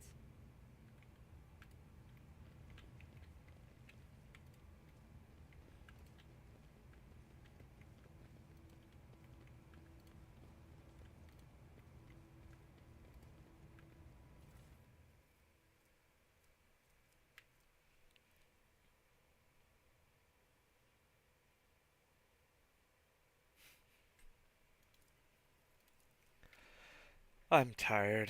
How long has it been since Doomsday? I think it was the 36th year when the heretical cholera wiped out half of our people, including the old bookkeeper, Helgar.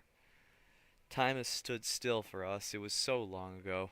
And what a convenient solution to the overpopulation problem. Ha!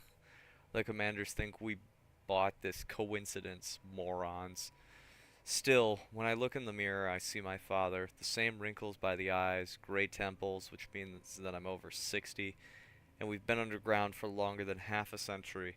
No sky, no sun, no joy, and no hope.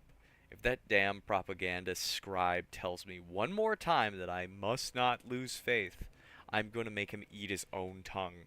Sure, we were once so certain that we had won. The weapon of the great ally boggled the mind. I still remember how the sky shook before me and my ma and father were evacuated to this wretched bunker. But where has it led us? When I took over my father's post at the comm station, I learned that we had long since lost all communication with other PDF bases, and the stars respond to our calls with silence.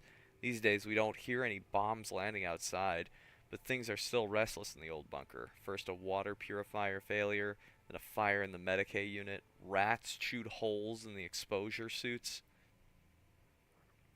And now we can't go on this up to the surface anymore. Are these accidents, or have we had a saboteur in our midst all these years? I'll keep an eye on the troops. I don't believe in miracles, but we still have enough supplies on the lower levels to last us another 50 years or so. If Ewald can finally sort the air duct problem, that is, next time we meet I should ask how the repairs are going.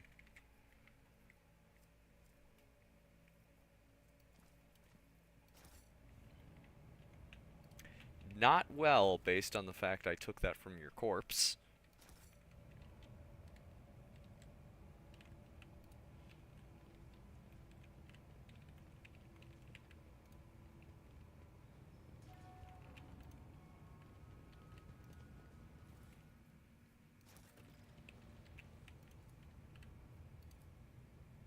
My success is an irrefutable certainty.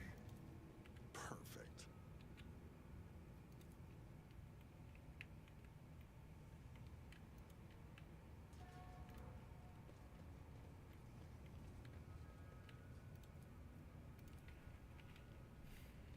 The machine god grants me insight.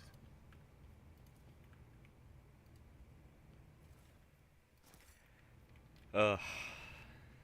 What a depressing reality for these guys. Just, guys, we did it. We won the war. We stopped it. We killed all of our adversaries. Now all we have to do is wait for the sky to clear up. 30 years later. Now we just have to wait for the sky to clear up. 80 years later. Now we just have to wait for the sky to clear up. 200 years later. Just the quiet silence of death.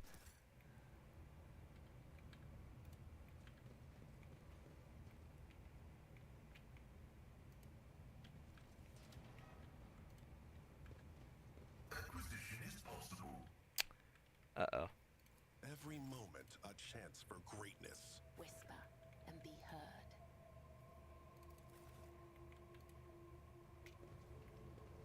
Wow, I somehow did not activate Love that. is my life. Crazy. Death is my duty.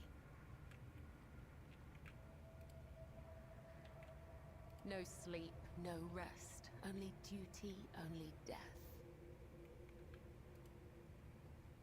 Just as I was taught.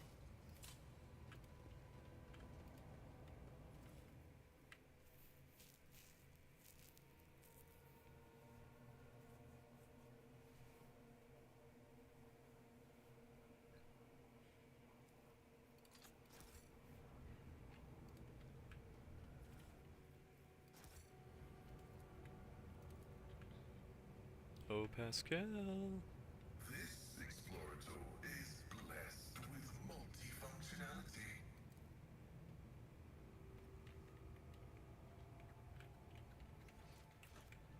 Think that's everything. Onward to victory.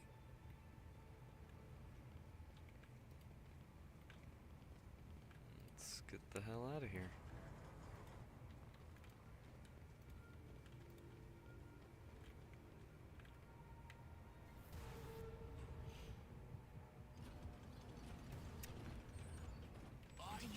Oh, because it said the automated.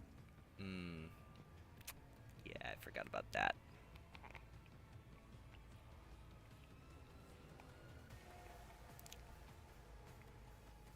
We got 4 big-ass turrets. Okay. Honestly, it could be worse.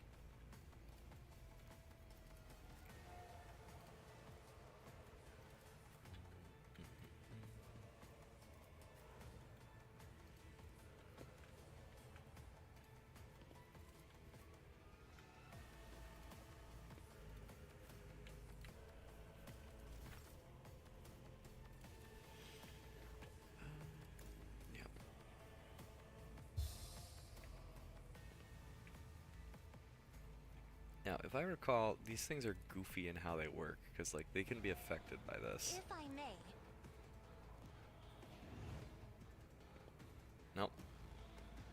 Maybe they took it away.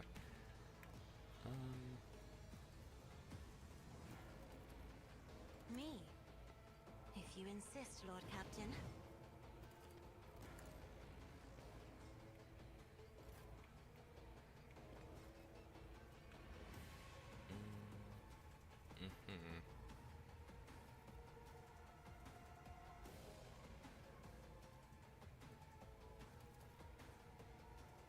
Easy.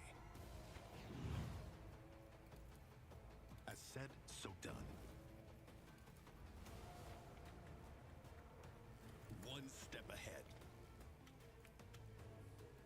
Let's set this in motion.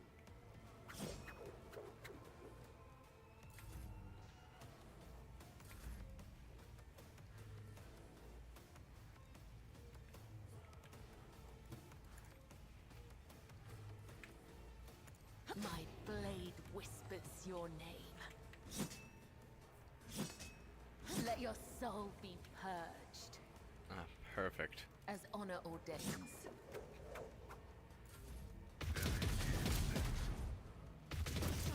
Jesus, why do you guys hate Pascal?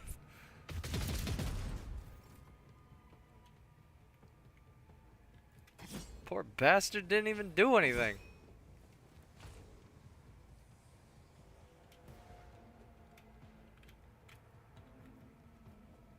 As said, so done.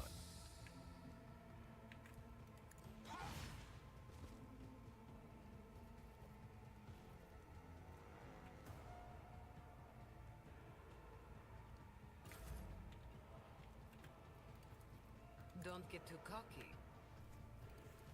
Tell me, and it is done.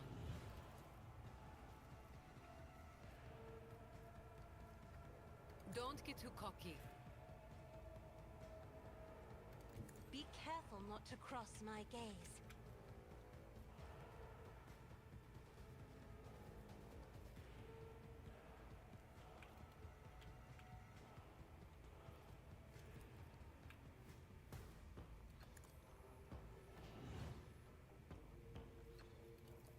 I'm not accustomed to being ordered around.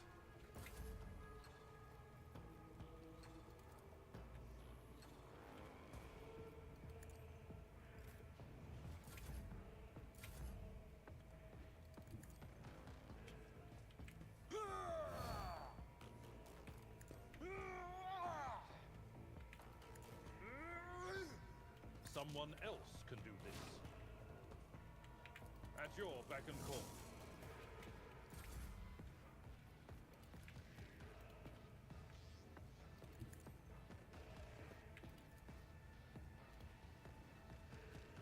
Battlefields are always drowned in scarlet.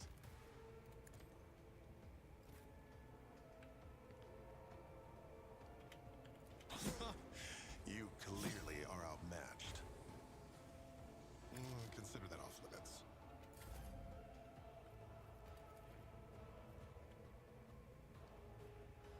Isn't this a job for the serfs? I'll show you why navigators are feared. Easy. That's how it's done.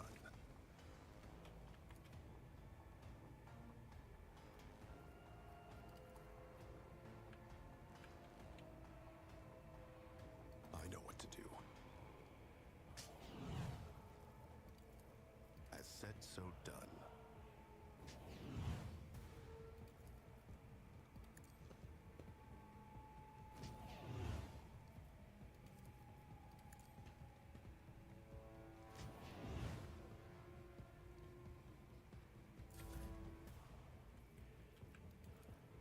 Me, if you insist, Lord Captain.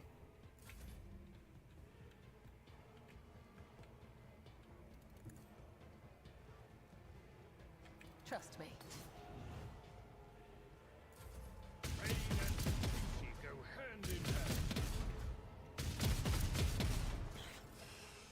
Unpleasant.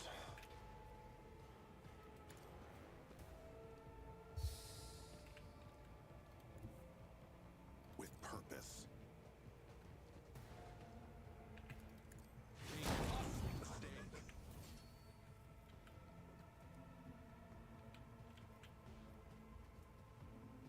For the dynasty.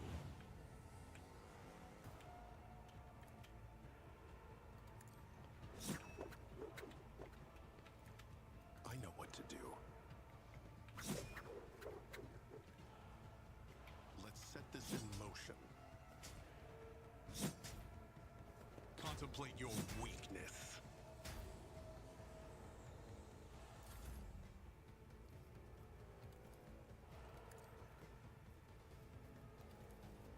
I can do that with the right incentive. Don't get too cocky. It will be done. Grey hair, sure hair.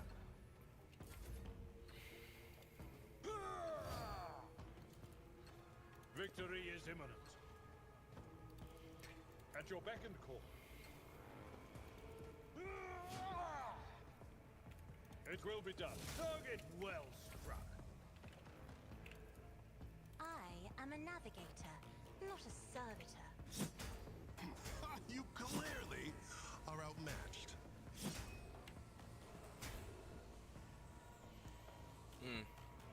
I don't love that I'm doing no fucking damage to this thing.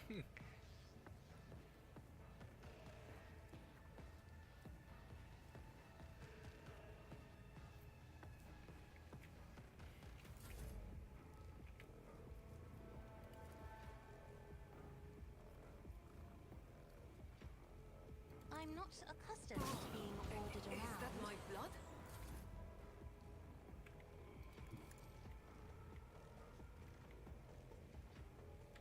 As honor or my blade whispers your name.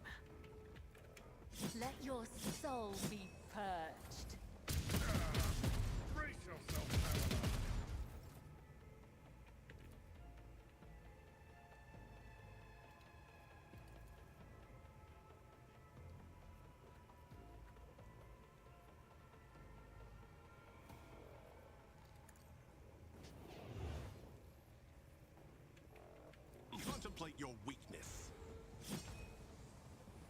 that one coming, did you?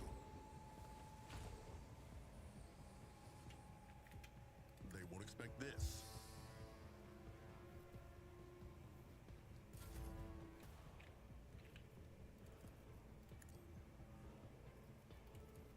Am I getting paid for this?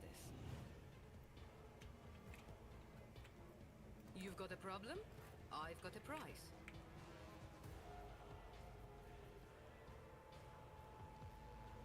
Isn't this a job for the serfs? I can do that. Wow. I want a medal for that one. Indeed. At your beck and call. I will do my duty.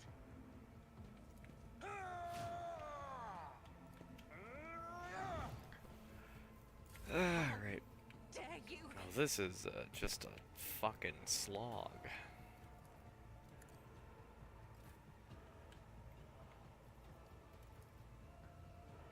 Easy.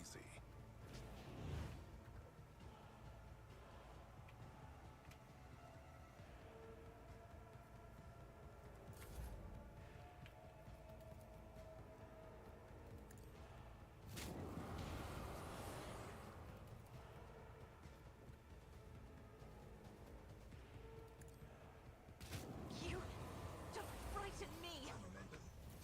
Let not the righteous fear. May their blades be sharp. I would that I could. Caught by the web. My ears are ringing. You clearly are outmatched. Didn't see that one coming, did you?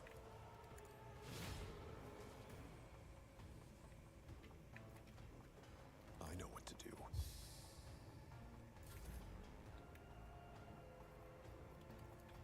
Don't get too cocky. Die with grace, at least. I can do that with the right incentive. Tell me, and it is done. My place is at the fore. At your beck and call. No! These ruby flashes are choking me.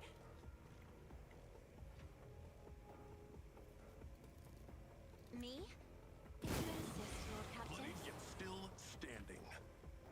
Isn't this gonna a do job this. for the... Just a minor setback.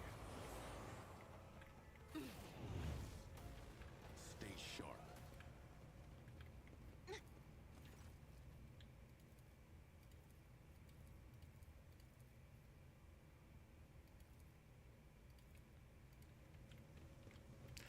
Honestly, I should have just fucking hit that instead of pointlessly fighting for 20 damn minutes. I don't even know if I get XP for those stupid big old bots.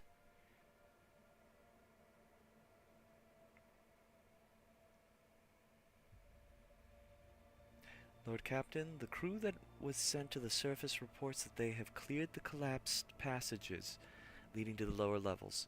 After exploring the abandoned rooms, they discovered valuable cargo that has been brought aboard. Hooray!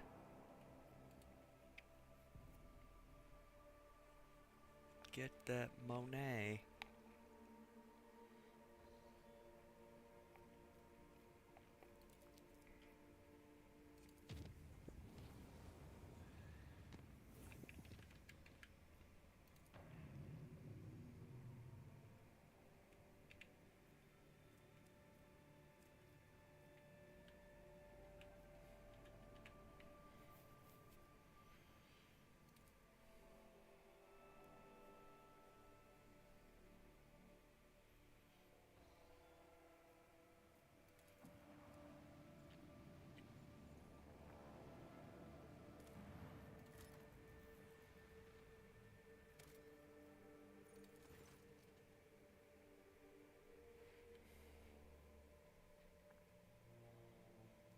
The cogitator screen and highlights the shapes of several buildings. The small settlement, the only one on the planet, is a Winterscale Dynasty outpost. Visit the outpost. After a lengthy descent to the planet, you are rewarded with a dismal sight. The entire outpost consists of long columns of uniformed bunkhouses, machine hangars, and a large headquarters topped with the massive antenna of an ancient voxcaster. The binary suns hanging in the sky makes every object cast two shadows, a spectacle you find vaguely disturbing. The custodian and his people go out of their way to give the esteemed guest a proper reception, but their resources are scarce at best. Talk to the custodian. The custodian shares alarming news. The outpost is highly dependent on various deliveries from core Winterscale worlds, but 2 ships have already failed to arrive on schedule. The locals do not have an astropath of their own, so the custodian cannot determine the cause of delays or request aid.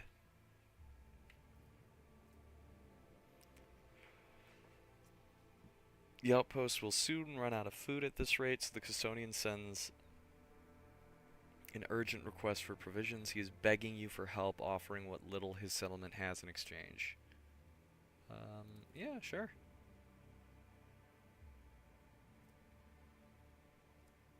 Needle rifle. The custodian showers you with gratitude and hurries to send gifts in return.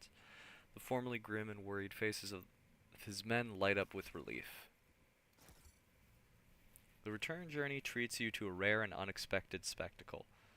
An eclipse begins as one of the 2 local suns covers the other. You watch as the temperature drops, the lighting changes, and the double shadows vanish. The 2 disks in the sky merge, forming a shimmering oval and then become one. Eventually, the fantastical event passes, leaving behind a vivid memory.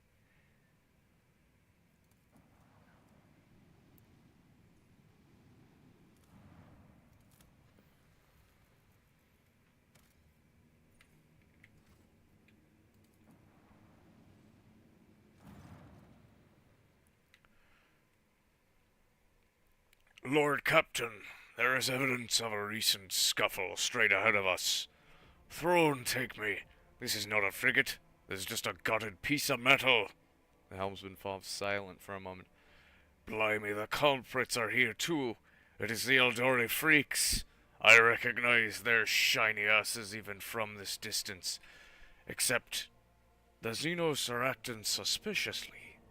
They're just hovering in place and not even trying to run. Should we approach or open fire from a distance? Call off your people, Alantak. Something is wrong. The children of Surian are dismayed. But doing something like this to a Monkai vessel, no, we are not animals. I appeal to your prudence and the promise you made. Do not destroy my kin for the deeds they did not commit. Lord Captain, we have received a report from the Augur crew. The situation is unusual. The Xeno ship displays no biological or energetical signatures, even though it appears to be intact. According to the scanners, there is nobody on board. However, survivors are believed to be hiding in one of the compartments of the damaged vessel of the Imperium. We have also spotted some drifting plating remains that belong to a 3rd unidentified vessel. Send a shuttle with scouts to investigate the Xeno ship. After several hours of tedious waiting, Vigdis gets back on air. Lord Captain, the scouts confirm our earlier report. The Xeno ship is intact. Many valuable artifacts were found inside, but neither the Eldari nor their bodies were discovered.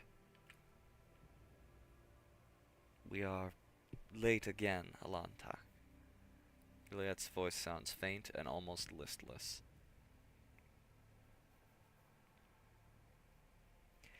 Have the acolytes of the machine cult identify the remains of the 3rd vessel.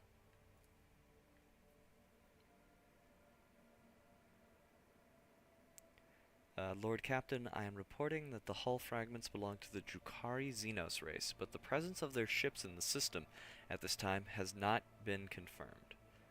Dispatch a rescue crew if there are any survivors at the frigate. It will be done.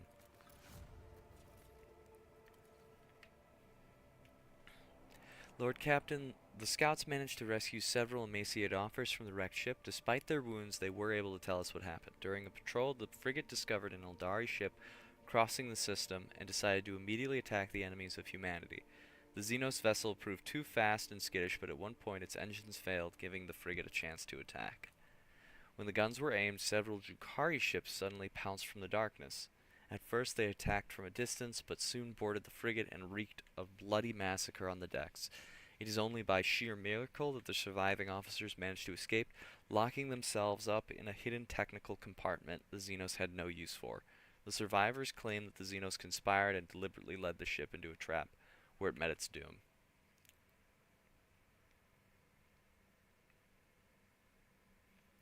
The Xenos joined forces to eliminate a vessel of the Imperium? An alliance between the Eldari and Drukhari is an unusual sight, and yet such an outcome is hardly surprising. Why, Master Interrogator, I was thinking exactly the same thing. At last you and I can finally agree on something.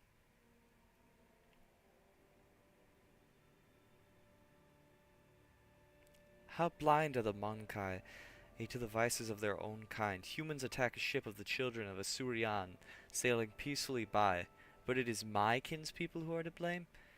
Yurliet is beside herself with contempt and rage. No, my kind would not willingly take part in a massacre orchestrated by the Dark Ones and then abandon their ship. Something else happened here, something I am afraid to even consider. We have done everything we can. We are leaving. As you command, Lord Captain.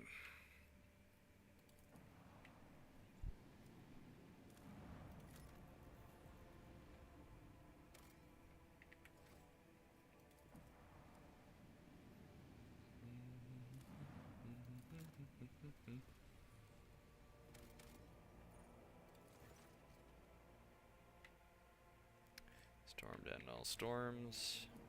Short, there's nothing there. Got it.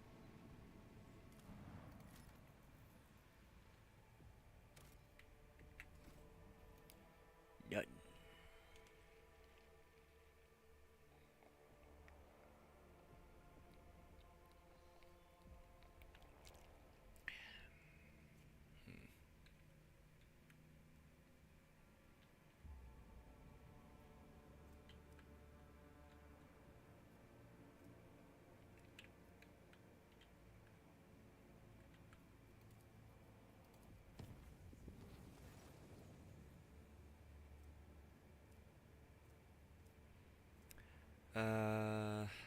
Cults. Nuh-uh.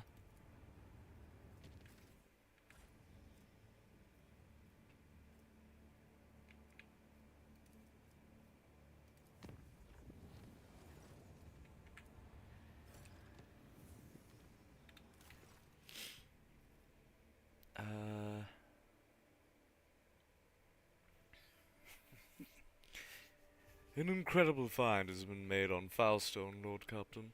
A lost volume of St. Keith's Lost Diary has been found during the restoration of his crypt.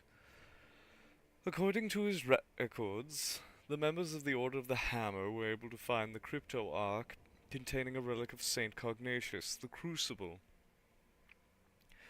Keith's writing on it are vague. It is called the Sculptor and Transformer, granting life and grace. The explorators have sent a delegation claiming the treasure. The heated dispute has been going on for many days. What is the meaning of the dispute? The tech priests claim that the privileges of the Adeptus Mechanicus oblige the Order of the Hammer to hand any sacred archaeotech over to them. Allegedly, the crucible should be considered not as the personal belonging of the saint, but rather as a temporary possession entrusted into his care. The Order of the Hammer rejects this thesis, insisting that the right to care for these sacred objects belongs to the ecclesiarchy's cults, and since Cognatius was canonized, then the crucible should be regarded as a blessed relic, not archaeotech. How fierce are the deliberations? Quite. The discussions have been happening now for more than 8 cycles without interruptions. Both sides have provided more than 100 legal experts and have put forward around 4,000 theses, arguments, and testimonies. The Special Administratum Commission, comprised of 200 armed clerks, has arrived to pass a verdict and enforce the law. This is probably the largest religious dispute in the Expanse's history. Abbess Lognalia is vehemently defending the rights of the order and seems to have managed to instill a touch of righteous fear in the explorators. Perhaps it will keep them from taking revenge and if the dispute does not conclude in their favor. What say my companions? It is likely that the research contained in the ancient treatises and archival repositories of the Adeptus Mechanicus will provide factual information on similar precedent. I can spare some of my computing power to find such a case and provide my brothers and sisters with the information that is necessary to win this dispute. I believe that the chroniclers of the Amelinian conclave describe mystical miracles witnessed by zealots while praying at an ancient banner of Saint Capius. Should the crucible perform a similar miracle, then no doubts will remain that it is indeed a holy relic and not the property of the Adeptus Mechanicus. Shireen, do you know the best motivation to make your enemies right for the compromise, the danger of losing any sort of benefit? It is within your power to take the crucible for yourself, using the privilege of your warrant if you so desire. Why do you not imply such a possibility to the parties involved? An interesting idea. Chance and +3 critical damage.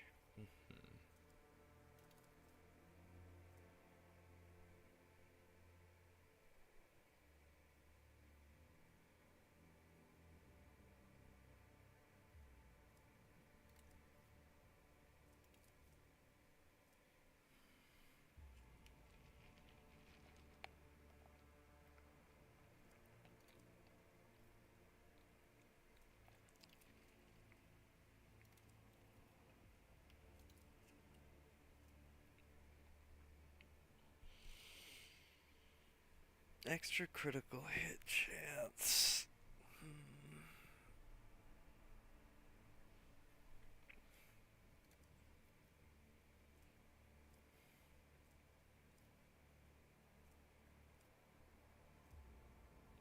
I think I'll do this. Yeah.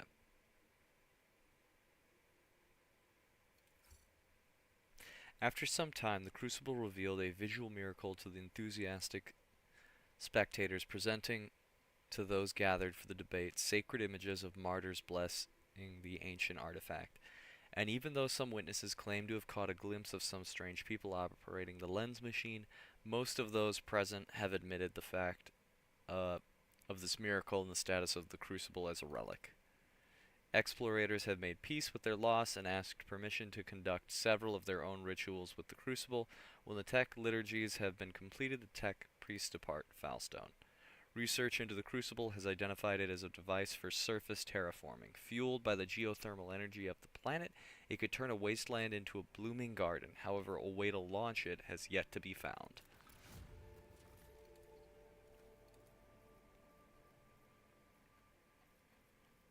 Looks like I have everything done for Falstone.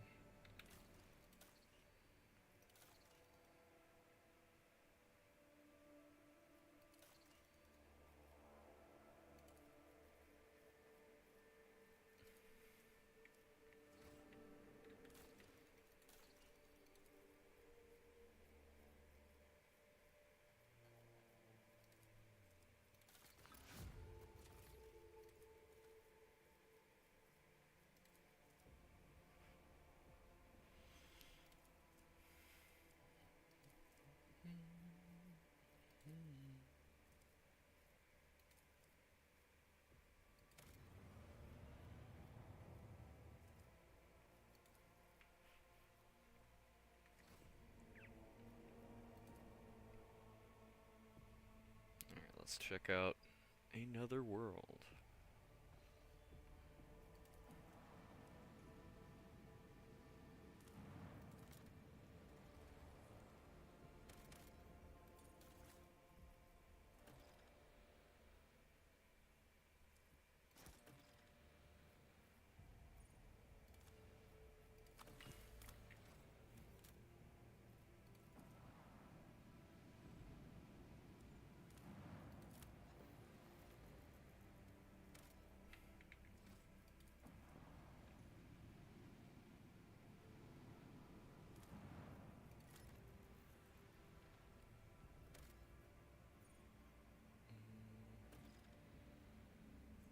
I have a pretty sizable amount of promethium, but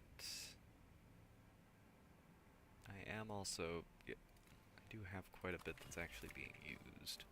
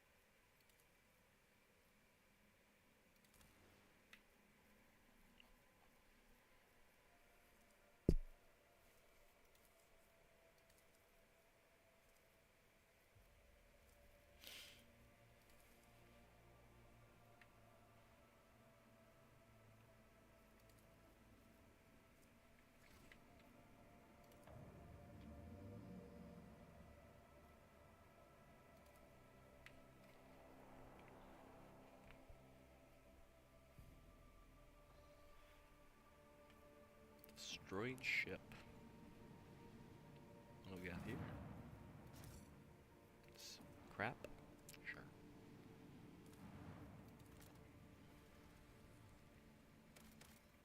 Ooh, Xenotech. Yes, please.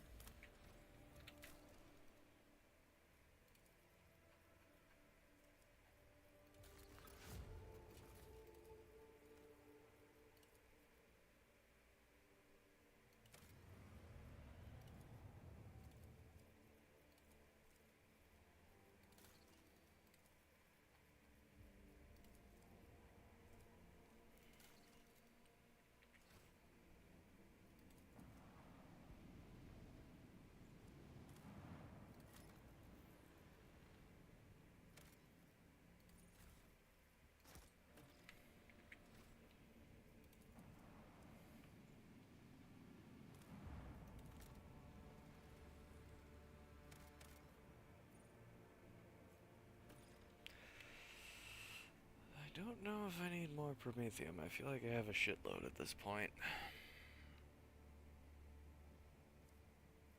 But the hell with it.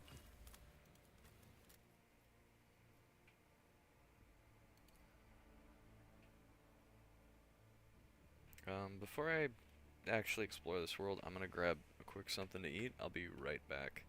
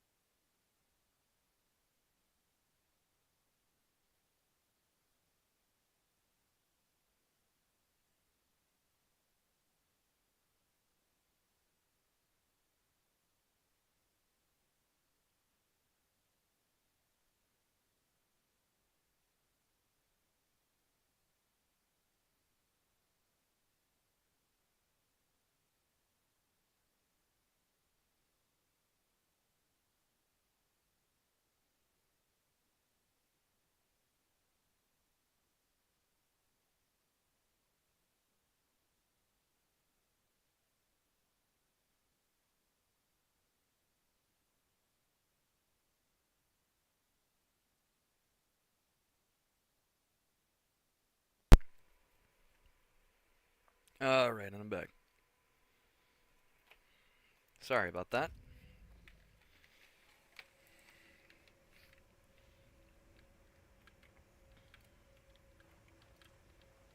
Forge ahead. Wanna know what I'm thinking about? I'm thinking about being in my nice heated cabin with a glass of something warm and somebody warm pressed up against me. Good for you.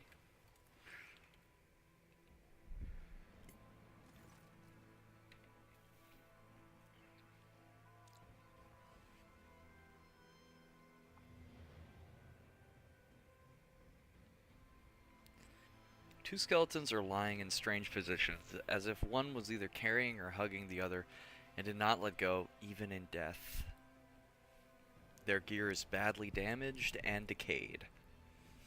There are three things worthy of note: fragments of some sort of device that both skeletons carried on their belts, some shiny trinkets in the remains of the carried skeleton's bag, and an old portable cogitator in the other's bag.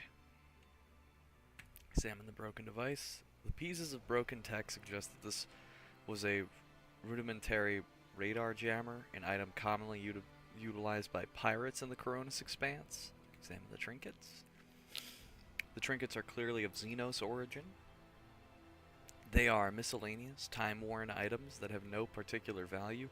One can assume they are petty trophies looted from several corpses. Try to extract data from the cogitator. Cogitator has been exposed to the elements for decades or even centuries. It is a small miracle that you are able to extract a fragment of a Vox recording, apparently the last communications. We're rich. Chaos, take me rich. Fly, for crying out loud, spit it out. What have you found? Rich. Screw Footfall. The Expanse can go to the Orcs. We're out of here. Calixis, here we come. Yeah, because with our record, Calixis is definitely the place to go. What makes you think life's better there anyway? I want a house on some planet, a mansion with a lion statue at the entrance. It'll have a servitor with one job, dusting my lion statue. Fly, you idiot. You're still on a dangerous planet. Quit sending me your hollering. Get back here or just tell me what you've found already. Fly? Fly, you coming? I'm coming for you, dumbass. If you're not responding just to mess with me, you're dead meat.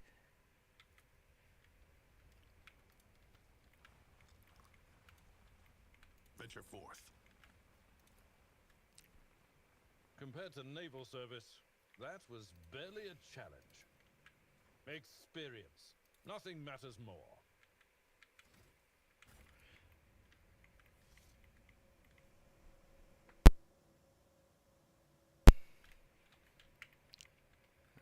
Okay. It is sad that the beautiful and lush Janus has been overcome by such grievous calamities. The world is very beautiful. Ah, Janus. Of all the worlds I've ever set foot on, this is the only one that hasn't tried to kill me at every opportunity. I wish I could stay longer. But we're not... This isn't Janus. What? That's some weird dialogue.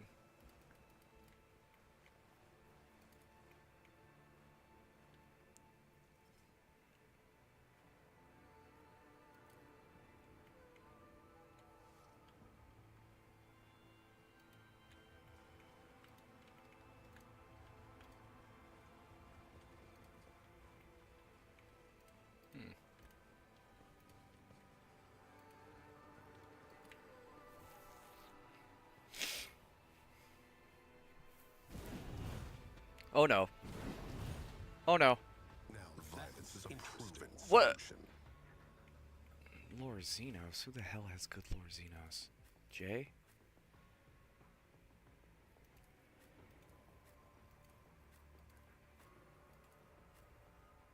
Yeah, pretty much Jay. I have okay. So does Pascal.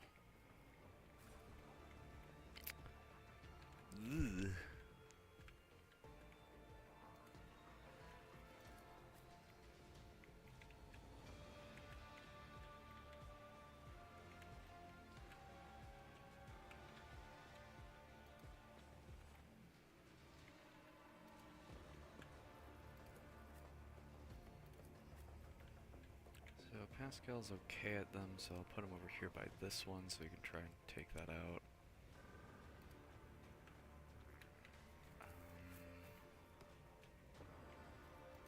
I'm okay at them, so I guess I'll go to this one to try and get that. And I can get this one too. And then J can get this one over here. And that one.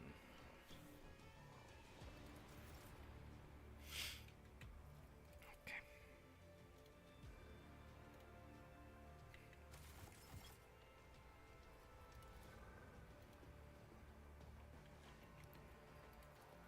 If I may.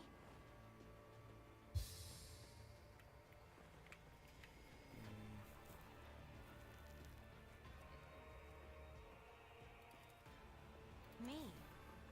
If you insist, Lord Captain.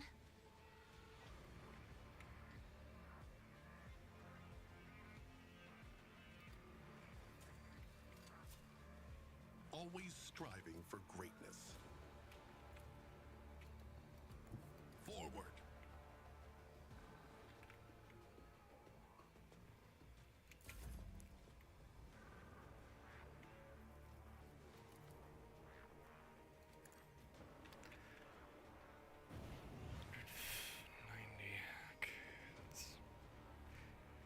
A bit. Isn't this a job for the serfs?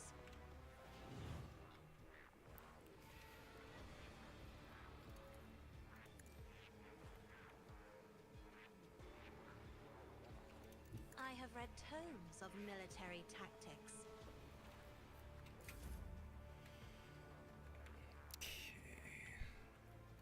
Follow my lead. Here. Do a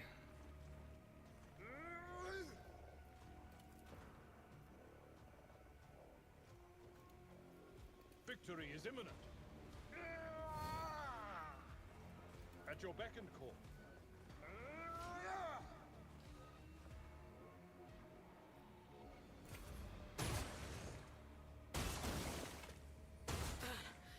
Kasa.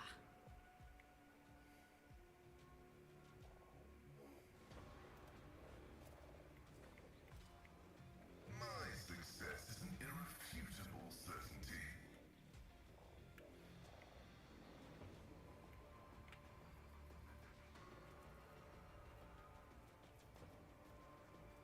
Request approved.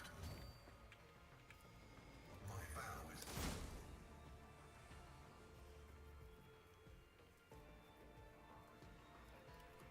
The scriptural prognosis is favorable. Why does it keep fucking like showing up like Combat this? is an equation. Your life is a negligible variable.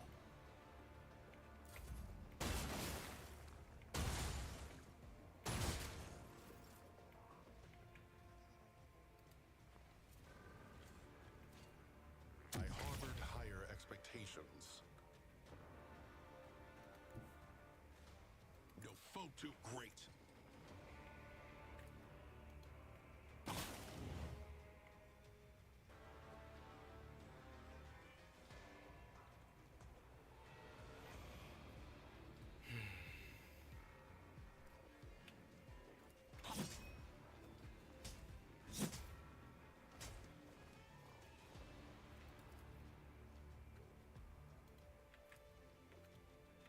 Let's.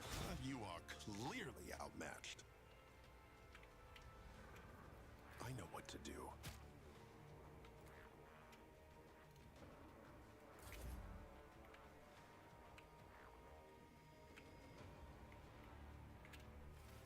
Was her Xenos terrible? Okay. I bring mercy and retribution.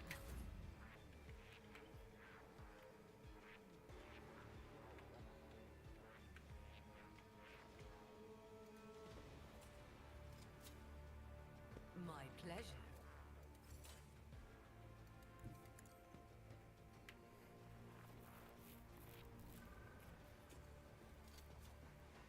A job for me.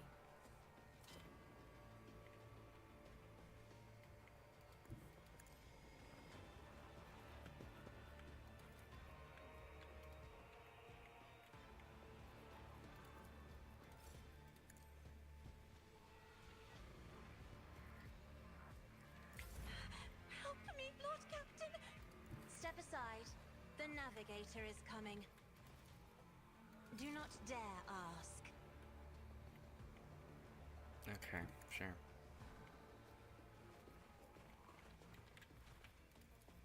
Me, if you insist, Lord Captain.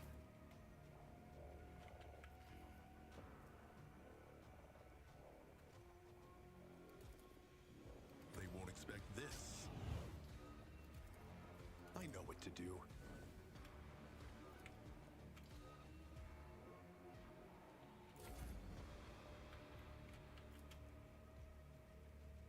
If I may.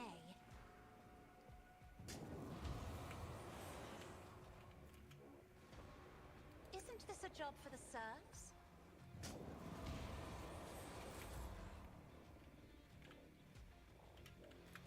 I will do my duty. Indeed. At your beck and call. It will be done.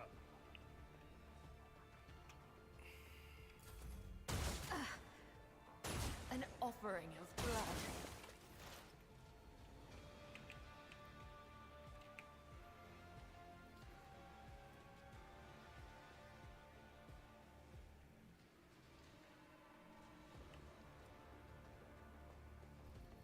Request approved. I venerate you, machine spirits. Significant value. My competencies are not that universal.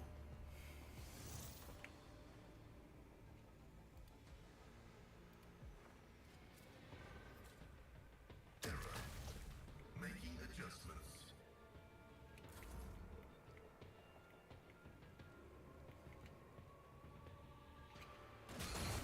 Shoot something. There we go. Let's set this in motion. Contemplate your weakness.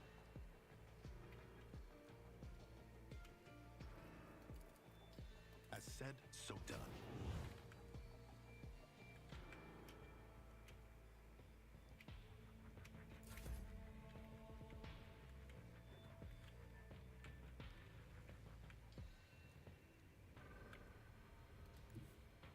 I will leave footprints of scarlet.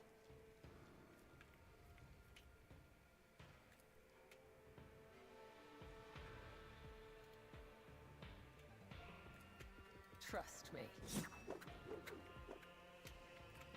I shall not fail. My blade whispers your name.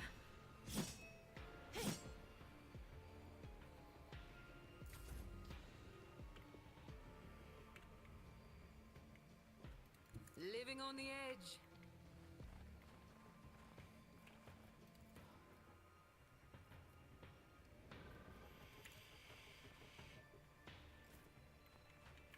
Victory in grey hair, sure hand.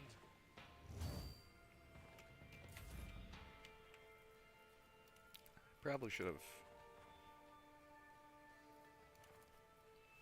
boosted his stats first, but oh well. You don't frighten me.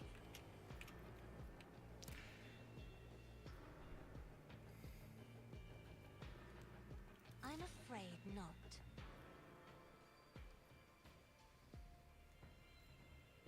Me? If you insist, Lord Captain.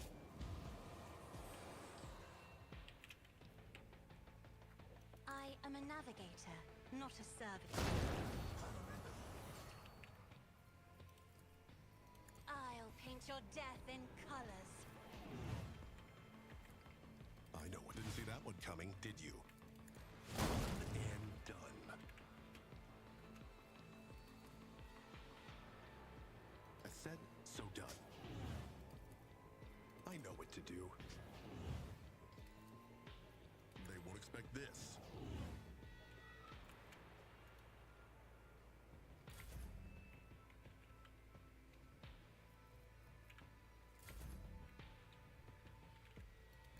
I've seen worse battles than this in my time. Unpleasant.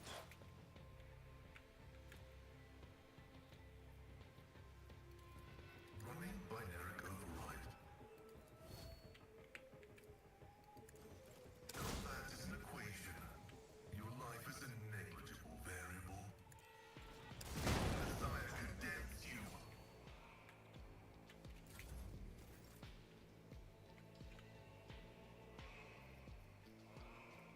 Witness my resolve!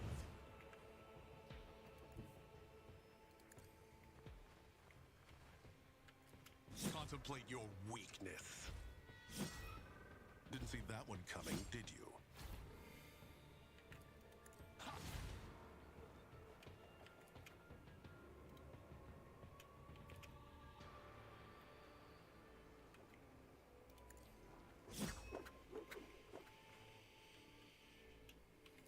I know what to do.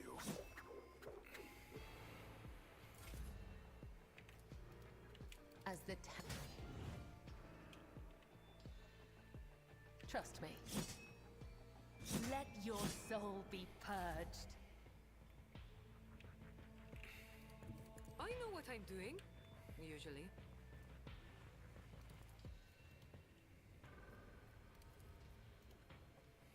No! These ruby flashes are choking me!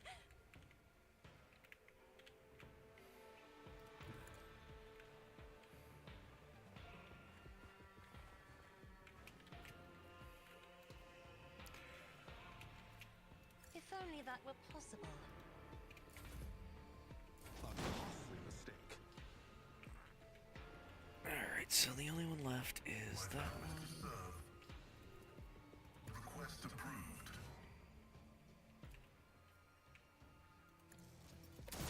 Functions successfully terminated.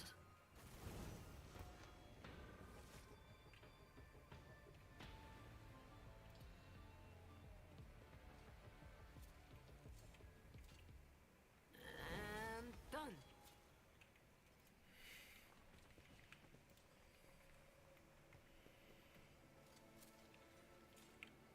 One and it's done. The machine gun grants me insight.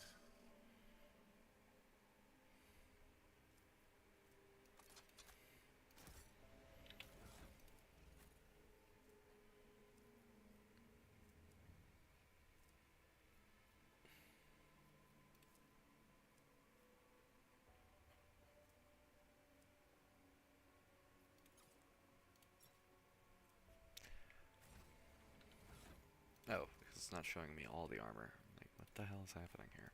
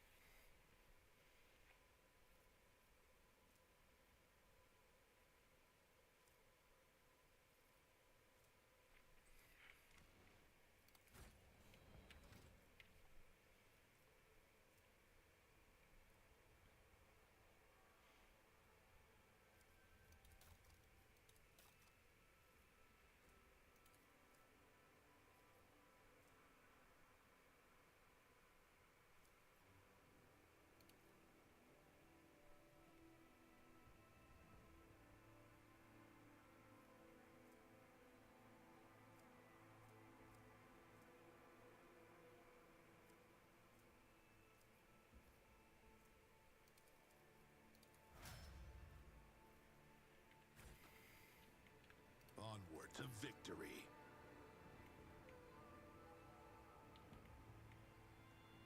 A job for me.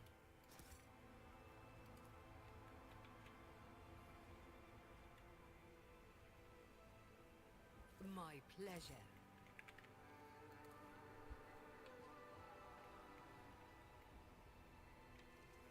One and it's done.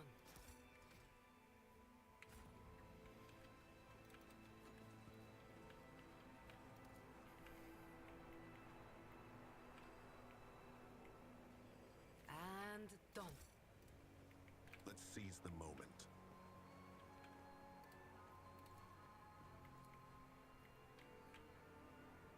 My pleasure.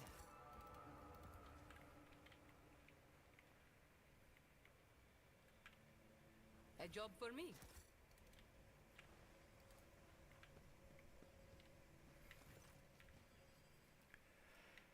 This unsettling structure, adorned in strange masks, vaguely resembles the antenna of a powerful transmitter.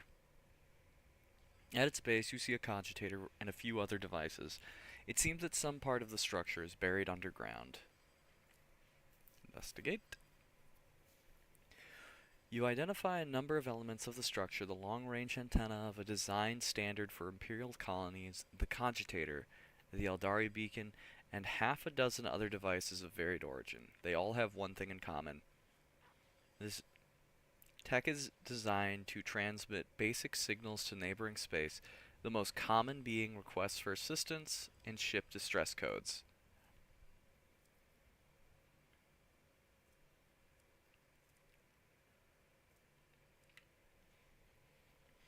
So someone loaded this miserable place with transmitters from various races in the hope that someone would land here and run into their welcoming committee? Clever. I saw similar tactics used in my years in the Navy. True, in a war zone you are usually on high alert.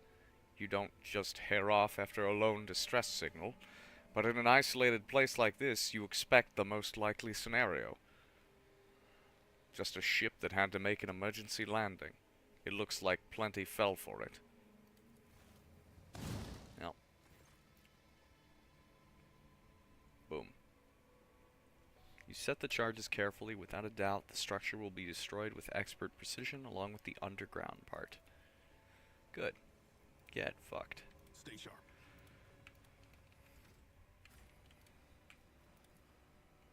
An expected result.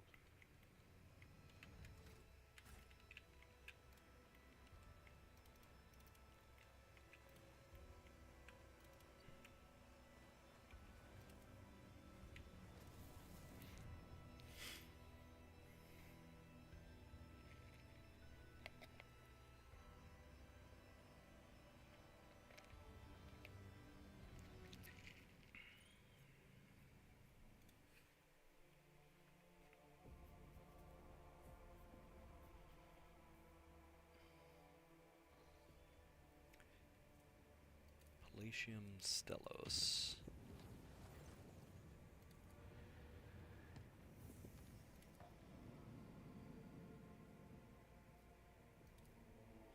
Let's see what we got.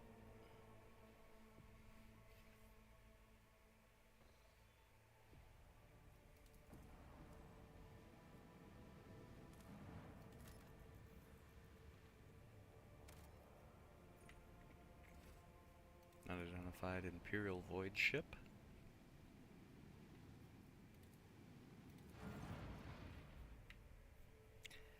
An unknown ship hails you as soon as you are in detection range. The ship, the Scarlet Pursuer helmed by Captain Demir Shani, has Footfall listed as its home port. The message hints transparently at a connection with the Kazbalaika mission. The Voxmaster adds that the captain has a proposal for you. Listen to the proposal. The ship lets you know that they will readily reward you with any information about burning worlds in the Coronis Expanse. Ask why. The reply is as courteous as it is vague. The captain cites a scholarly interest in this understudied type of planet. Upon hearing the message, Magos Pascal expresses a keen interest in burning worlds and asks the Lord Captain to take the issue into consideration. Jay Hidari immediately declares that Captain Shani would never dash about the void out of scholarly interest, but only for a suitably high return. In that case, perhaps the Lord Captain too might want to look into these burning worlds.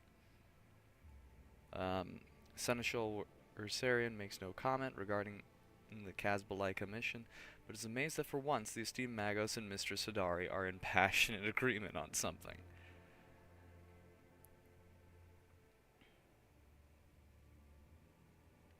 Share the information you have. With effusive gratitude, the ship sends out a shuttle with the promised reward. You see the Scarlet Pursuer's projected itinerary, information on systems in which you can find it later. The captain looks forward to meeting you again, and acquiring information on Burning Worlds should you possess it.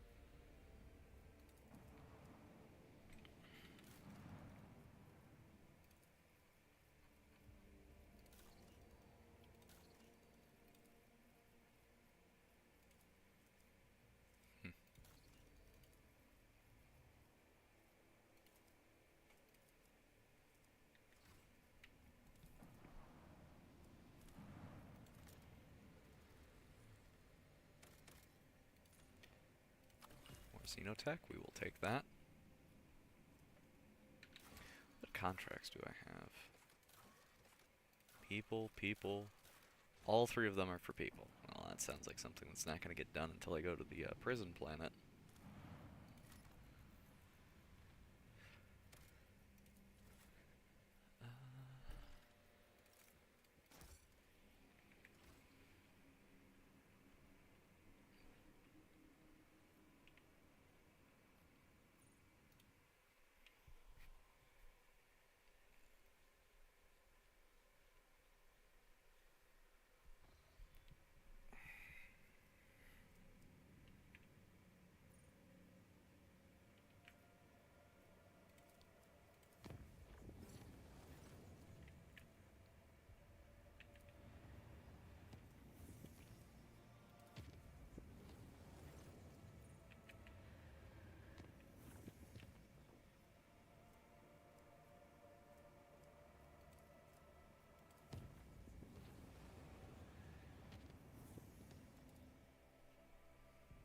So will that one ship be here, then?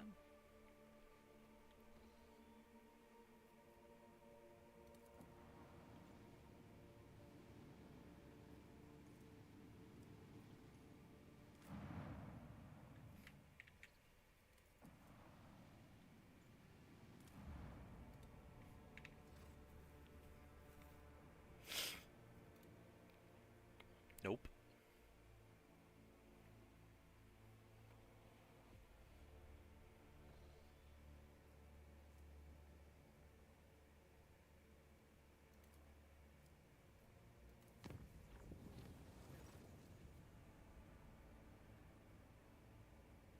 Just the navigator's talent.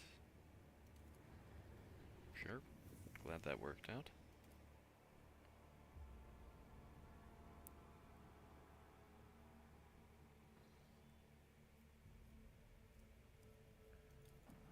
Unidentified Imperial Void ship. Upon your approach, the Scarlet Pursuer sends out a hearty greeting. Captain Demir Shani wishes good health upon you and your entire dynasty and asks if you have any up-to-date information on Burning Worlds.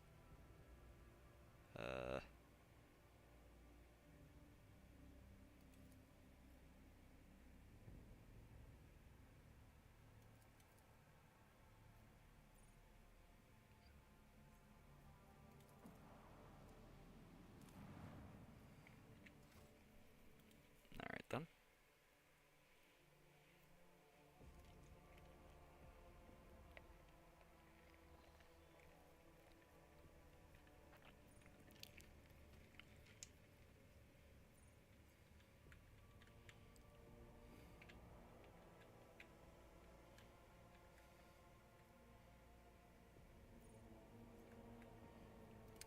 I'll go back to Farabundus.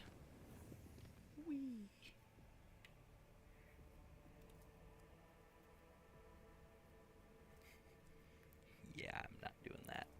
That's death.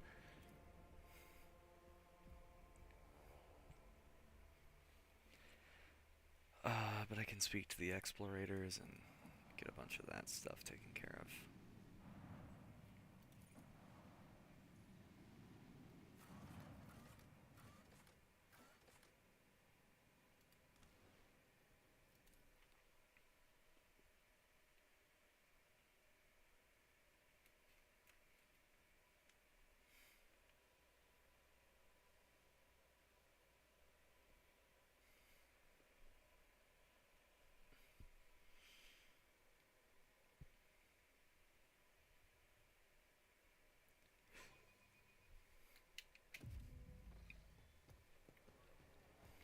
Forge ahead.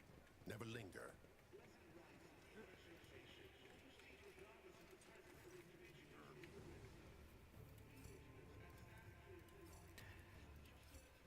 Alright, and turn in that data. Oops. There we go. Just like that, get like 5 or 6 profit factor.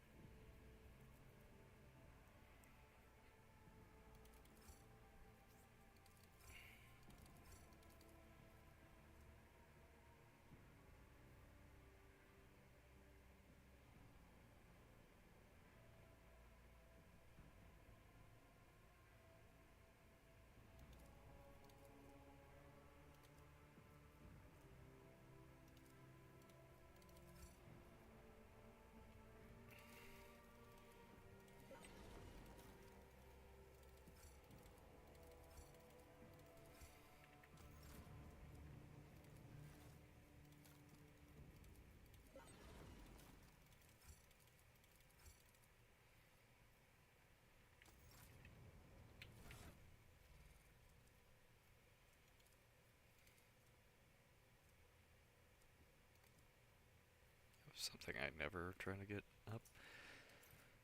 Yep, so we just switch it out for this then.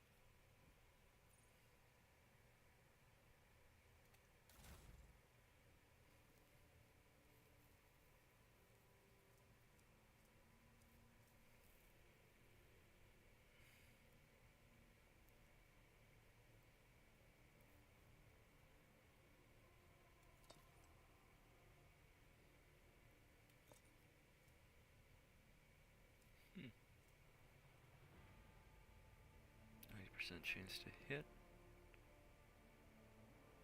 20% crit chance. Versus 85 and a 10% crit chance. But gives my ship even more evasion.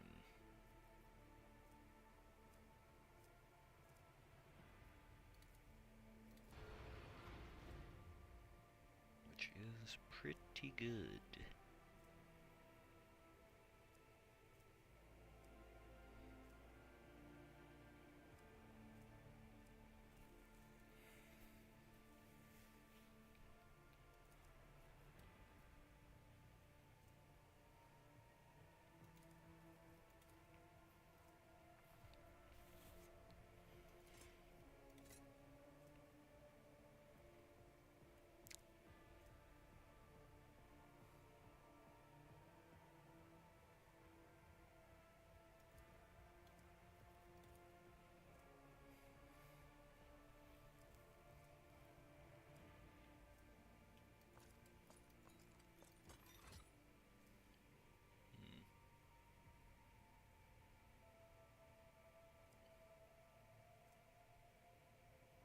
Honestly, I think having the ability to dodge is just kind of better.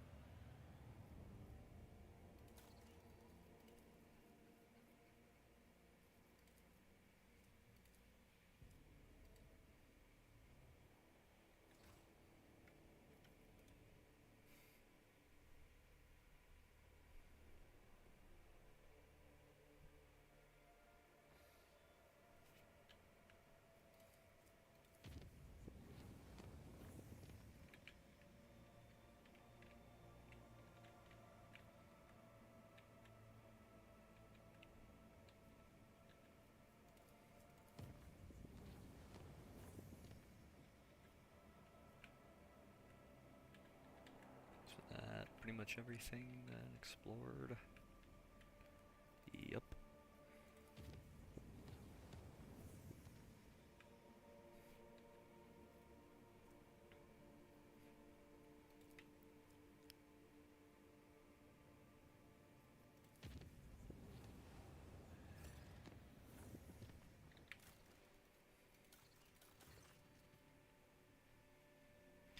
Troubling news arrived from Janus, your lordship.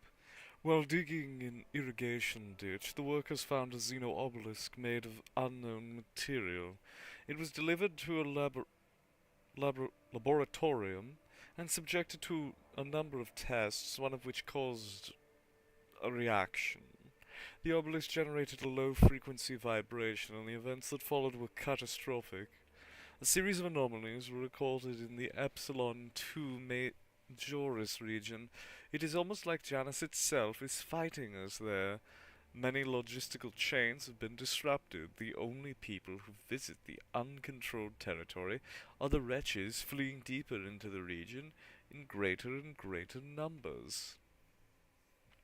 The observers report strange fires in the sky at night, completely imperceptible to the augurs. Esteemed ultraquisitors are gathering free men and daredevils for an expedition into the heart of the region. They assume a priceless trove of xenomechanisms is waiting for them inside. What exactly happened in there? The vegetation demonstrated a remarkable ability for wild growth. It took the plants only 2 days to overrun the complexes in the region.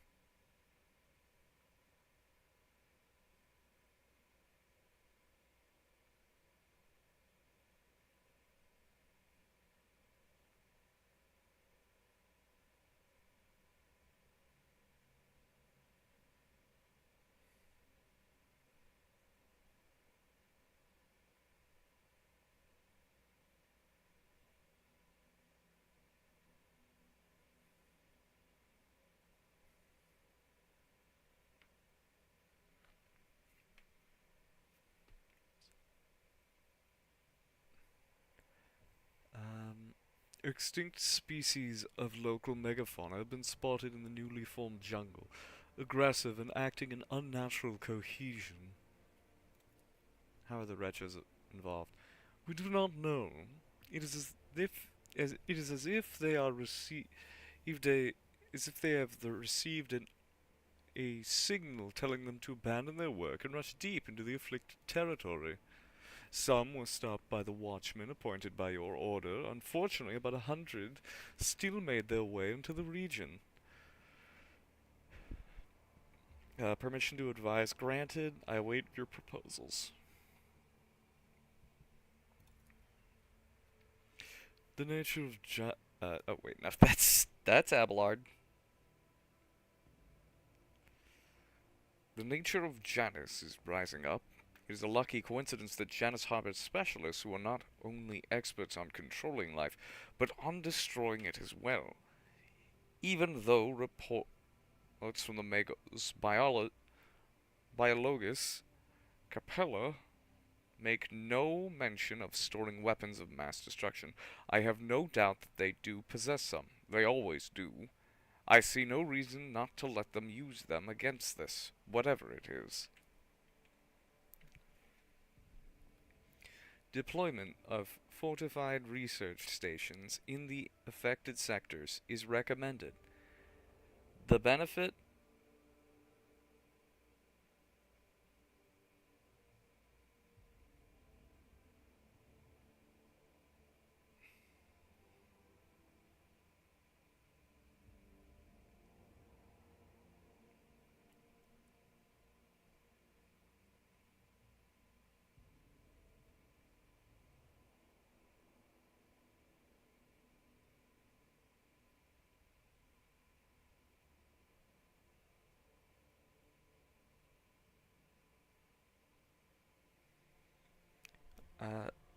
benefit of gathering more information justifies the increased casualty rate among personnel. The sickly creatures know more about this pestilent growth than we do. Something we must amend quickly. We could catch some mutants and force them to cooperate. That way we can learn what it is we are dealing with. Janus Warlord, which gives me plus 10 fellowship, 5 weapon skill, and 5 ballistic skill.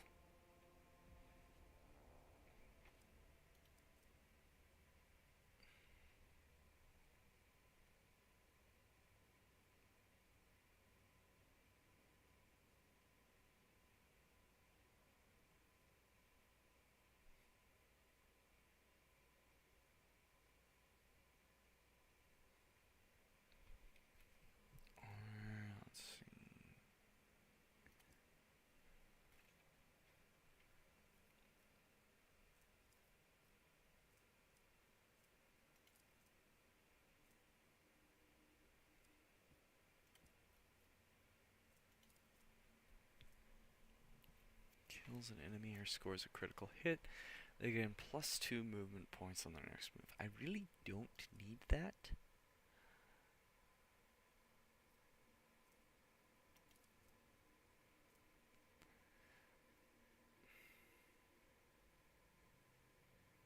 I feel like just going with this is just kind of the best option. Just permanent buffs, yeah. The rebelling wilds will soon become a scorched wasteland. A job well done, I say. The assault on the corrupted region has begun. The campaign has led to unexpected and inexplicable anxiety among the peasantry. The Lord Captain has decided to assume personal command and lead the operation from aboard a ship, boosting the soldiers' morale and demonstrating his military prowess. The tip of the spear was comprised of Skitarii maniples armed with radium carbines, phosphex bombs, and other equally fearsome weaponry. The land that they left in their wake resembled the scarlet wastes of sacred Mars.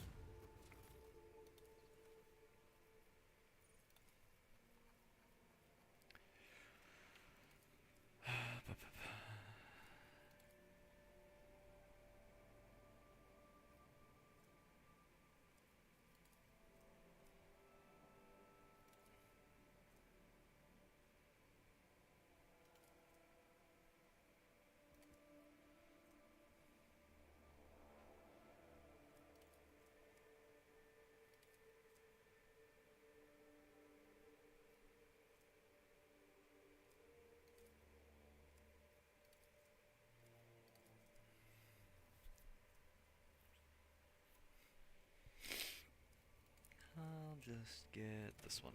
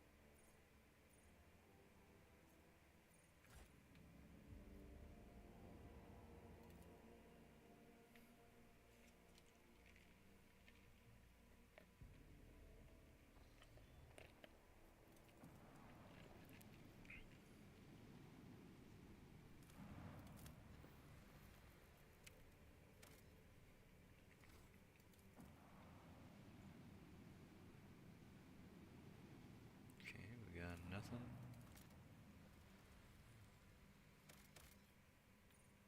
Bones in the desert. After analyzing the auger data, the officer were surprised to discover that the planet was once covered with oceans. Long ago, an unknown cataclysm caused the seas to dry out and turn the world into a lifeless desert. The most amazing discovery of all was the skeletal remains of colossal oceanic organisms, some large enough to be seen from orbit. Life is fragile, even for creatures this enormous.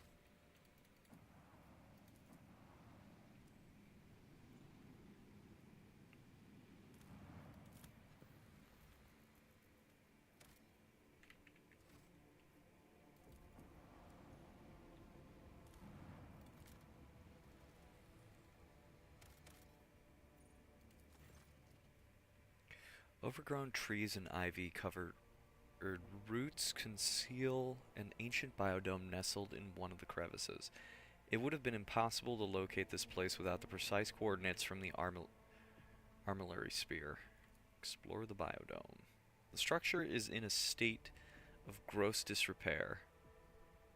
Creepers cover the wall and ceiling, and pungent flowers and berries hang from beams and equipment alike. The center of the structure reveals a sealed chamber where vegetation is yet to break through. Inside is a humble bunk, a decayed body sprawled over it, tables with blueprints, parts, and tools, and a great number of chests containing treasure. Examine the room and the body. Judging by the dead man's clothes, the diary pages, and the monograms on the blueprints, you realize that you have found the final resting place of the legendary Captain Bartholomeus Ort.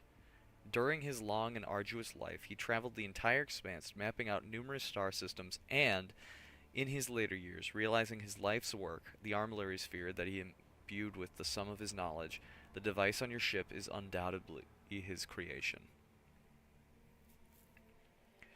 While the Adeptus Mechanicus were still hotly debating whether or not he had committed the crime of invention, Bartholomeus disappeared without a trace, leaving only a single message. I have gathered treasure from hundreds of worlds, but they will not be handed over to the covetous lords of the expanse. Instead, I bequeath my riches to one who cherishes the shine of the stars more than any gold or rubies. It seems that you happen to be this very person.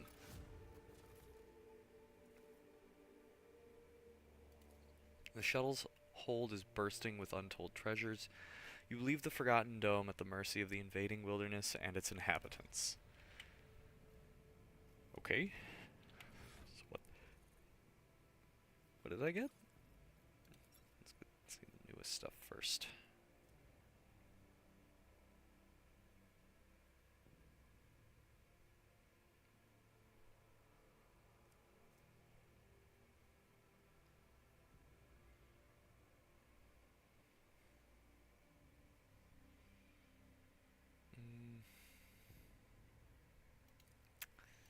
Heretic stuff, that's not gonna do anything for me.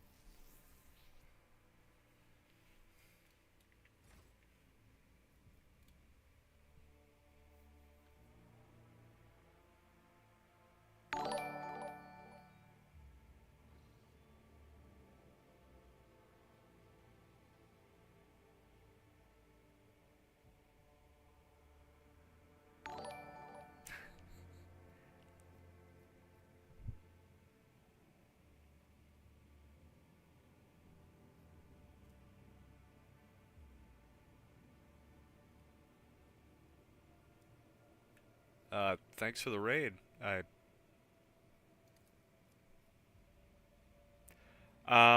Act 2, pretty much just cleaned out all the planets, just kind of going through all the extra stuff before, you know, dealing with all the BS on Dargonis.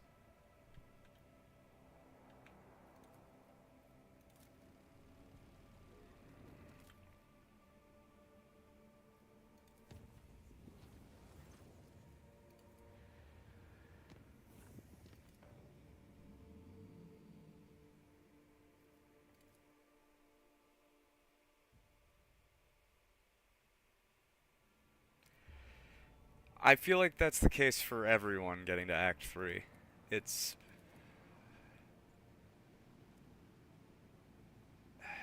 Act 3 is a...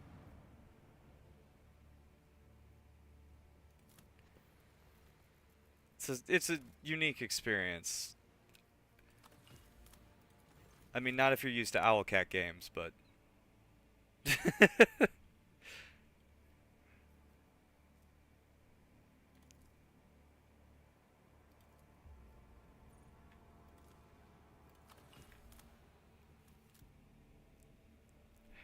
Yeah, it's, it would be nice if there was, like, some warning of, like, hey, there's no returning from this. You're about to, like, embark on, like, 8 hours of shit you're gonna need to do.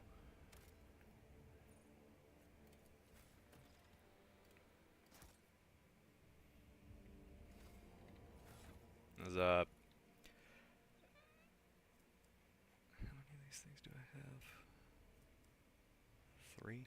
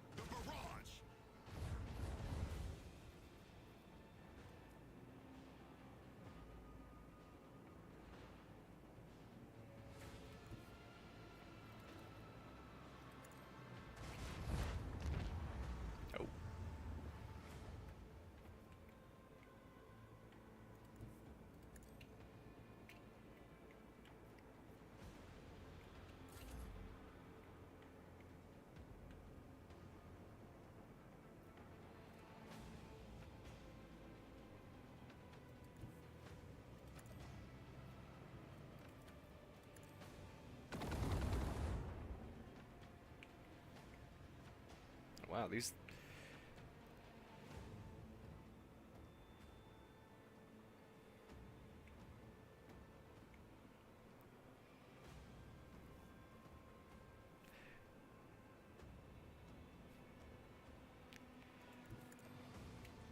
Yeah, I'm running a Iconoclast playthrough, so unfortunately that means I have to keep Yurliet, even though, you know, she just... Although she pretends like she's so nice, is the most racist human being, or, well, you know, character in the game. Which is really saying something in a game with the fucking Inquisition in it. Purify the battlefield.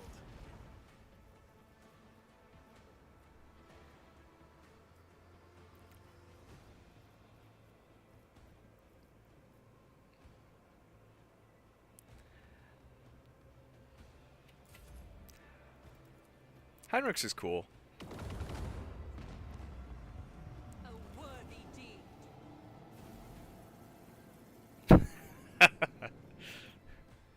No! The poor soft boy, you can't make him evil. Like 80% of the Inquisition.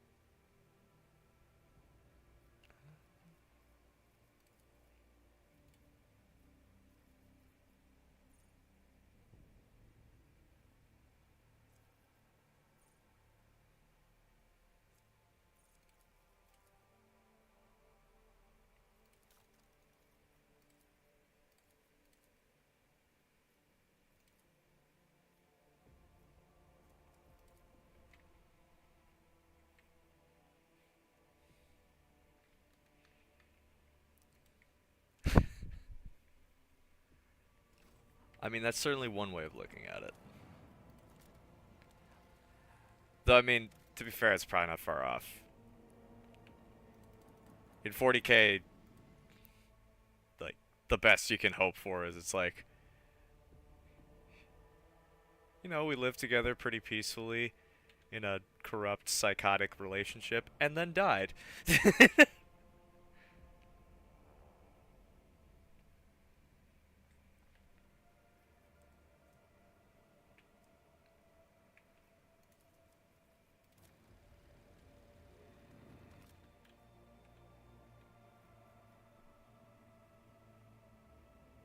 Oh, that's fair.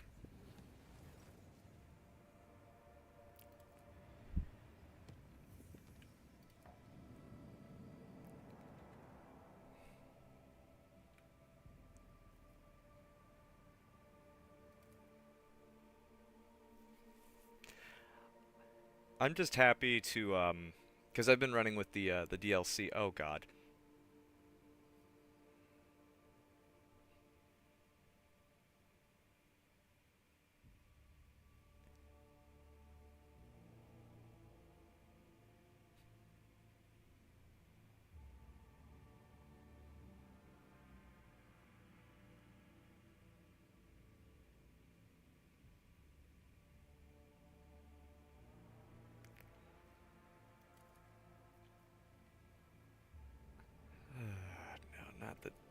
No, not the Drukhari.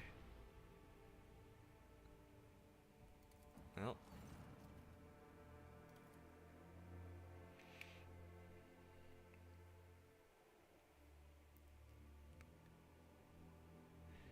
Yeah.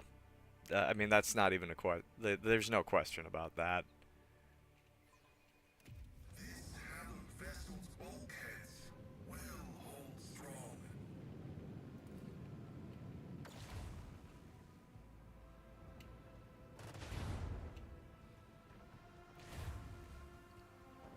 I still don't understand how... It's like, in the game where you can recruit both sides of the fucking Eldar, somehow the Dark Eldar are the less racist of the two. It's like, wow, you guys, like, elves just suck, huh?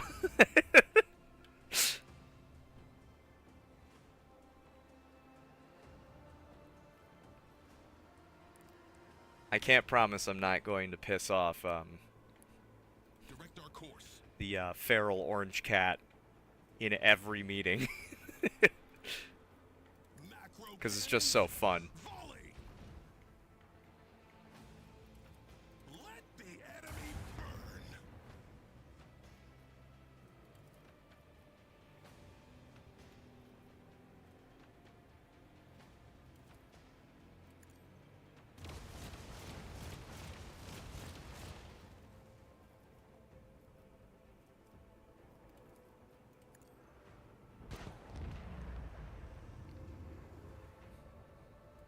Destination locked in. Right, you can't really be upset when they betray you.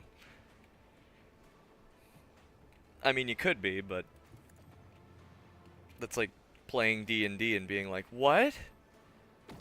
The guy with the incredibly evil-looking mustache who was twisting it around all game and laughing nefariously was evil?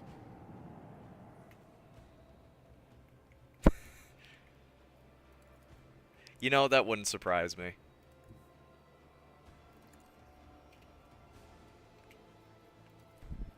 Engage the lance batteries. Initiate the barrage.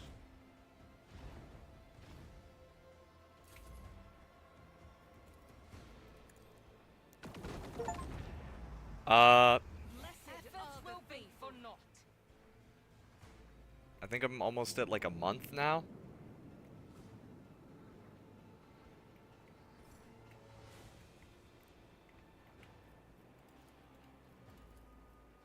Purify the battlefield.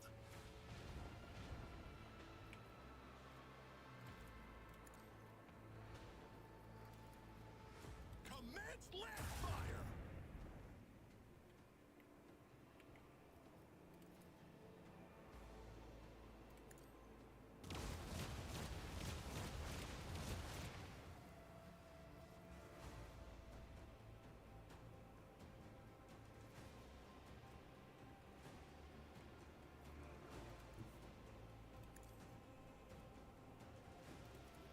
Macro cannons volley.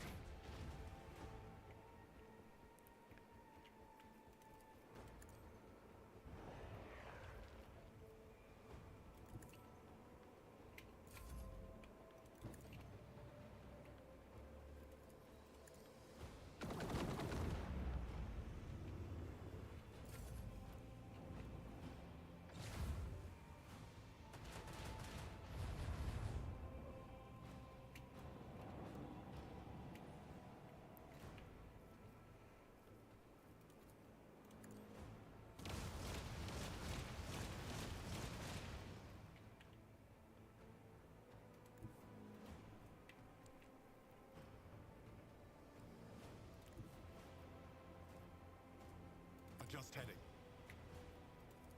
Engage the lance batteries. Purify the battlefield.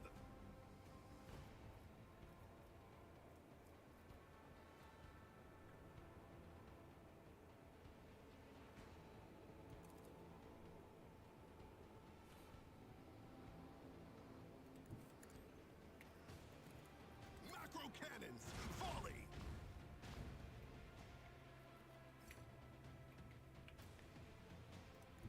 Helmsman, follow my command.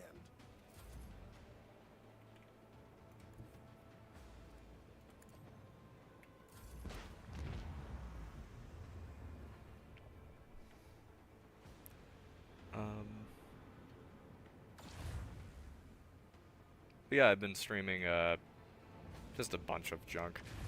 Between this, the new Space Marine game, I played the new Final Fantasy 7, not 7, 16. That's the new one that came out just now. Which I thought was okay, but it was just kind of like, Adjust heading. it really needed just some more stuff going on in its combat.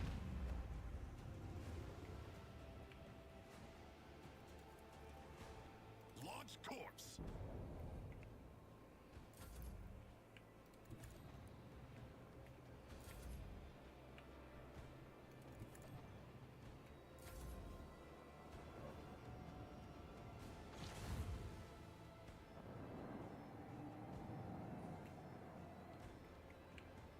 Destination locked in. Commence lift fire.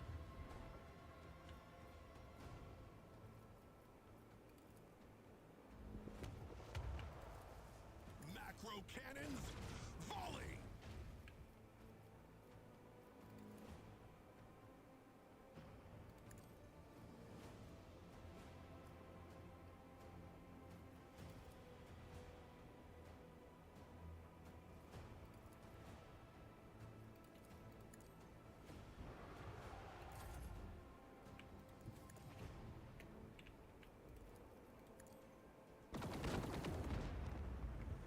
The Emperor blessed us with victory this day.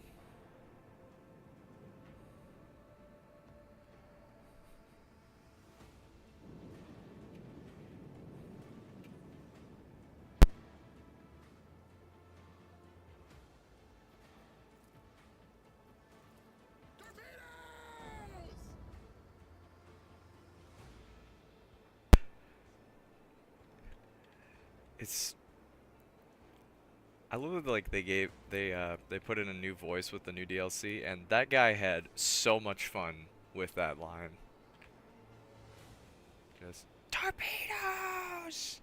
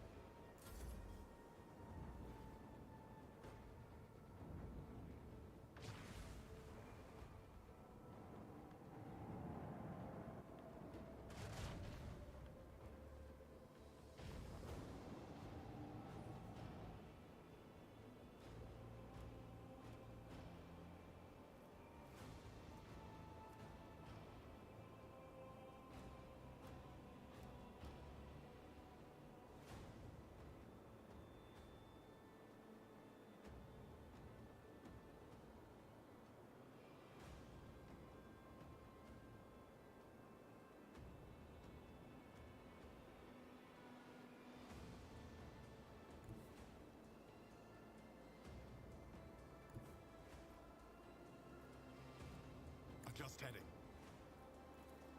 Let the enemy burn. Purify the battlefield.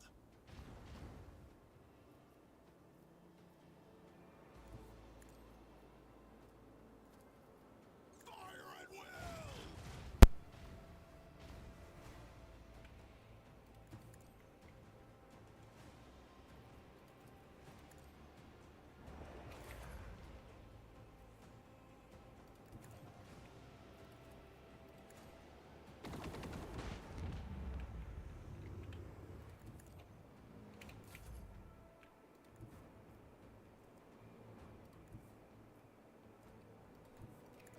Perfectly out of range. Really? Okay. Well, that sucks.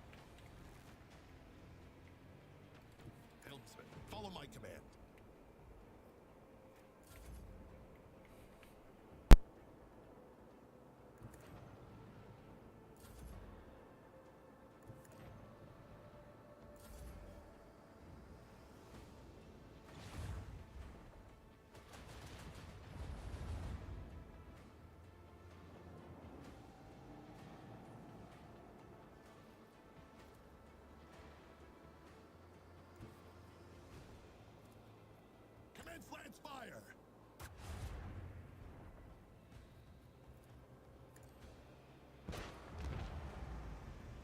Unrivaled, as always.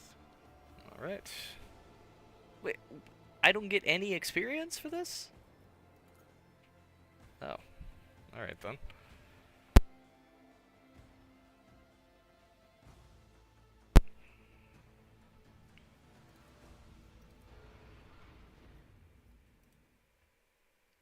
Oops.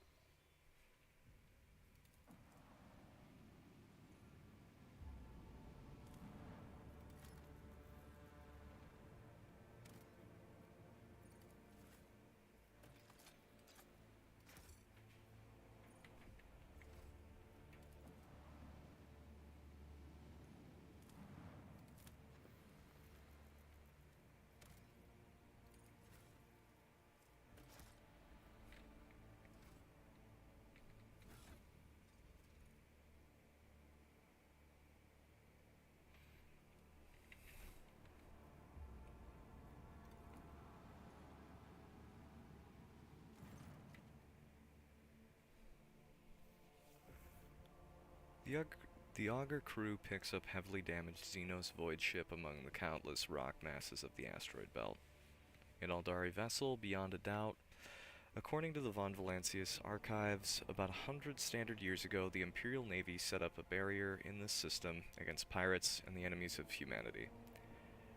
Countless primed mines are still scattered among the wreckage. The Voxmaster manages to tune the ship's systems to an unconventional frequency, and the bridge suddenly fills with chime-like Xenos voices. Drawn out and mournful, they sing in an unknown tongue, but every officer in the bridge can sense that this is a dirge. Answering the call, Juliet jumps to the cogitators, starting the officers on the bridge with her sudden jolt, startling the officer. In the hopes of understanding the Monkai technology and figuring out how to help her kin, the Eldari runs in circles around blinking vid screens, but the mysteries of the machine god elude the Xenos. Then she turns to the Lord, Captain Powerless. Juliet is asking the Elantok for help to help her kin who have found themselves trapped in a snare of fate. The Eldari are enervated and weak, and their song is a cry of despair, a cry that is fading. Okay.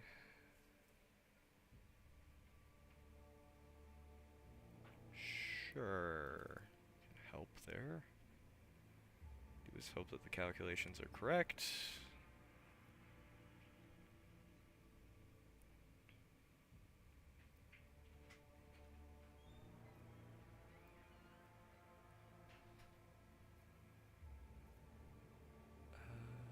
Sure, we can try and establish contact.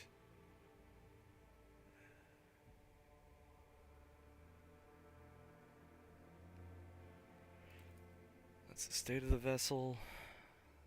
Bad. Got it.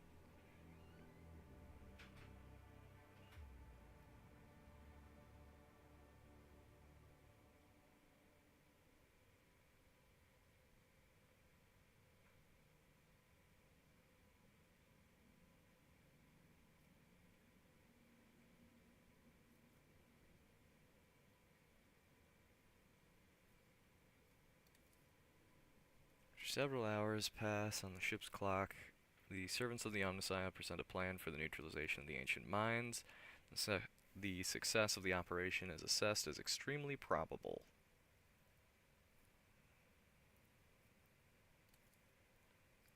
On the Lord Captain's command, the ship cannons fire several powerful salvos. As soon as the shots reach their mark, a cascade of soundless explosions erupts within the asteroid field and spirals around the Eldari vessel. Once the explosions quiet down and the shards of asteroids, space debris, and void mines dissolve the darkness of the void, a rescue team sets off toward the miraculously intact Xeno ship.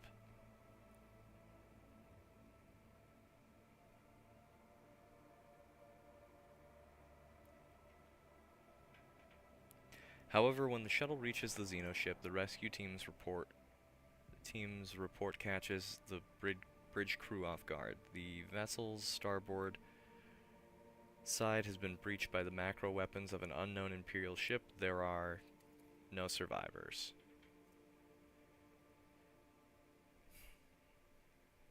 Shielding her eyes, Iliad closes them and clutches the spirit stone at her breast. Coming to, the Eldari does not speak for a time. With notes of sadness in her voice, carefully picking her words, she concedes that the Alantak did all they could to save her kin, and yet it is the Monkai who are responsible for the loss of the Eldari void ship.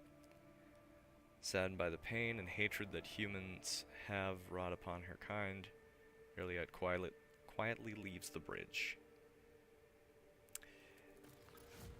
Yep. That's 40K. It all sucks.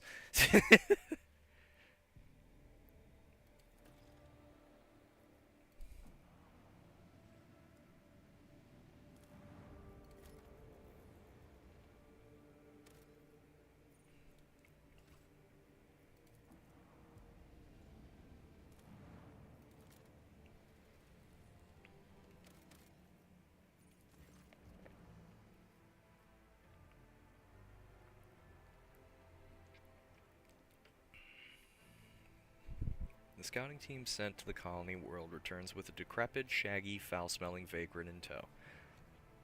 The old man hastened toward the enforcers as soon as he saw the dynasty's colors and implored them to take him to Master Voitfir or Lady Theodora. Questioned the vagrant. During his interrogation, the old man says he is a loyal servant of House von Valencius. 4 decades ago, he was sent on an important mission to this system by Master of Whispers, Voitfir. It took him 20 years to complete the mission. He spent the next 20 waiting for his masters to collect him. The vagrant was an ambitious young spy when he left the ship, and coming aboard again has made him very emotional. Check the vagrant for evidence of treason. The investigation has found no wrongdoing the old man could be held accountable for. His body bears no signs of worshipping the archenemy. He has confessed to no crime and seems quite shocked at the news of Lady Theodora's death and Voitfir's treachery. The harsh interrogation techniques have taken an almost fatal toll on his failing health, yet forced no admission of guilt from him. Establish the nature of his mission.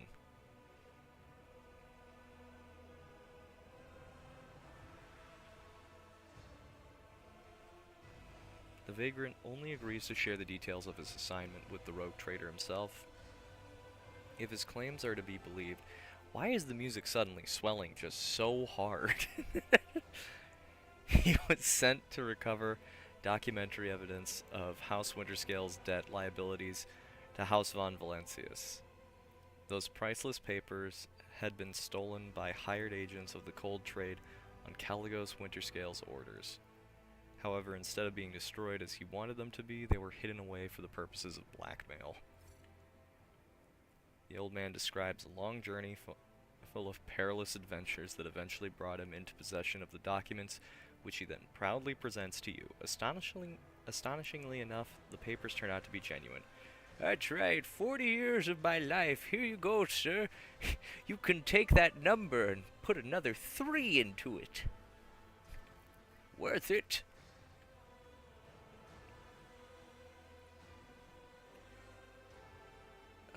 Promote the dynasty's loyal servant and assign him to an important position.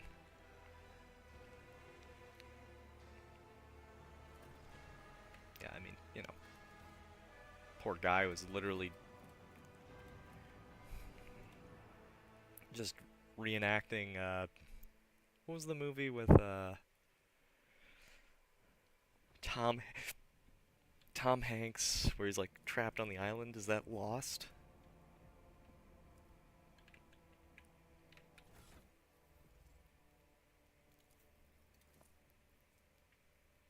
Or Cast... No, it's Castaway, that's it.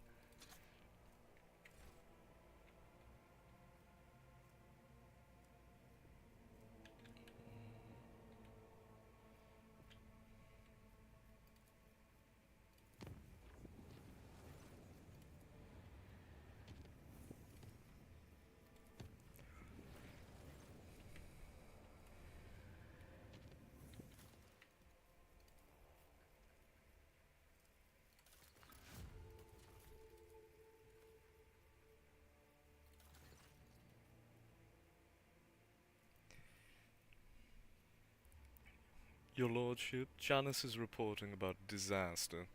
Ghostly Xenos figures that appear at dusk and go away at dawn. In a ravenous swarm, they attack one agricultural facility each night, freezing everything they touch.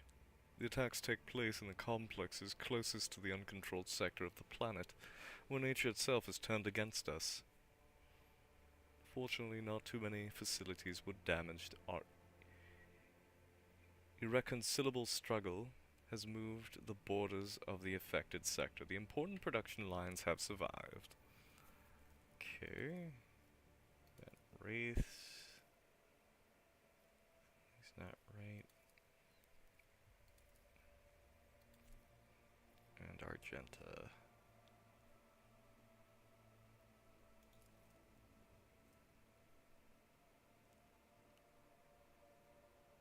First turn in combat.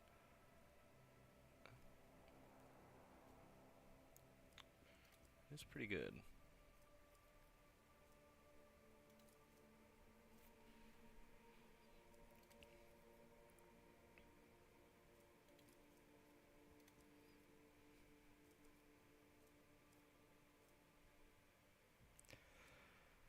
Well, considering I have 85, I think losing one profit is preferable to actually losing anything important.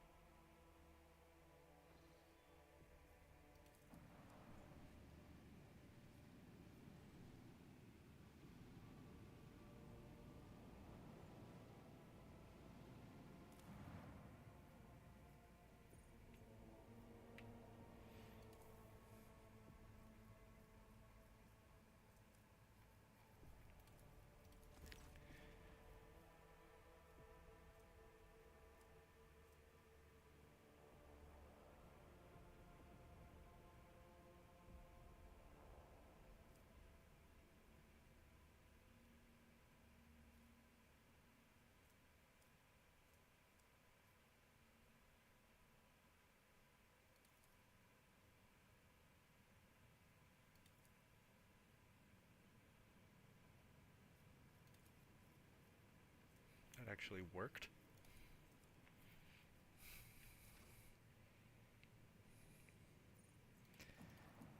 Oh, I suppose I have to do Jay's quest.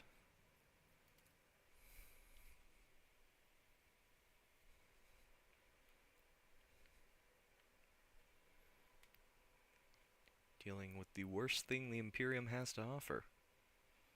Bureaucracy.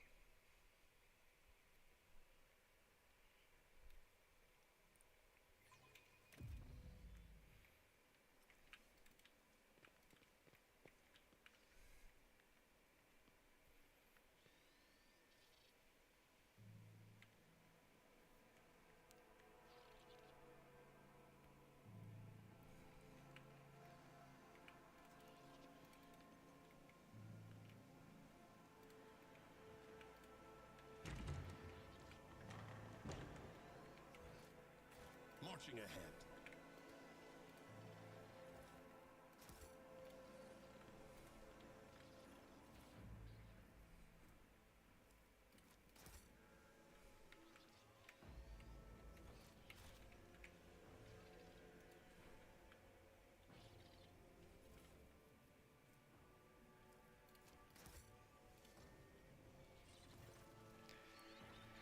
An ancient-looking woman in a voluminous robe peers at you critically through her ocular lenses when you descend to the bowels of her bureaucratic domain.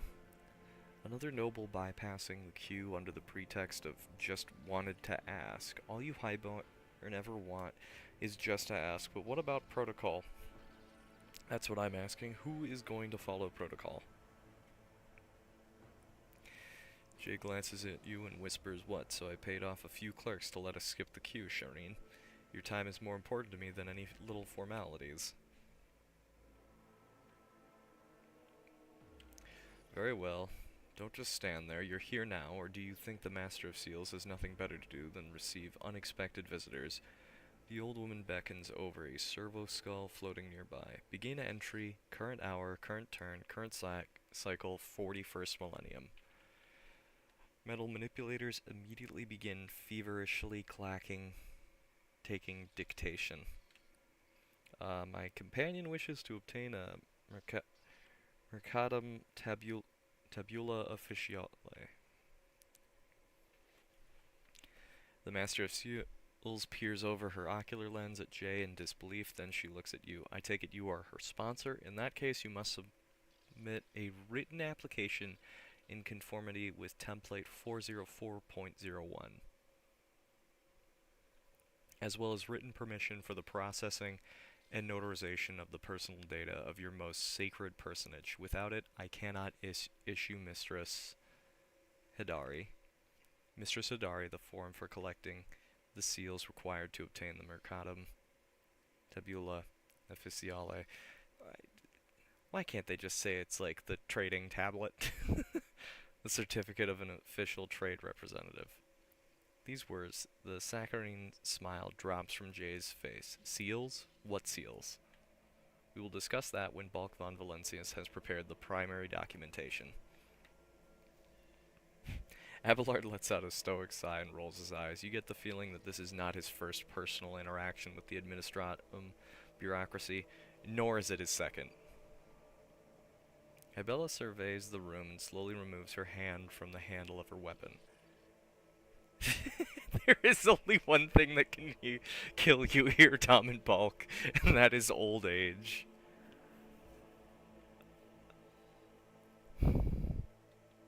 Alright, complete the form. The perfectly sharpened quill scratches pleasantly on the parchment, but for the first few minutes. The obfuscatory phrasing, footnotes, amendments, you are forced to write out the same details over and over about you, the Protectorate, Theodora von Valencius, Jay, and then also every living person who bears your family name. If you do not know all the required information, you must complete supplementary forms. Okay, 1 hour later.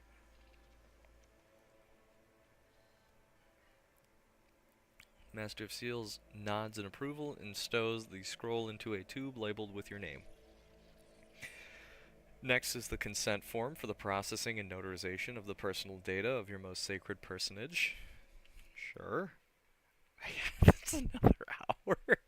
The scroll is whipped away into another tube by the Master of Seals. Protocol executed. Application received. Processed. Approved. A servo skull. Scribe taps out each word after its mistress's pronouncement. Come on, Esteem the Mayor. What's that you were saying about seals? The old woman unhurriedly holds out a printed scroll to Jay. Here is your document, Mistress Hadari. Unfortunately, it does not yet have legal force. I can certify it as a sacred Mercatum Tabula Officiale once it has received 2 seals of approval. They are easy to obtain in the Imperium Court Administratum. Servitors have been handling such tasks for over 150 cycles. There is one such servitor here on Dargonis in the Rogue Trader's Palace. The second is duty-bound to keep the seal in the Telecos Epsilon system.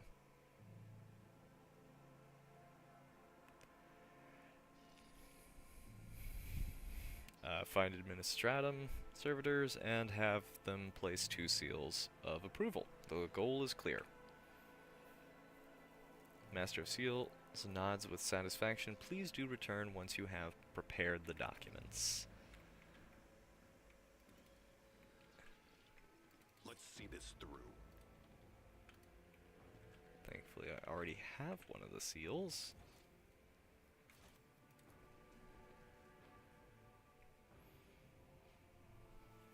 Now I just have to go back to Janice, get the other seal.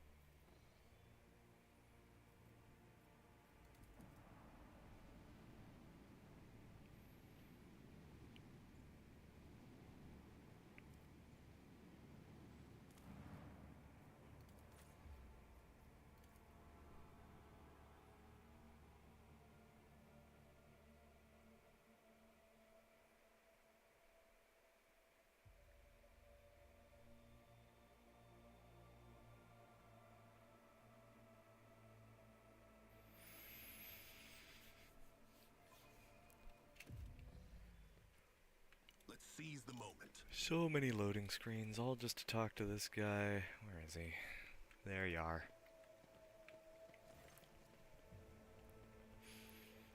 Attilius Quint nervously tugs at the hem of his dusty cloak and bows respectfully. Your lordship, the subjects of Janus welcome you. What cares have brought you to our humble world on this occasion? I require a seal to certify Mercatum Tabula Officiale. The secretary nods energetically. Of course, it would be an honor to assist the rogue trader. Wait but a few minutes, your lordship, and your humble servant will have your seal ready. Jay's expression is pensive as she twists a lock of hair around her metal finger. Interesting, Shireen. I assumed we would be dealing with servitors, but no, some places in your domain still have this work being performed by people of flesh and blood. I beg your pardon? What's this about servitors? I have faithfully performed my sacred duties to the Imperium and the Administratum all my life, and guarding the seals is part of that. And after half a century, not a single seal damaged. I keep them in a special case, and I oil the handles every month, as the rules stipulate.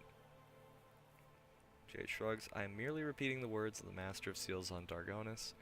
Servitors have replaced an entire category of lowly bureaucrats assigned into the Von Valencius planets, around 10 years ago now.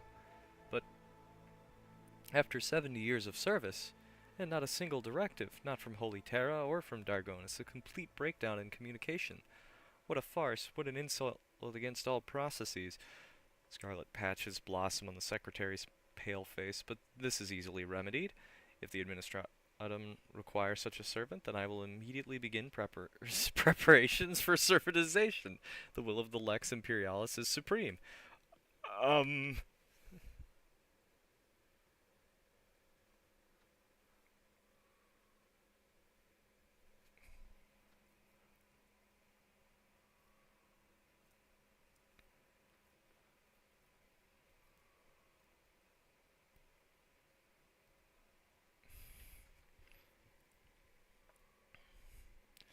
Jay nervously licks her lips. She clearly did not expect this response to her remark.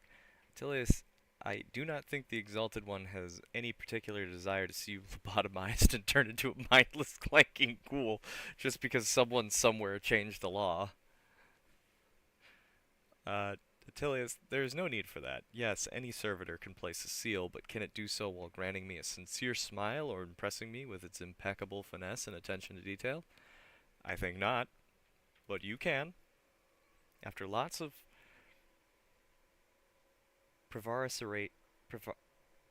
stuff, Attilius's hunched figure sags. Of course you are right. I will continue to serve Janus and the Von Valancius Proctorate as before, and today I will dispatch a request for copies of edicts issued by the Imperium over the last 50 years. Who knows what else we have missed here on Janus. Jay lets out a breath, obviously relieved. That is wonderful, Attilius. Just wonderful. Just don't go poking at your eyes with a long needle, at least until you receive a direct order to do so from your precious administratum. Here you are. The secretary prefers the sealed certificate with care, and may the Emperor bless your path. Let's take my leave.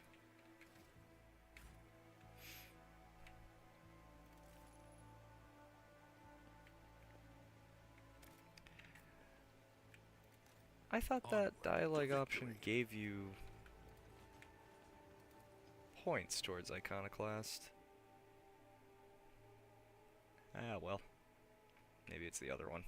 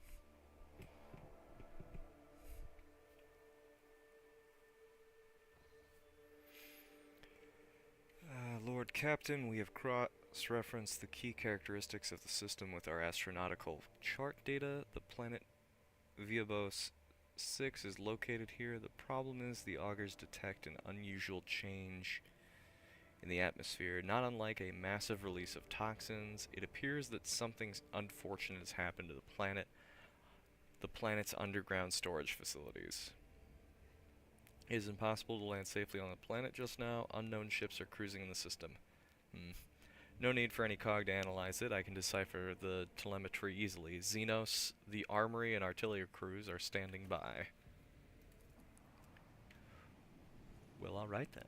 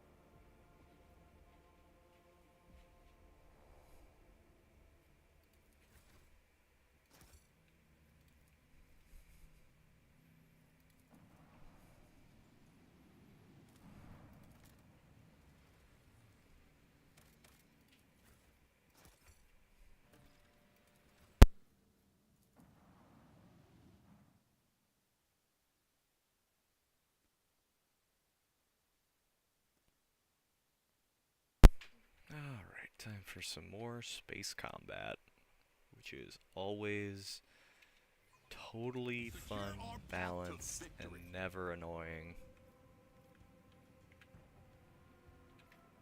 Okay,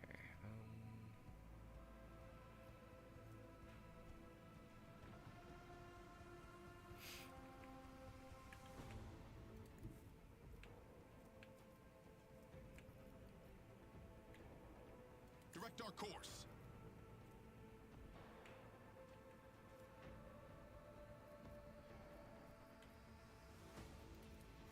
Engage the lance batteries.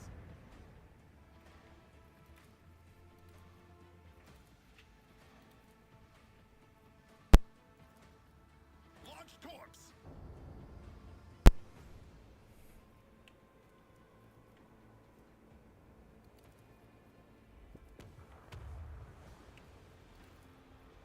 Initiate the barrage.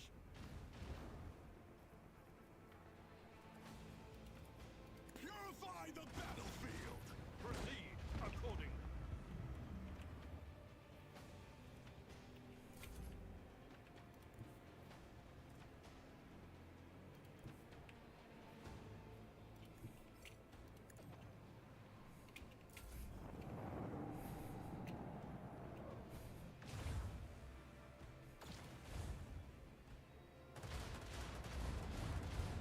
oh god.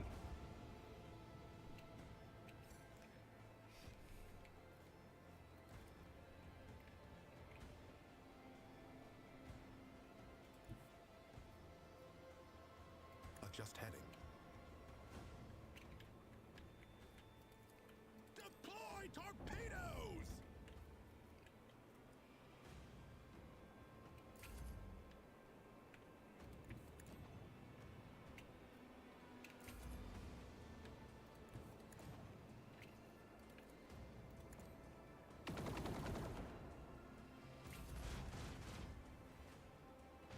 Target destruction.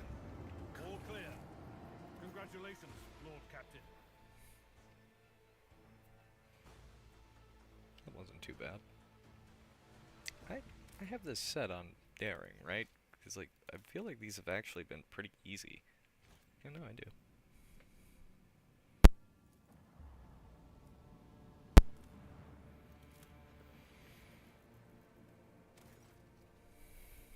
Swift and merciless retribution is a proper fate for many transgressors, but the Imperium permits using the convicts for hard labor on distant prison worlds like Viabos 6 to atone for their crimes before humankind. Hundreds of thousands of rogues and lowlifes toil in the mines of the Von Valentius Protectorate until death from exhaustion or some other unfortunate accident claims their forsaken souls.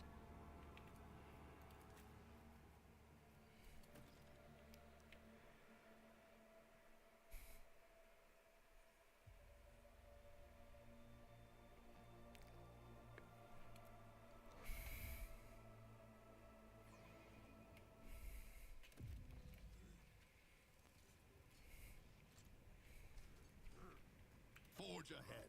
Never linger. Viabos 6 always was a penal world.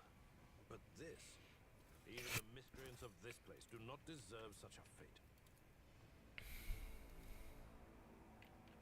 Okay, we got a ton of corpses.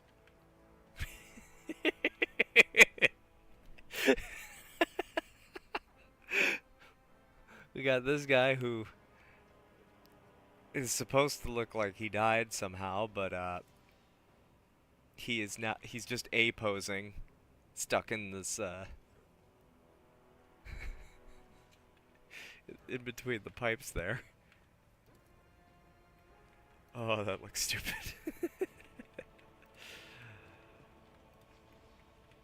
I have an eye for treasure. Operation successful. Stay sharp.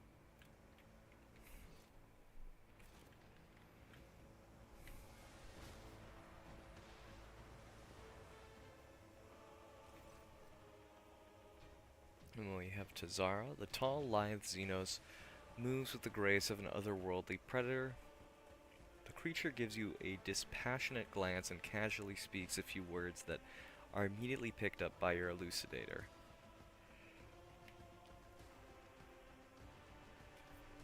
Candace, Aelith, what is this? Has one of the sisters found an amusing trinket in the ruins and saved it as a special treat for the Archon? The Xenos takes a quick look over her shoulder towards the platform where a few more silhouettes in tar black armor can be seen.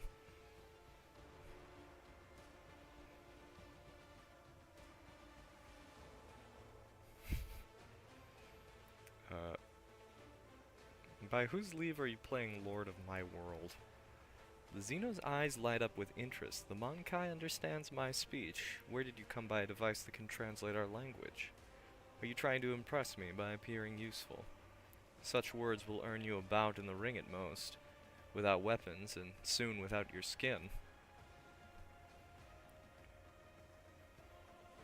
The humans scattered around you on the platform stare as if they've seen a ghost. The eyes of some betray their fear, others glare with bestial hatred, and yet more look upon you with hope.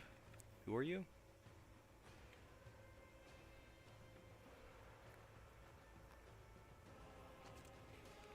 My name is known to everyone on this planet, Monkai. I am Tizara the Deliverer, Tizara the Benevolent, the one who grants respite from the choking grasp of this world. I decide who lives, who dies, and who finds new purpose for their existence in Kamara's many arenas.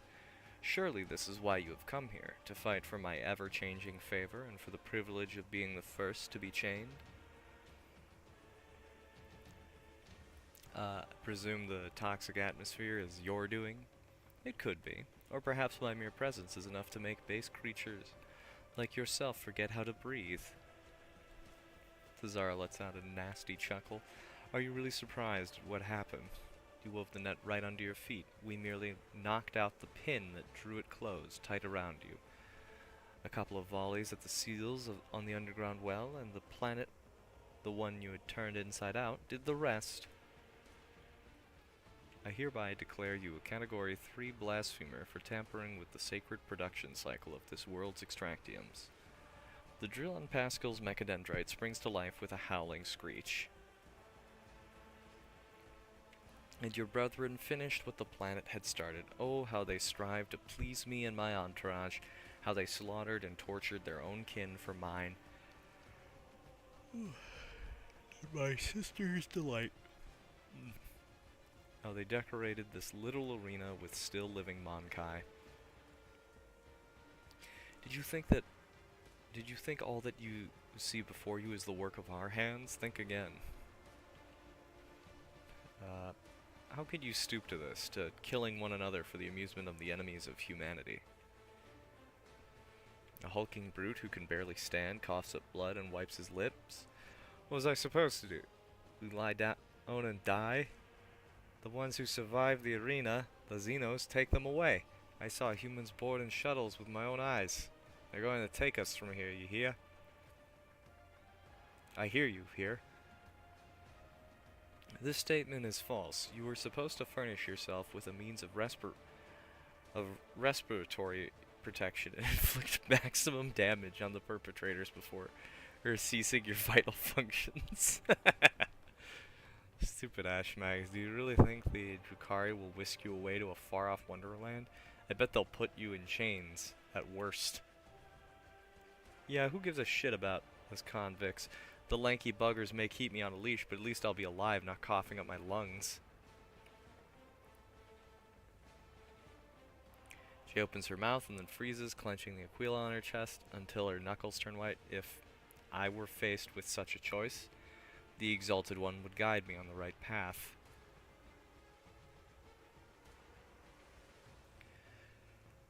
How cruel you are to your unfortunate kin.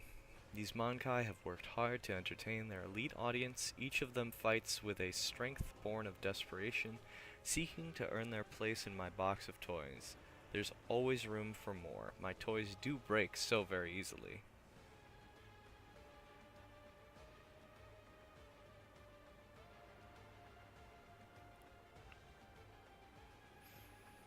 You ravaged the planet, wiped out millions of people, made those who survived bend the knee. You will pay for this.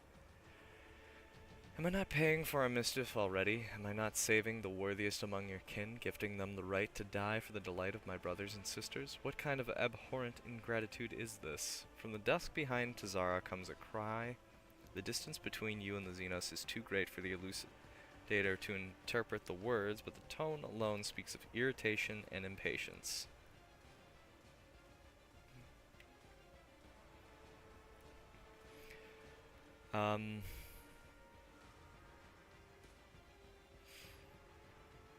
Tell the other Mankai that whoever slits your throat will depart for their new home ahead of schedule, and tell them to hold nothing back. Tonight they dance for Iremneris herself, the great archon of the Cabal of the Reaving Tempest. Do you truly wish to die at the Xenos' behest? If we join forces now, we can end this senseless carnage once and for all. Exhausted and defeated faces trade worried glances. The hulking brute next to you hesitates, then spits and breaks into a grin. We're gonna die anyway. We might as well do it without the heretics brand. Slay the beasts! Tazara emits a furious scream and takes a step back, signaling to her companions.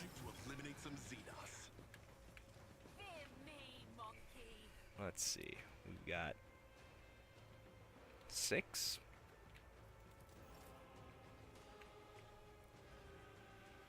Be careful not to cross my gaze. Let's do the old standby buffing.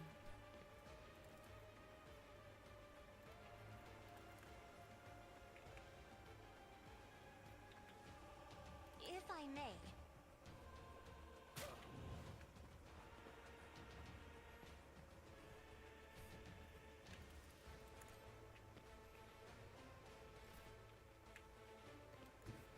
One step ahead.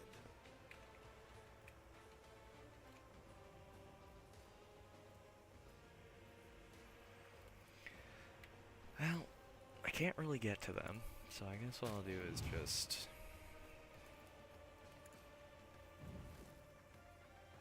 As said, so done.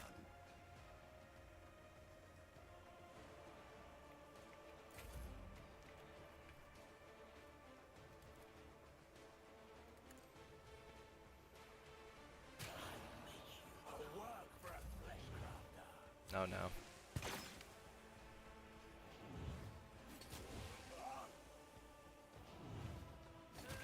Oh, I'm so sorry, poor little guardian dude.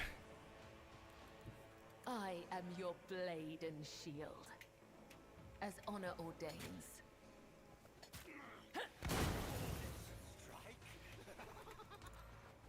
Death is a blessing. Trust me. No. Oh, right. Oops. I shall not fail.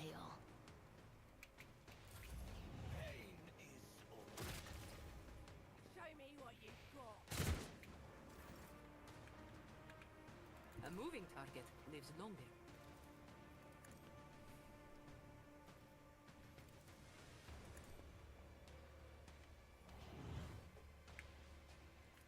Am I getting paid for this? I can do that with the right incentive. You've got a problem, I've got a prize. Poised for action.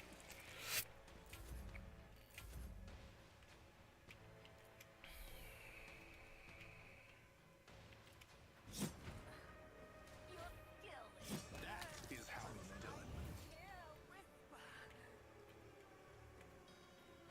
For the dynasty.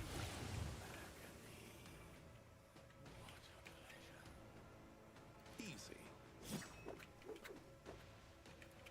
Let's set this in motion.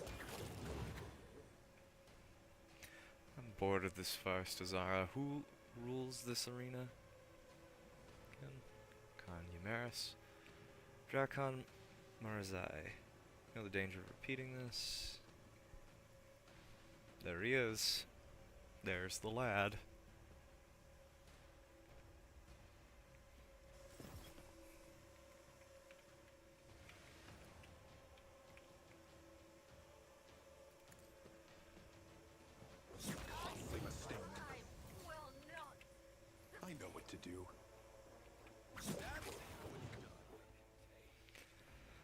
The surviving fighters turn their heads towards you one after another. All eyes in the battlefield are glued to you. Those who fought with me get to the shuttle. As soon as we are away from here, I will give you orders for the immediate evacuation of the remaining survivors.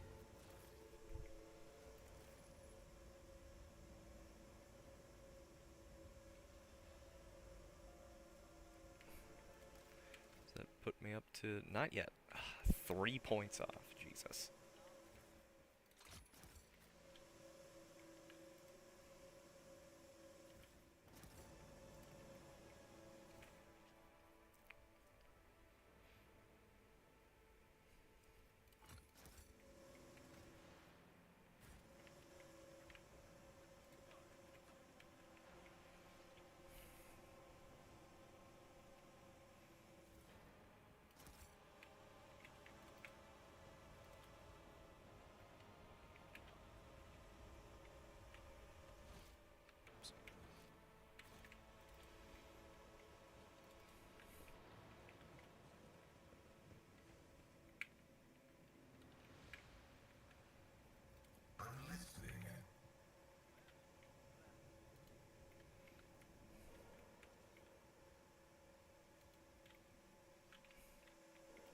I guess there's nothing left to do but just...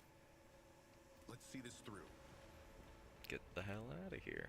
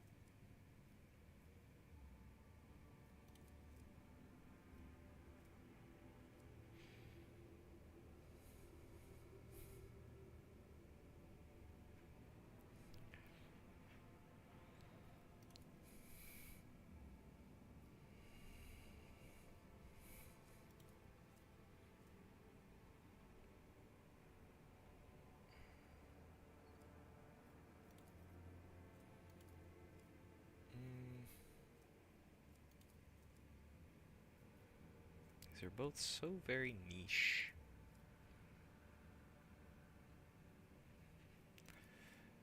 But the Drusians have more stuff that I'd actually want, so we'll just go with them.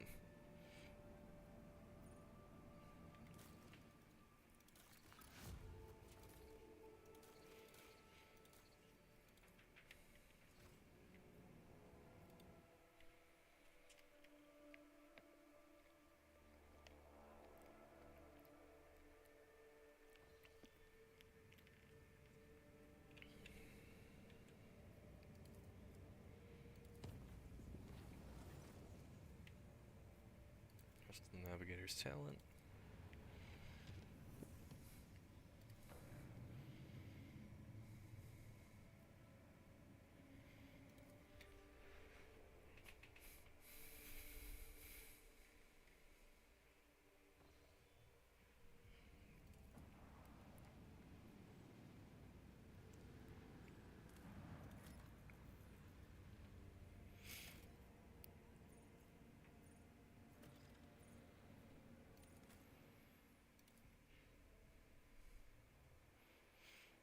Wasteland Wayfarer.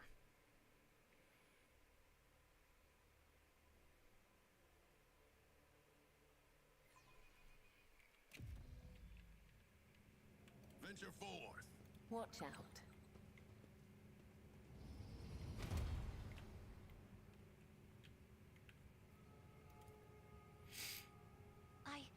I did it?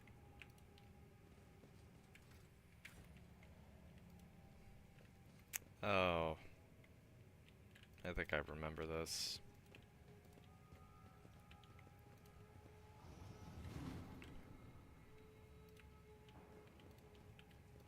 Cass, light. Have you ever considered dyeing your hair? With your house's wealth, you could afford the finest treatments. Why ever would I do that? I perceive the hues swirling The in shadows people's souls. reveal their secrets. Their masks cannot deceive my gaze.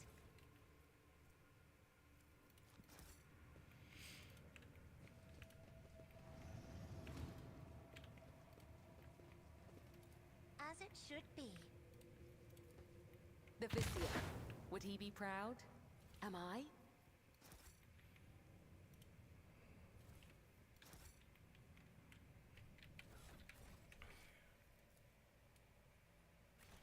Marching ahead.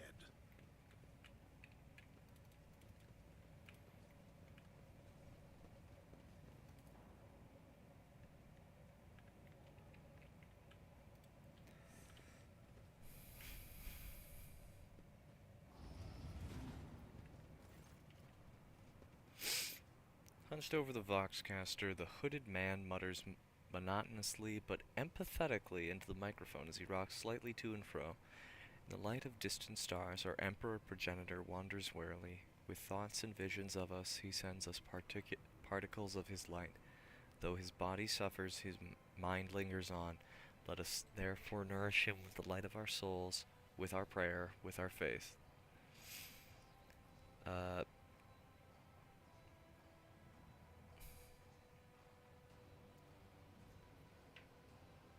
Put your hands up, take off your hood, and don't make any sudden movements, or else you'll be dead before we're properly acquainted. The man falls silent. A satisfied chuckle without a hint of fear comes from under his hood. As long as our father Progenitor thinks of me, I am eternal. With a pale hand, he throws back his hood. You see an ugly face with a flat, wide nose, disproportionately large brow ridges, irisless eyes with enormous pupils, a wide toad-like mouth, and skin that transitions to purple scales at the cheekbones. Standing before you is an abominable subhuman, a mutant. Welcome to the abode of the Nourishers. 3 sorrowful phalanges point the way to the Emperor Progenitor. I am glad you have chosen ours. His features are strikingly similar to those of the mutant scum you destroyed in the dynastic crypt.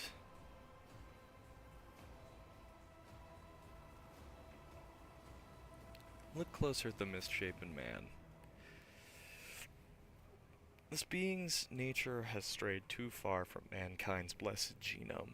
The Creed sees no humanity in deviations like these, and so it commands that such creatures be exterminated without mercy. Abominations that looked exactly like you tried to take over my ship. I killed them all. The man does not look surprised, though I had not known them before.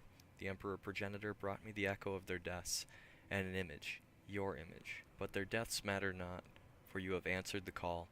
I am elated. I understand this to be a trap, am I correct? Indeed, afflicted one. You have nowhere to run. The mutant shrieks, grinning. May the grace of our Progenitor be upon you. His words are piercing, maybe a shrill echo of 100 voices? Mine's growing ever louder. It torments your mind, and before you know it, you reach for your weapon. You are my next offering.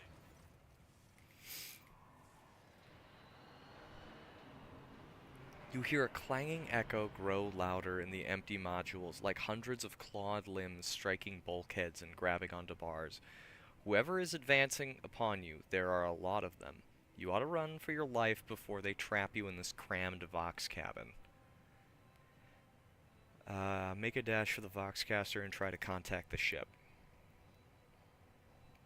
The Vox spits out a torrent of static through which you nonetheless manage to catch fragments of words spoken by a voice not unlike that of your Vox master. Valance, command, relax. The signal's lost before you manage to say anything.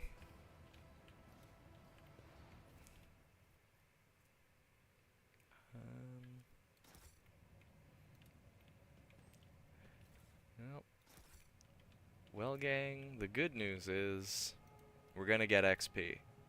The bad news is how we're gonna get that XP.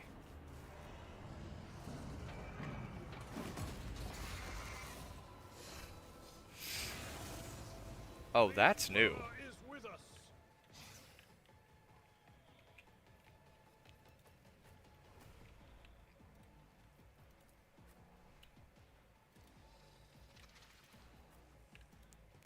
believe the last time that I went through this, they just kind of stumble around. In fact, there's like a dedicated cutscene for them. That's actually pretty cool.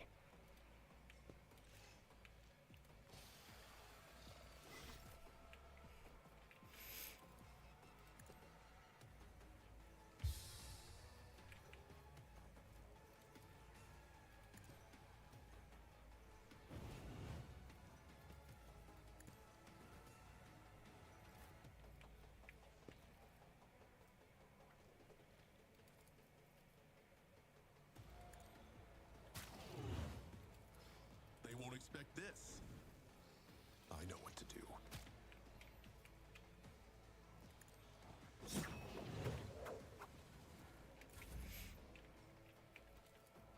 Isn't this a job for the serfs?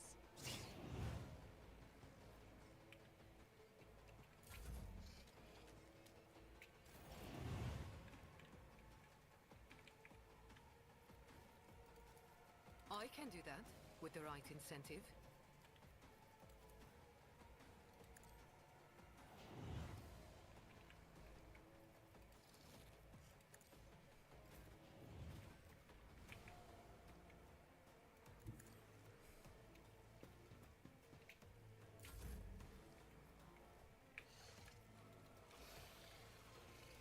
This battlefield air is good for my lungs.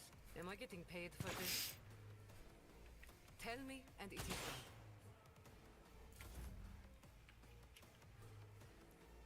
As said, so done. Didn't see that one coming, did you?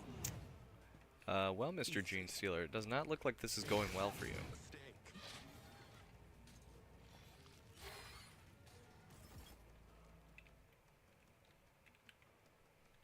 But I see you have brought friends.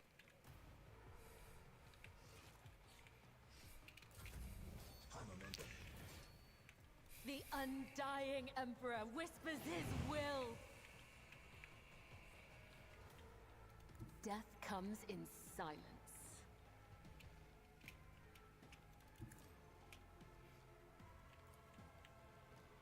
As the tenets demand. Trust me. The shadows will see it done.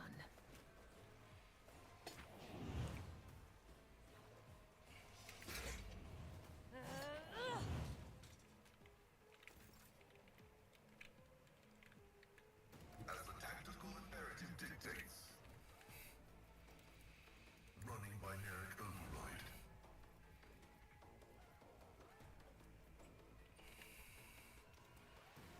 The scriptural prognosis is favorable. Combat is an equation.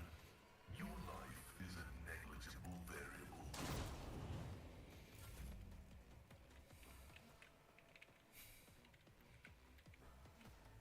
Tried and tested tactics are the best ones.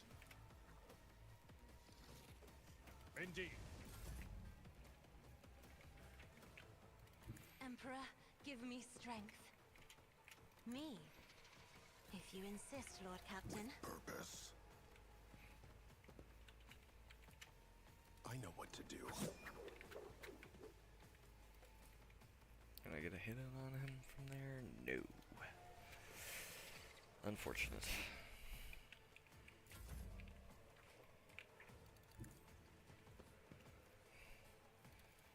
Don't get too cocky.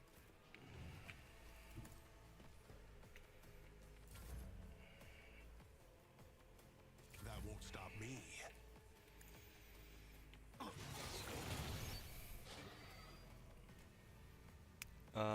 I gotta step away for a quick second here. I will be right back.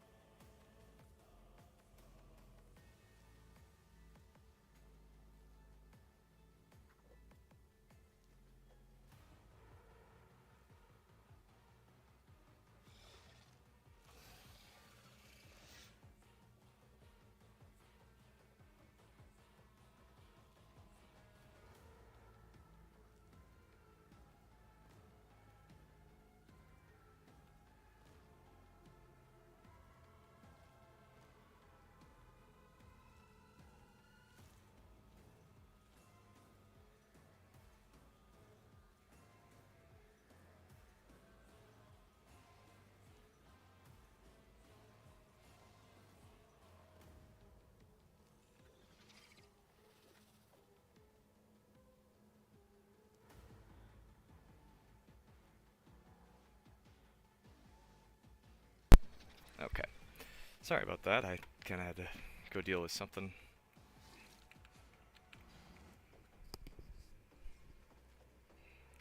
How many?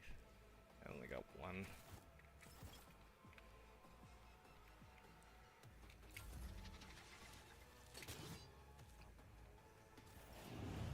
Well, that was just rude.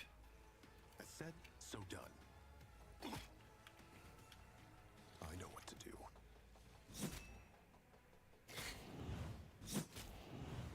Contemplate your weakness. That is how it's done.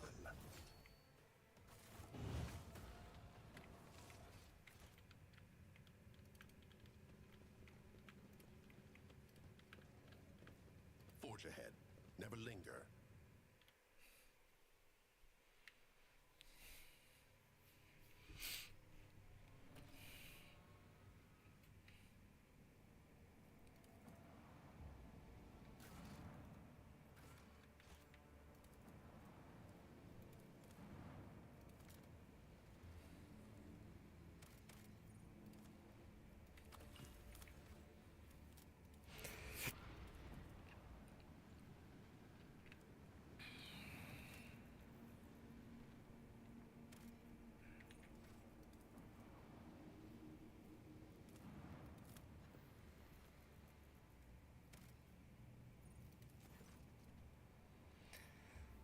A small planet gently wrapped in amber forest greets you with a ruby-colored dawn.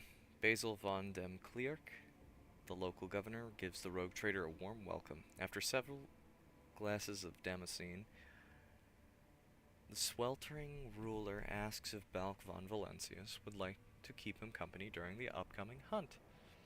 Sure. After several hours of riding the local peculiar animals, you make camp in the middle of a golden forest. Basil von dem Kleerk points at the sky. A flat disk rises over the horizon, constantly morphing its color and shape. Okay, the forest grows silent and empty. You can no longer hear the singing of birds or even the rustle of wind. The governor nods with satisfaction, and a few shapes step into the clearing. Their bodies are twisted by an unknown phenomenon, and you watch the freaks with astonishment as they begin to dance to the throaty cackling of their brethren, turning the bony growths and pulsating flesh of their scaly hands toward the unnatural thing in the sky. What's going on? The governor smiles coyly. You are about to see with your own eyes what is happening here. Watch in silence. The hypnotic dance seemed to continue forever. The unfortunate creatures howled, whined, and convulsed, unable to tear their bleeding eyes from the celestial body. When the Pavonine disk outshone even the light of the local star, the physical shells of the things that used to be men burst, releasing beasts onto this plane that not even the most fluent and capable pen could describe. Basil von Kleerk excitedly explains that the creatures you saw are the children of the great king of distortion. It is he who is the true god and patron of these fertile grounds. Once every cycle, his chariot shines its light upon the world and bestows transformations upon his most ardent followers. The rogue trader may become one of his heralds. No thank you. Goodbye.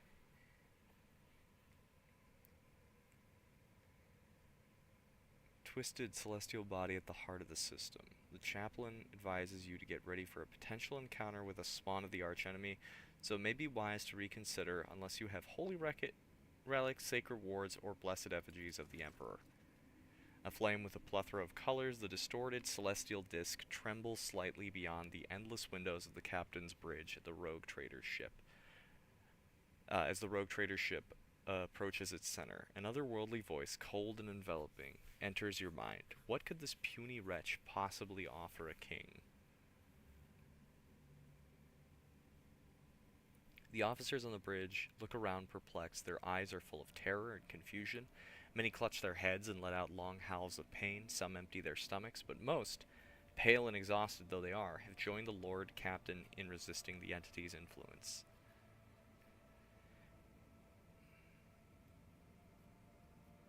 Command the entity to release the minds of the Amber Worlders from its grip.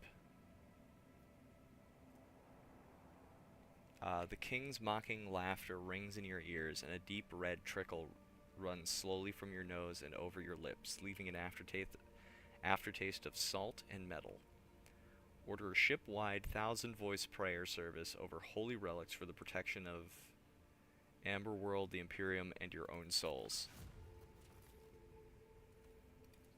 Deafening gong strikes are heard across hundreds of decks. Your eyes are misted with red, and your gums bleed as your subjects fall to their knees all at once in a shared prayer to the God Emperor. The holy relics from the ship's temples melt from the ardor of your speech, and the entity screams and writhes inside your brain, struggling to break out. Many drop dead during the first minutes of the prayer, unable to resist the corruption. However, others immediately take their place, unfazed by the sight of their fellows turning to dust in seconds. Then a nauseating stench engulfs the ship's deck like a wave, causing people to retch forth their innards. Finally, every deck is plunged into darkness. Ghosts of the past walk among the living, stealing breath from those weak of spirit, and still the prayer is not extinguished. It is hard to tell if the prayer service has lasted several hours or several days. At some point you feel your very essence overflow with heat and power, and then the intruding will falters. The distorted disc vanishes from the void ship's augers as if it had never been there, and at long last everything is quiet. As everyone slowly recovers from what just happened, reports begin to come in to the captain's bridge. You've lost a third of your crew in the unequal fight, and the fortunate survivors are going to take some time to come round. All hail the rogue traitor. You did it!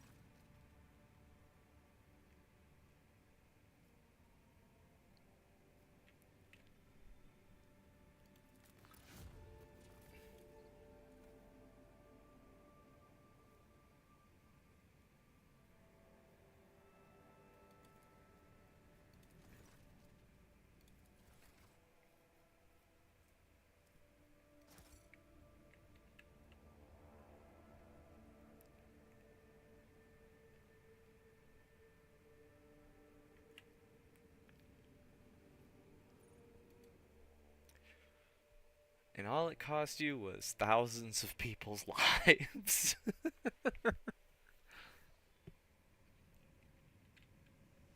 the hell? I'm over here.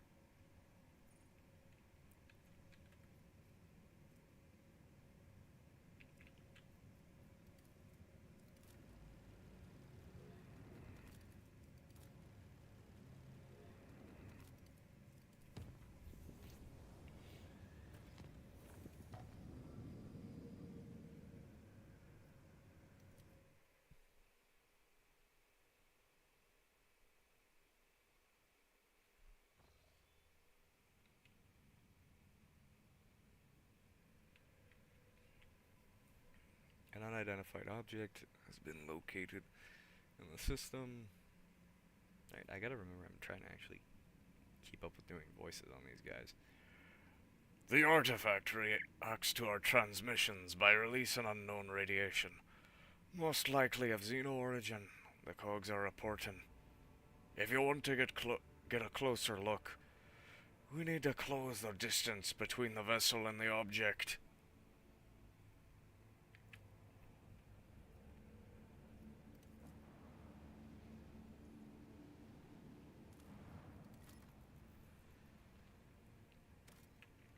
Let's see, what else can we scan?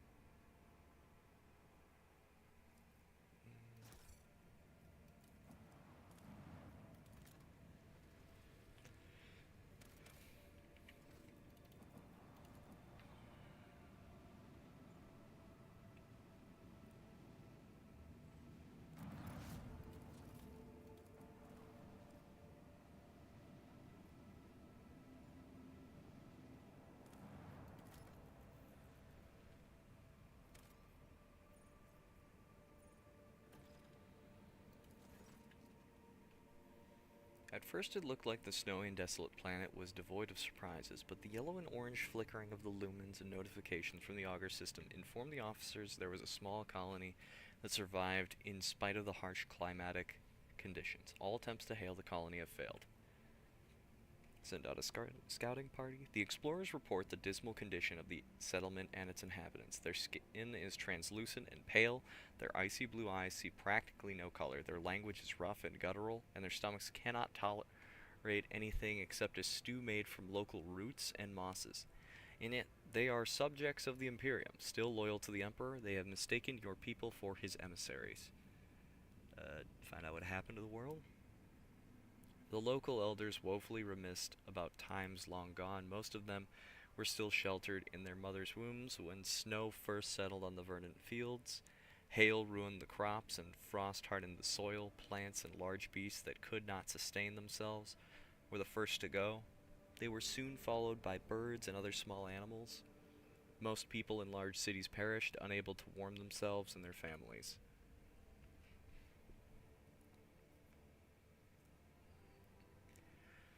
They say the governor and his entourage left the world in the first days of winter, taking all the provisions and fuel with them. No one responded to the pleas from this dying world. The stars remained deaf to the messages transmitted by the planet's Vox stations. These abandoned subjects of the Imperium still managed to save the machines and other valuables, but they were of little use without a supply of promethium. And yet those who survived eventually adapted to the tribulations that the God Emperor had bestowed upon them.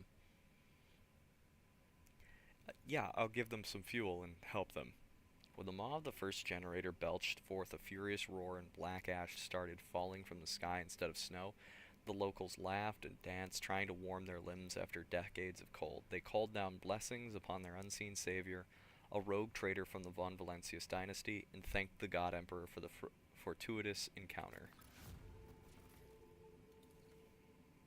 The explorers' departure was accompanied by shouts of grateful approval, not to mention their many parting gifts.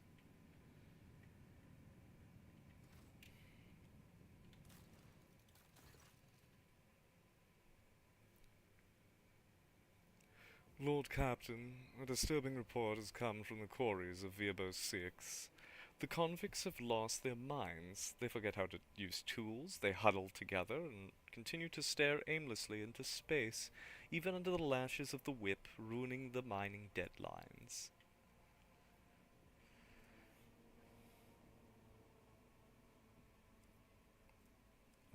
Some are possessed with the urge to use their nails to scratch blasphemous symbols on tools, machines, and even their own bodies. The most mad have painted the walls of several mines from floor to ceiling with the symbols, and then gone off deep into the mining tunnels. None of them could be found. The overseers consider it a ploy to divert attention away from the escapes in an impending rebellion. What are those symbols being scratched out by the convicts? It is hard to give these drawings any sort of intelligible definition. Unnaturally round circles connected by lines, the lines are interrupted by groups of dots. Some patterns follow some sort of common logic. Others are unique. I can provide pics of them. After examining the pict, you realize the symbols are connected through a strange logical sequence. What do my advisors have to say? Spotting an intriguing pattern in the drawing of the symbol left by the prisoners. Hypothesis: they have a practical purpose, requesting access to the mines and the right to investigate the specimen for the Adeptus Mechanicus. What the hell did I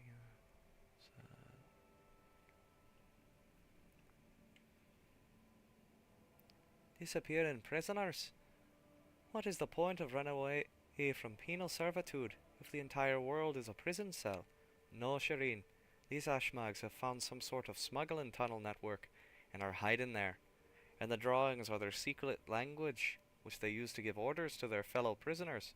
I know some guys who can find such secret places and decipher these languages. If the convicts continue to disappear for no reason, then unrest will soon follow, whether out of fear or hope for the possibility of escape.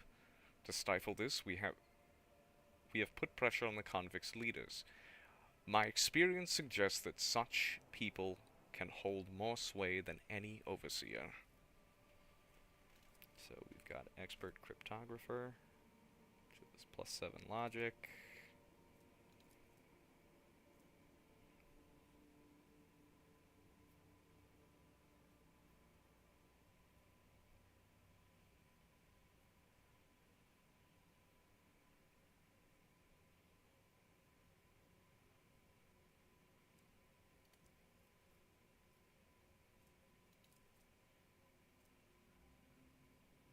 Gains +3 speed for the first round.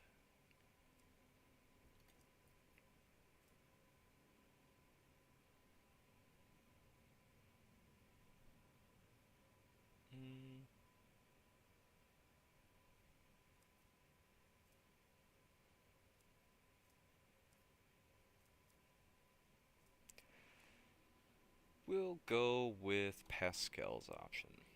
There is no sacrifice more worthy than the one done in the name of the search of knowledge. The wise servants of the Omnissiah have interrogated the strange prisoners. Research on their brain tissue did not reveal any mutations. Those laborers who have completely lost their utility have been granted servitorization in order to maintain production levels, but it seems in the end something was found after all. The drawing of the prisoners have been too systematic. They could not simply be gibberish. The sets of repeating elements of the dashes and dots are far too similar. But if it indeed was a secret language, then judging by its complexity and the impossibility of decoding it, the language was definitely not created by a convict.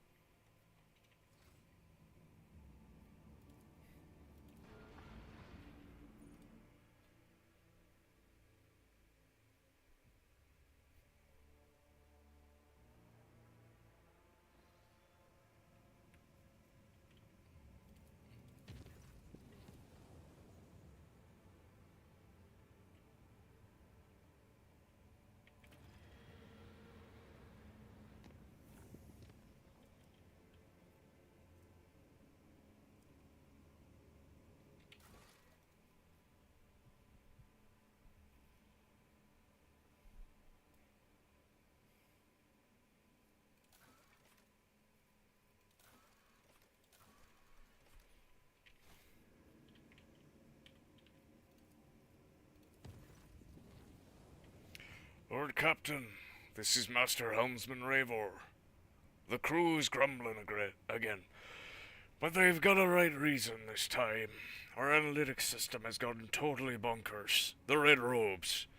Excuse me, the tech priests are blaming the anger of the machine spirits. Allegedly, this is how they profess their displeasure at the crew not being worshipful. We have largely managed to stabilize the output of the augurs and auspexes across the ship, but you should know there's something awfully sketchy about the machines these days. I can confirm, Lord Captain. The vessel's analytic systems were behaving incorrectly for a time. The cogitators could not produce statistical data and displayed meaningless numeric combinations instead. The augurs failed to correctly analyze matter and mistook solids for liquids and vice versa. Thanks to the tech priest's efforts, standard operation of the ship's mechanisms has been restored. I am still registering sporadic reports of similar malfunctions, but we should now be able to handle them. Okay.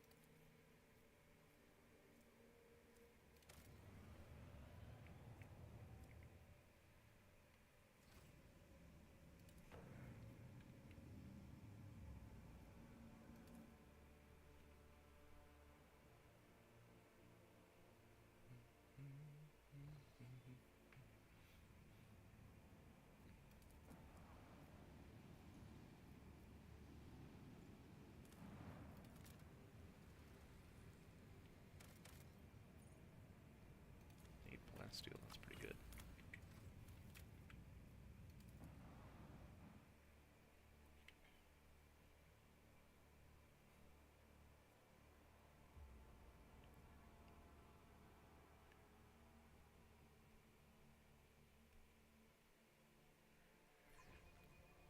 You are going to do better with them? In this crude vessel?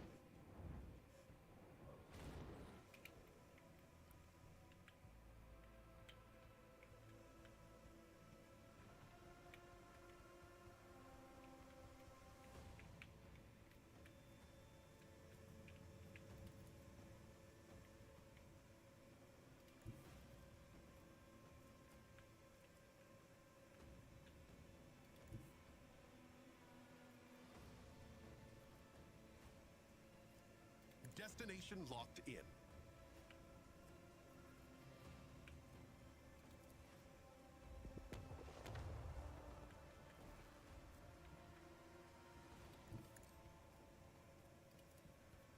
Commence lift fire.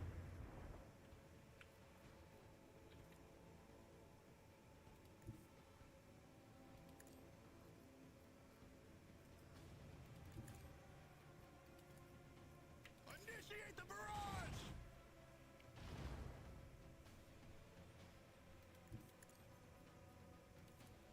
Purify the battlefield!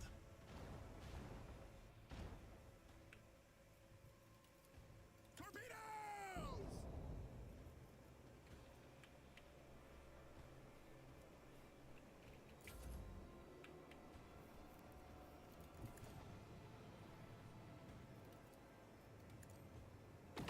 Where we tread, the unfaithful fall.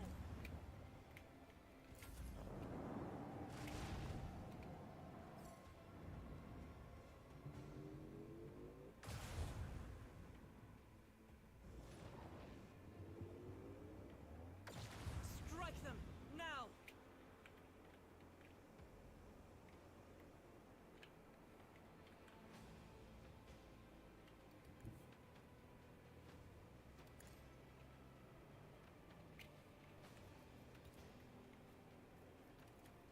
Deploy torpedoes! Initiate the barrage! Macro cannons, volley!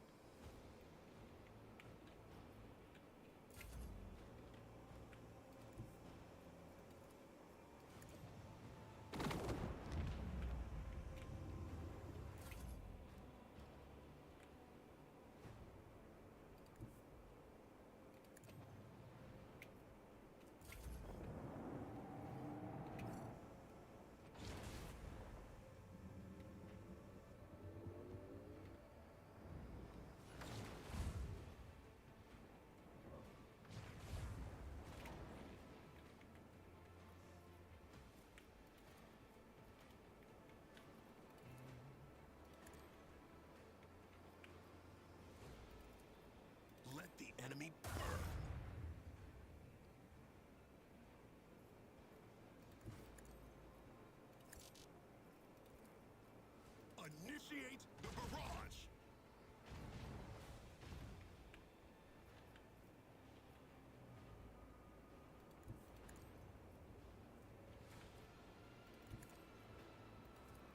Macro cannons! Volley!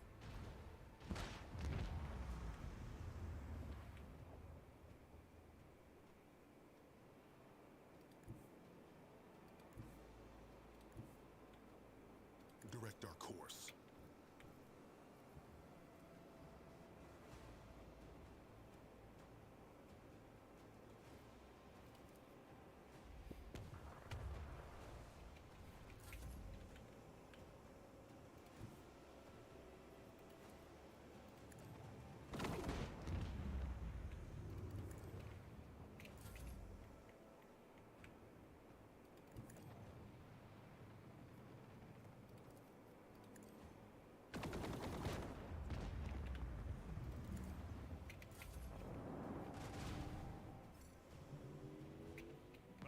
Another notch on the macro cannon. I have missed this field.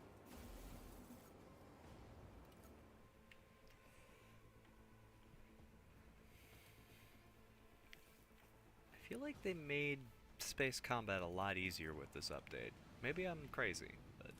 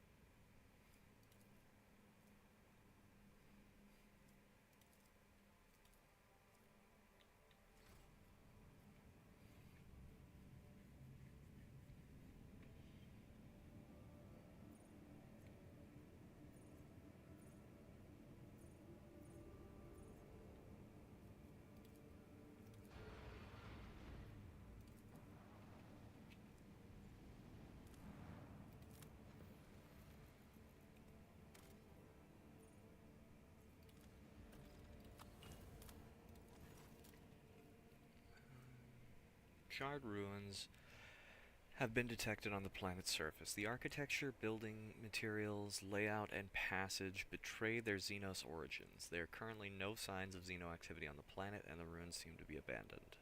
Run a detailed scan.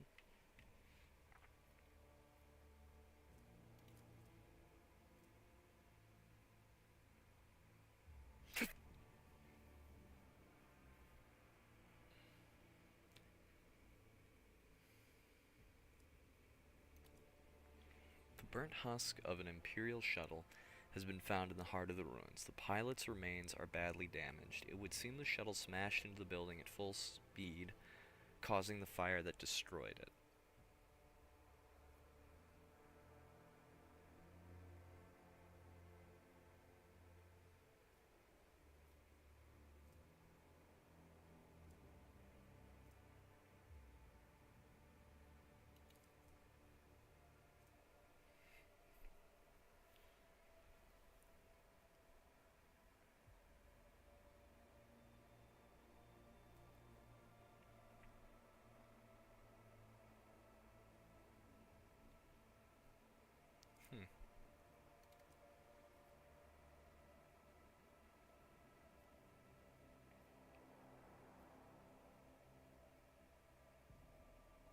I'll go with this.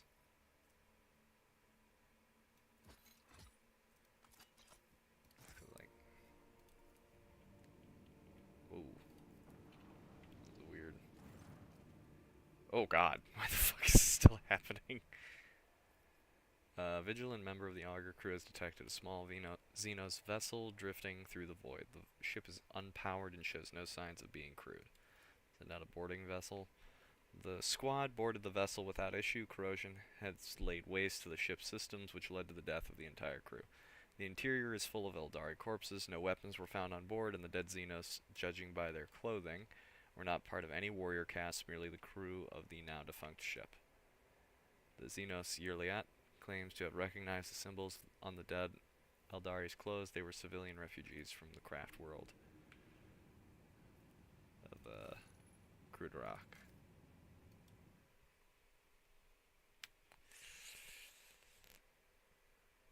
Oof. Why does it keep pushing me back up over there?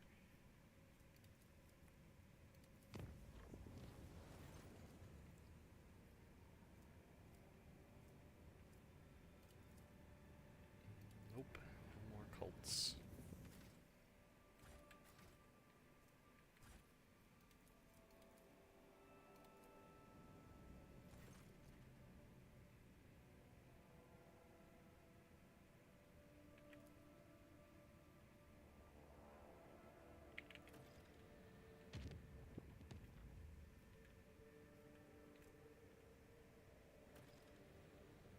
Arrive in time to help the Void ship.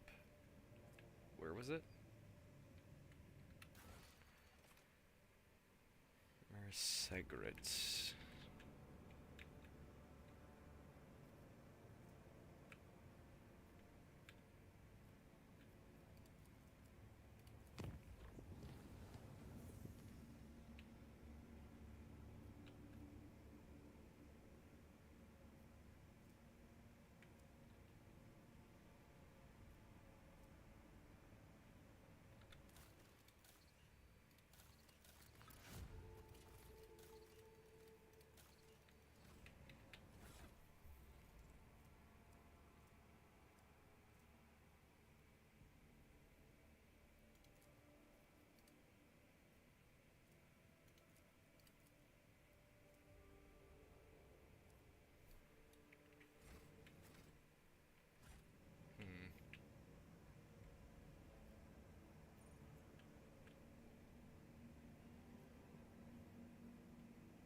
Well, if I go...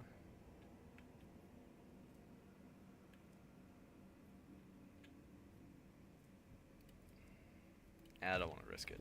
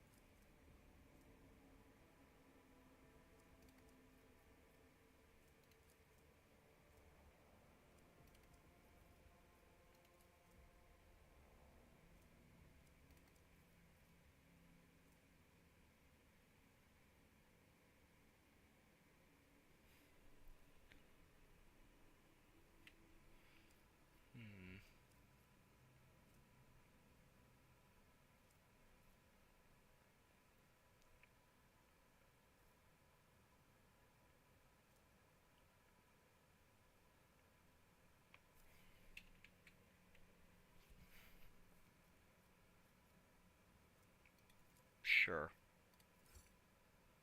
The cultists spend days without sleep or sustenance, studying every wound on the mutilated corpse. At last, the Undying One bestowed a revelation on him. The spinner sensed the victim's dying throes and proclaimed that a dark entity had claimed the soul of the convicts. Crippled by his vision, the man lost his mind and kept rambling, spouting gloomy prophecies of the terrible adversary. But his duty was done, and the rebellion abated, as fear of the unknown rallied the inhabitants of the colony.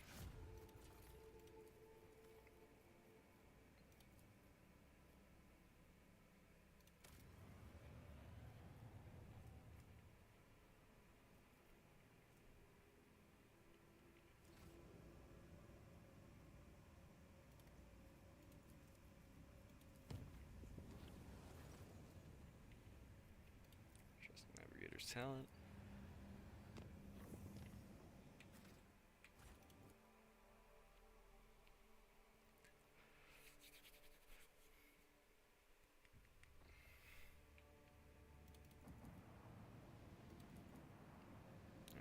deal with the Drukhari void ships.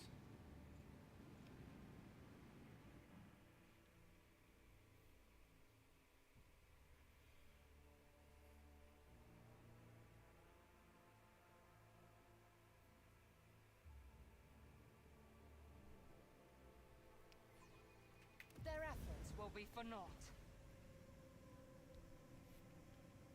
I thought I repaired my ship. Why is it? Last hatred.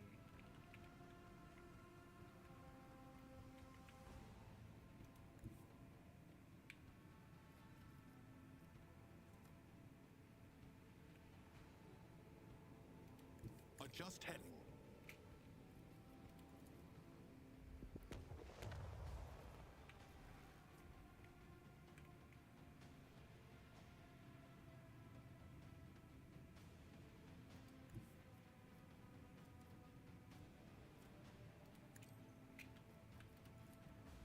Torpedoes! Engage the lance batteries! Initiate the barrage!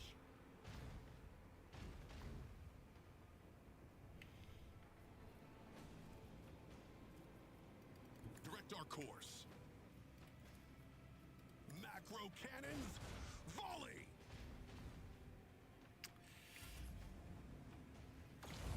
Where's my... Where the hell are my ships? They just despawned? The fuck?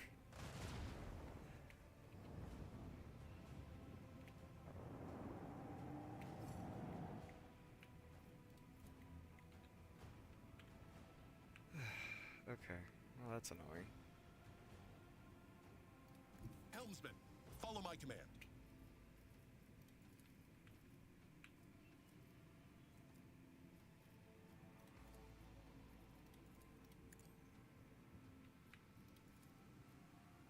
Commence lance fire! Initiate the barrage!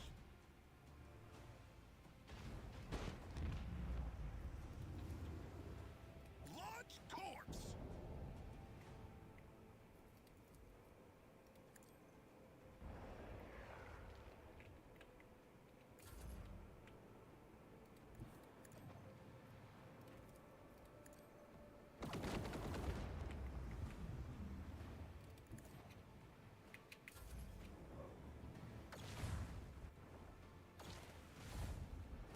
The impure tremble. Don't hit the... You piece of shit! Adjust heading. Well, Let the enemy burn! Burn in the fires of retribution. Macro cannons, volley! Deploy torpedoes!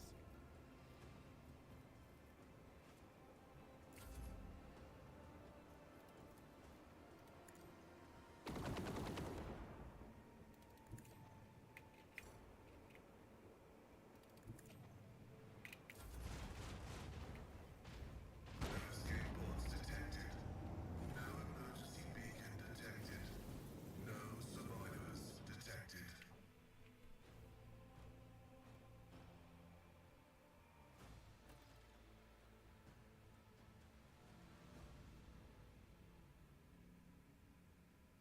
a new message from Master Scalander, Lord Captain. This time he's not reporting yet another attack, but the alleged location of one of the Xenos leaders.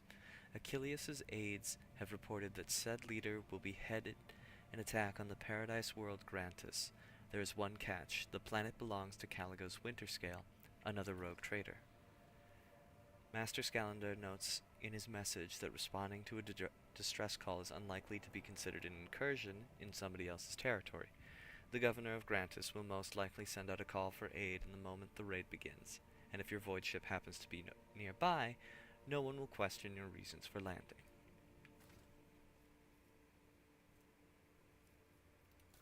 Fair enough.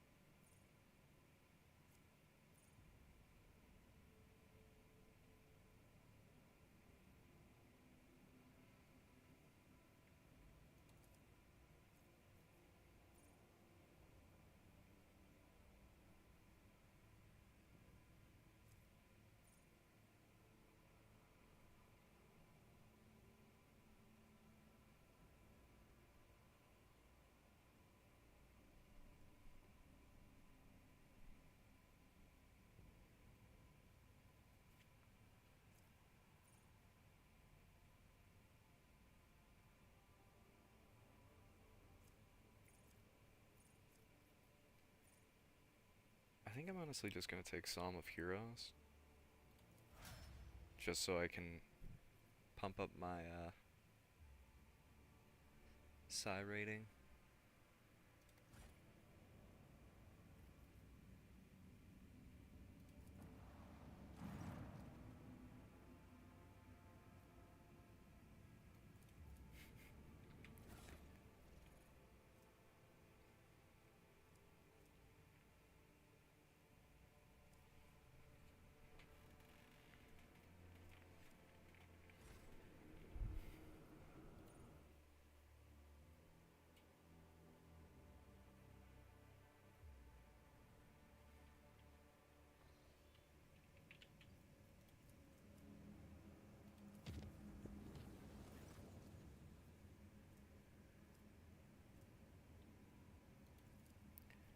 Just purify.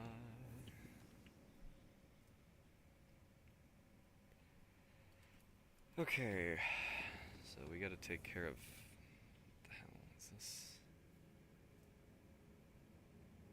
Oh, right, the governor's call. I think that one doesn't have a time limit, unlike the ship, though, so we'll do that after we take care of Jay's quest.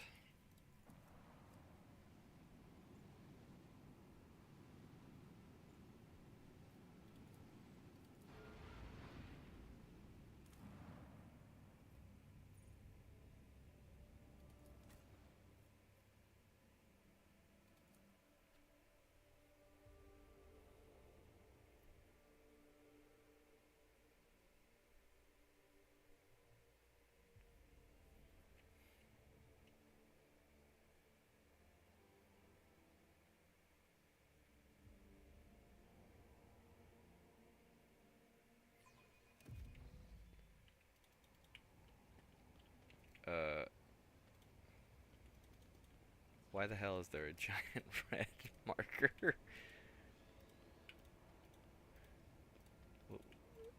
What the fuck is going on with the lighting here?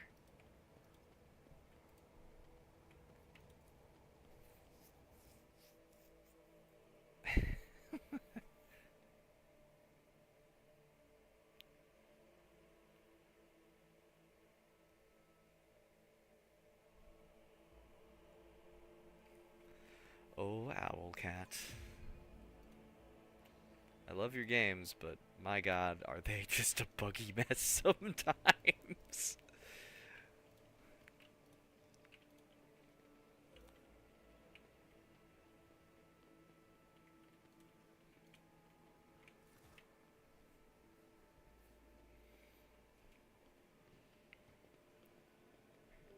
I shall repeat myself again. No, I will not be issuing you any seal, nor in exchange for your honest word, nor for a bribe.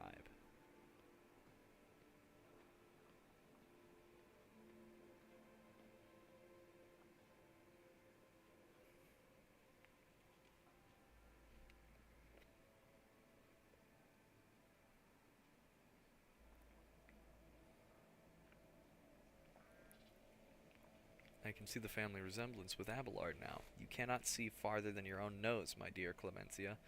It wasn't a bribe, it was a gift. Now about that seal. Ugh.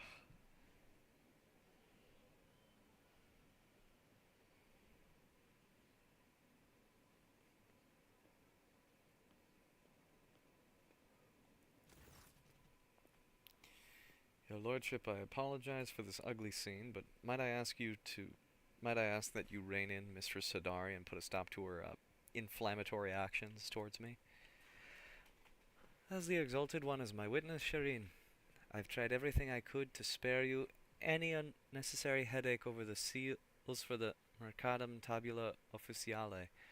I even showed this aide with a temper worse than a sandstorm the certificate with your signature.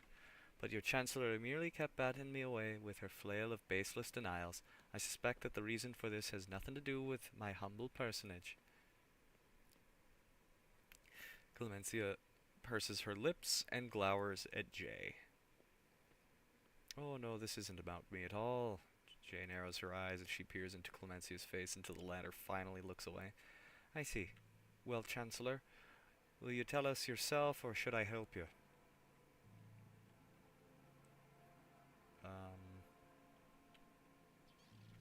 Mistress Worsarian, I require that a document be certified. Where is the court servitor, the keeper of seals? I am afraid that my words may anger your lordship. Clemencia lowers her head in shame as if offering it up to be removed from her shoulders. The seal you are looking for was lost over a quarter of a century ago. Her ladyship Theodora von Valancius ordered a new one to be delivered from the Imperium, but as you well know, we are a long way from Holy Terra, and with warp storms ravaging the Coronis expanse, we have been unable to receive a replacement to this day. Give Clemencia the seal with the Winterscale coat of arms. Could this be the seal in question? This is, without a doubt, the Administratum seal from Winterscale's realm, but why is it the original and not a copy? I think I understand. Well, the laws of the Imperium do not prohibit heirs of other houses from using the seal in times of need. I will order to have servants of the machine cult create a duplicate so as to avoid such embarrassing predicaments in the future.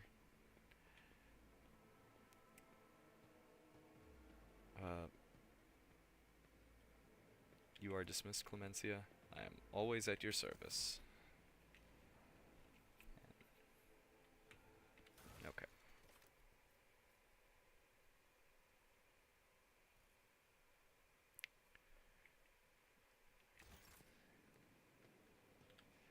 Okay, so now I just have to go back to the Master of Seals.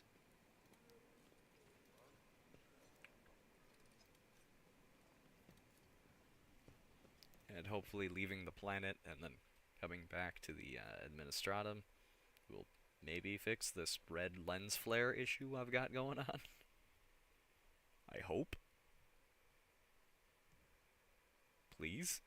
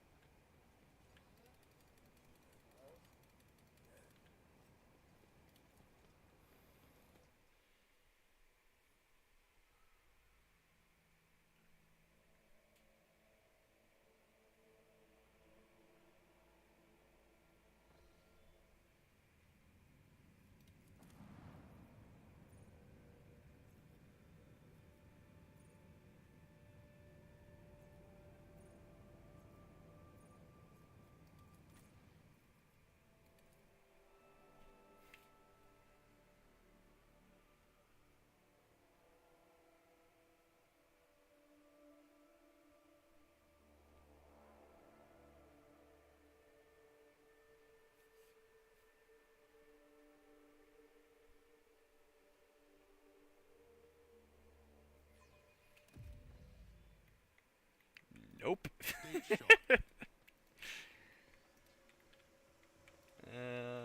Shit.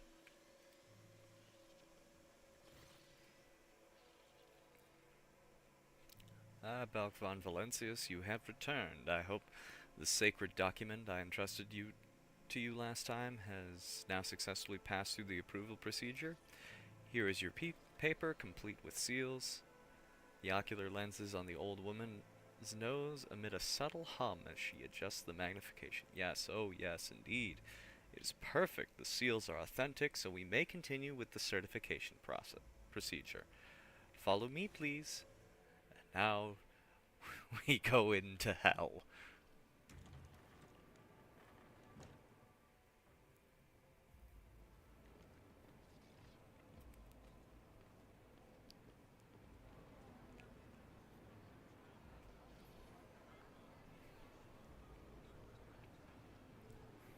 Welcome to the DMV.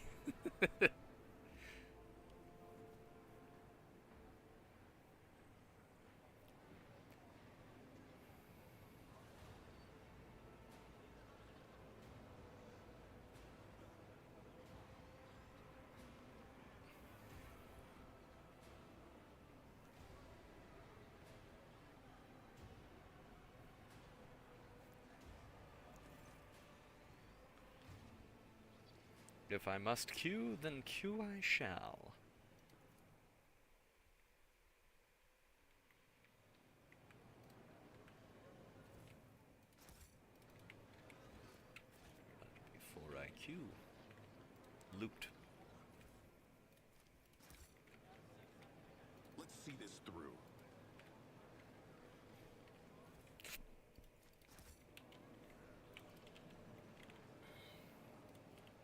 place in the queue.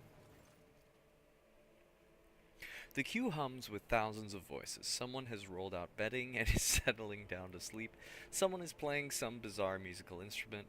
Many are praying. Several high-born petitioners are debating who is here on the most important business.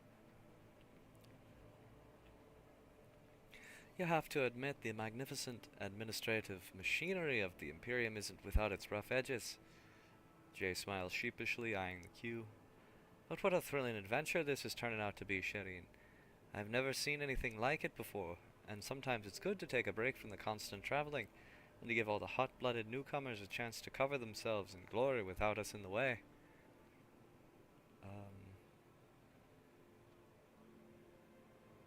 Wait patiently. 8 hours. In the last 8 hours, the only thing that has changed in the waiting hall is the warden shift. The petitioners in the queue placidly wait the blessed hour of when their appeal will be heard by the high-ranking servants of the Imperium. The entire queue perks up at a sudden announcement. Number 285, proceed to the available window. Throw and take me, what torturous trial have we let ourselves in for? Jay almost wails in despair. So much precious time lost. And we've only moved 3 places ahead. At this rate, we'll be old and grey before we get out of this queue, Shireen. Do you have a better idea? You wound me, Shireen. Jay Dari always has a better idea. What would you say to making the good folk ahead of us hurry up a little? Just a smidge. Her eyes dart playfully over the faces of the people around you. Open fire on the crowd. No. The simplest way is to make these lowly subjects bow down before the blinding radiance of your title, Shireen. The second option requires a little more patience. I have already found our first the compassionate citizen who is standing 50 places ahead of us in the queue. Simply offer the right words to unlock his heart, and he will gladly swap tickets with you. And also, you have the power to solve the problems of some petitioners, removing their needs to visit a coveted window. After all, is there anything an ordinary citizen could want that is beyond the power of the Conqueror of the Stars to grant? To the problems of the common people, then. Jay gives you a conspiratorial wink and backs away slightly. Oh, exalted one, could today be my lucky day?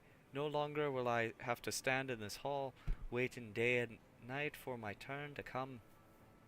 For this kind lord of House von Valencias is a benefactor of the downtrodden, and he has solved my problem.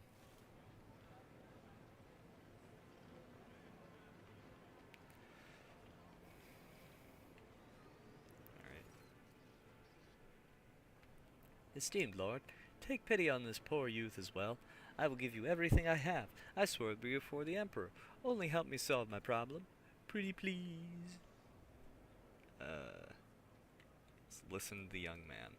My lord, I have been in this queue for 24 moons already, trying to get a permission slip to wed my fiancée Zazie. Unfortunately, the servants of the Administratum refused to grant it without the signature of a high-born sponsor.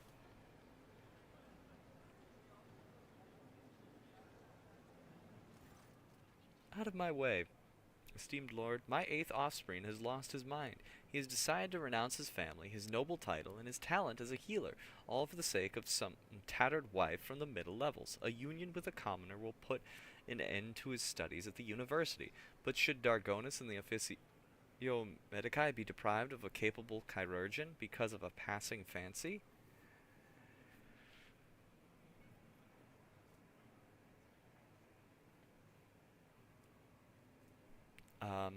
Zazie is a healer too, and she helps the people of the Hive a great deal more than any lily-white chirurgeon with a diploma. I do not want to live a life of idleness in the spire of Dargonus like you, not when I know there are thousands of unfortunate people in the lower levels who need my help. Well, congratulations. You own the Dargonus University. What? Yes, of course. That is just what I'll do. Thank you for your generosity, my lord. This is a miracle. No, this is money. It makes miracles happen. See, this is the most unrealistic part of this game, is that it's like, you know, playing as a character with a lot of money. You have an interesting way of doing business, Shireen. I'll keep that in mind. Jade's shrewd eyes are alight with interest as she watches the young petitioner leave. After allowing you a brief pause, a hunched ragamuffin approaches you. The old man's toothless mouth breathes out a putrefying cloud of air as he speaks only 3 words. Death for life. Jay peers over the man's shoulder to read his crumpled form. You are here to request mortification so that your organs go to your granddaughter as an inheritance. She will hardly want your worn-out body parts, old-timer. The ragged man shakes his head and covers his face with wrinkled hands. Servitor, disposal. Only now do you notice the tattoo on his right hand, the symbol of the Adeptus Administratum, and several interlocking chains. It seems this old fellow is the property of a prefect of this palace.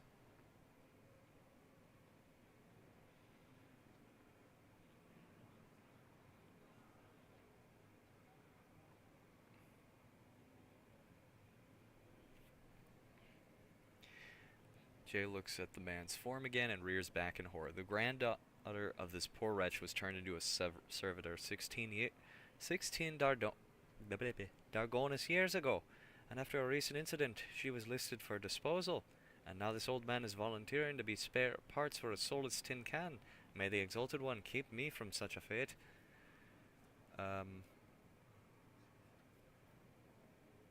Sure, I'll spend more money. Who cares? May the Emperor keep you.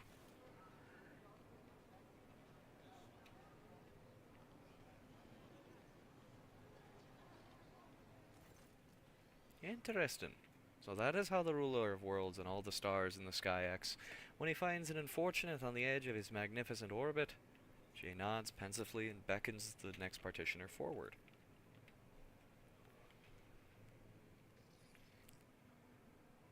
A mature woman in a finely made but threadbare dress greets you. I heard you were helping those in need. Well, my family, it's devastated. My life's work, oh, my shop selling rare hats, burnt to ashes. I'm living out my last years as a widow, alone in a cold, deserted manor, without servants, diversions, or delicacies befitting my status.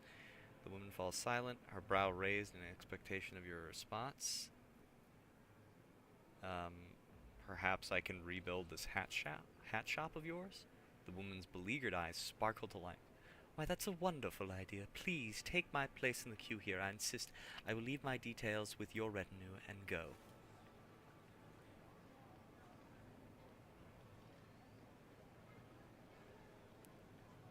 Fantastic. Glad I could help.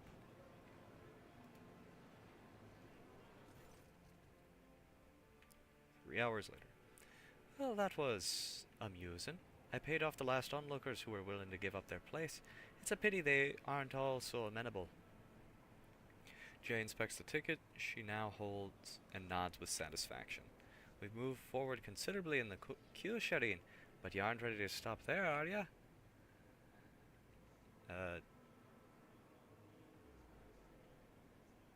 Address a tender-hearted man. Sure, why not? Jay catches your eye and lays her hand on the shoulder of a weary-looking man. May the Emperor illuminate your path, brother. I am Jay, and this is Balk. We've been in the queues so long already, we're all practically family now. Why don't you tell us what brought you to the Palace of Order? The man starts in surprise. Also, I can't help but notice, looking up from the text box, the guy has not loaded in, so I'm just talking to an empty chair. Eh? Yes, yes. Light of the Throne bless you. My name is Menace. Menace de Pierre. I have been here a month already. I've tried everything I can to get through to that window. Nothing working. My poor, poor Lena. She's my daughter, my flesh and blood. They detained her on Viabo 6. Charged her. Can you believe it? The charges were false. That's how our administratum operates. Menace covers his mouth and glances around fearfully. I've said too much. I do apologize. It's my nerves. My nerves! I just keep thinking about her there on Viabos, shackled down in the mines. My poor, poor Lena. Delicate as a flower she is. She's got weak lungs, you understand. Always coughing. And her now down the mines, all that dust and muck, she won't cope with it. She won't. She was acquitted 2 years ago. But to get the papers certified and the seal, so much time has passed, and now here I am, standing, waiting. It doesn't matter. The rate this queue's moving, it'll be 10 cycles or more before our numbers come up. What was your daughter accused of? Falsely accused. Falsely accused. She was slandered. They said she deliberately poisoned a whole room of high-born folk with cakes. Have you ever heard the like of it? Those nobles didn't even make as far as the privy. Panic, outrage, scandal, and so what? It was their own fault, that's what. Crate of fine Calixian wine was found. Ha! And the smugglers were found too. And what did the smugglers do? They framed someone else, and my daughter was charged.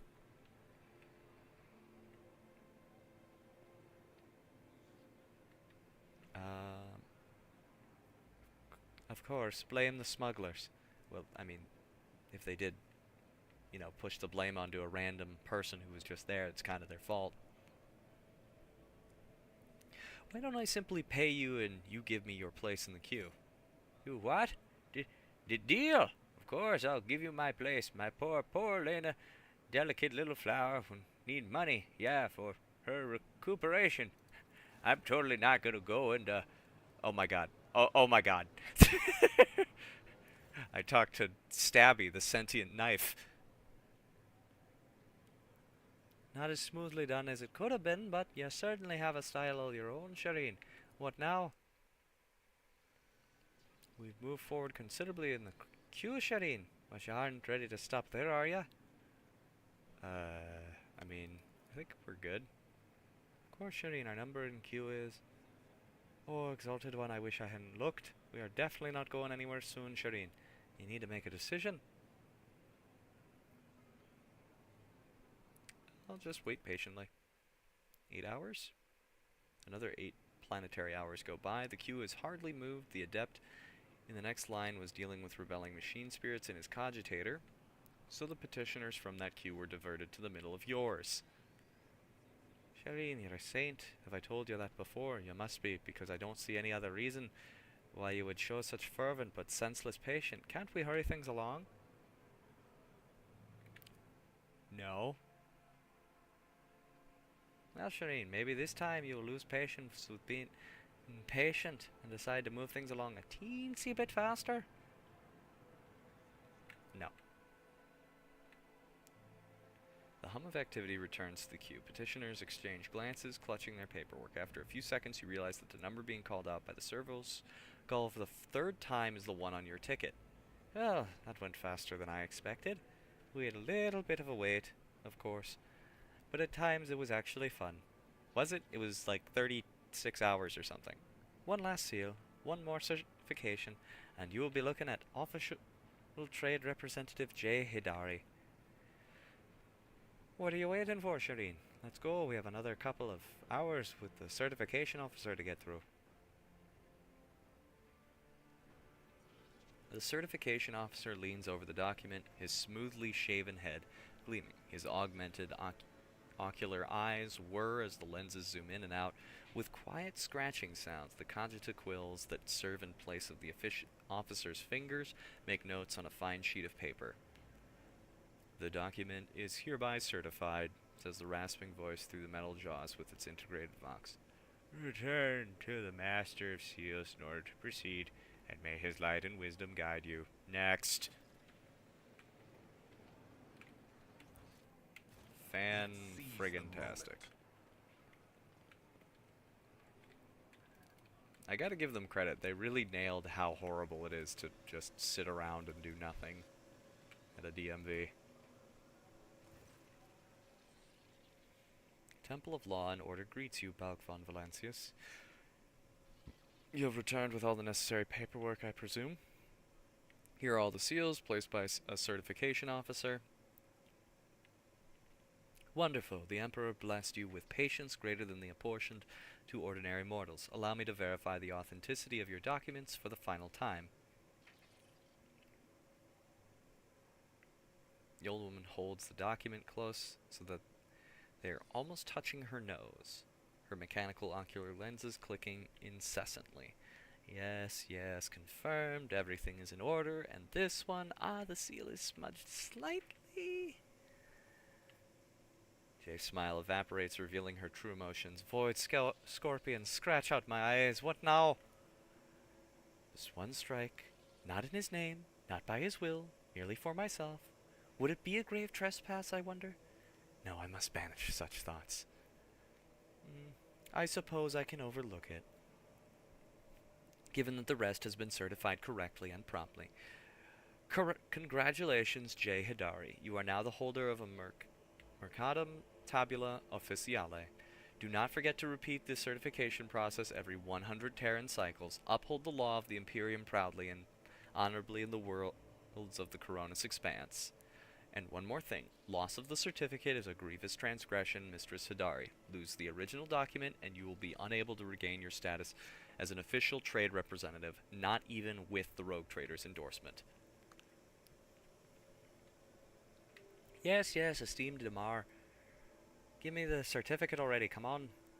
Jay's eyes dart over the Mercatum Tabula Officiale and shine with delight. Praise the exalted one who saw me through all these trials, Shireen. This is something to tell the grandchildren about. How a humble mortal became a trade representative of the Imperium. Let's not bother the Damar any longer, Shireen. Why don't we discuss our next steps on the ship? Onward to victory. Finally done.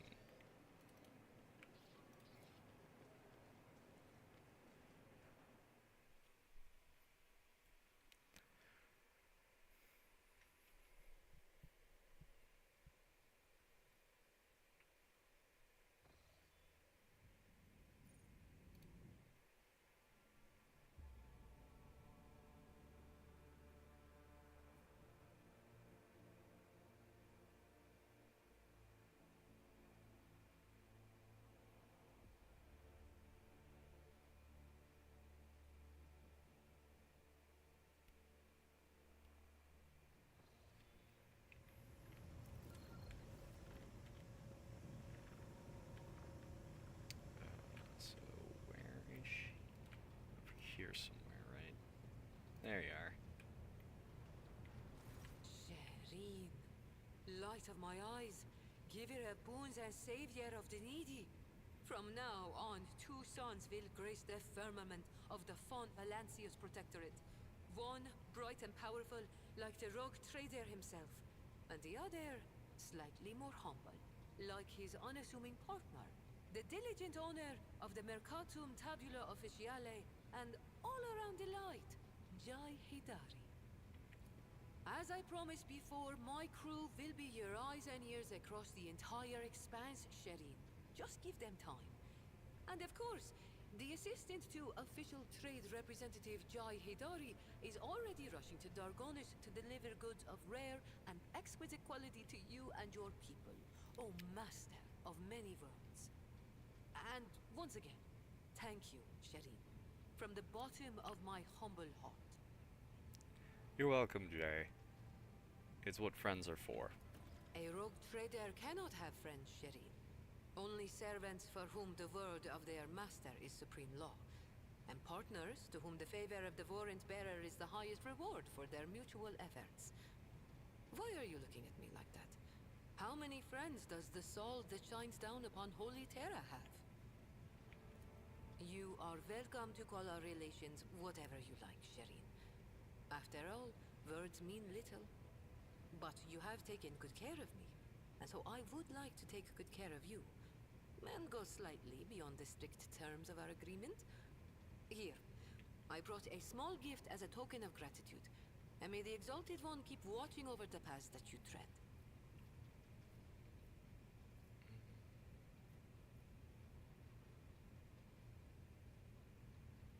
I will help you acquire a merchant certificate. Oh, Shireen! Thank you for such generosity. I will humbly wait until you steer your vessel towards Dargonus. The Mercatum Tabula Officiale. It sounds almost as majestic as the warrant of trade. Okay.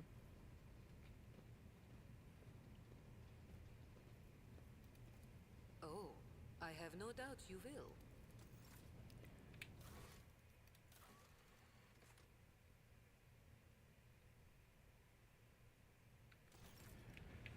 Cool. So that's all set then. I just have to deal with Footfall at some point. Talk to them there.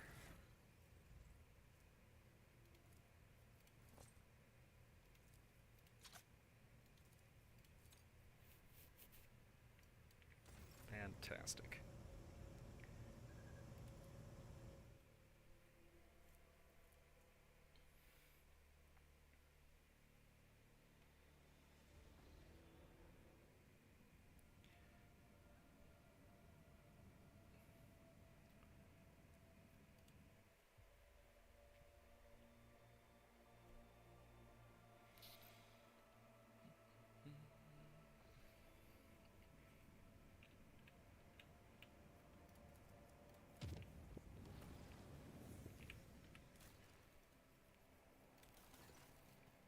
Lord Captain, the Astropathic Choir has caught glimpses of horrifying visions coming from Viabos 6. Something has breached the colony from underground. Soon after a new sector of deep tunnels had been put into operation, it was overrun by monsters. They lurk in the darkness, swarm in the shadows, attack quietly, and leave nothing in their wake, consuming flesh, plasteel, and rockreet. The chirring of 1,000 claws herald their approach, and desperate cries can be heard in the silence of the tunnels. Praise be to the Golden Throne. These creatures do not seem to be interested in getting to the surface. However, they have seized several active mines, and are doing Emperor only knows what. What are those creatures? None who face them have survived to tell the tale. Frightened workers call them a swarm because they crawl along the tunnel like a wave. They say that the enemy are vast in number and insect-like. One of the workers, who was lucky to survive the attack, has since come up to the surface. The horror drove him mad, but he held a wrench covered with strange engravings. The pattern was exactly the same as the one the mad convicts had been etching into the walls.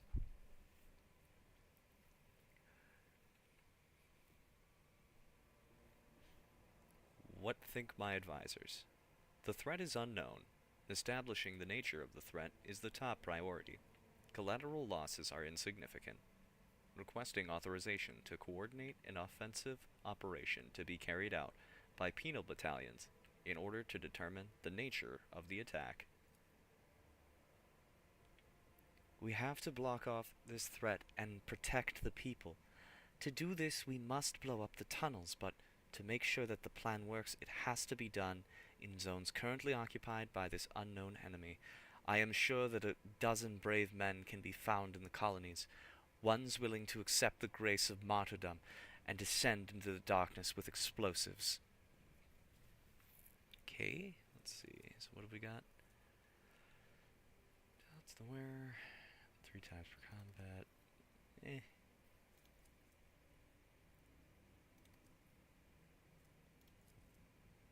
Also gets a carapace fragment.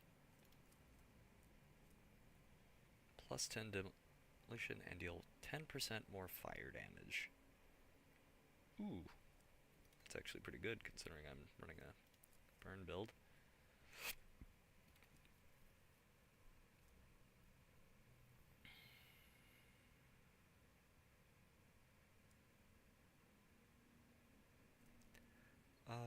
Let's go with this one. I have 34 Promethium. Using 1 is no big deal. Let them rot in the darkness under the weight of the world's soil. The remotely controlled trolleys loaded with explosives have been sent into the dangerous tunnels. Many lamented that the cave-ins from the explosions would not be big enough, and that the enemy would be able to find their way back to the colony again. A series of tremors shook the mines, and the monstrous roars of crumbling earth filled the empty tunnels. Clouds of toxic smoke have erupted from the depths of the mines. The blockage of stone and dirt has separated people from these terrible invaders, whoever they were. Possibly Nids of the Tyran variety?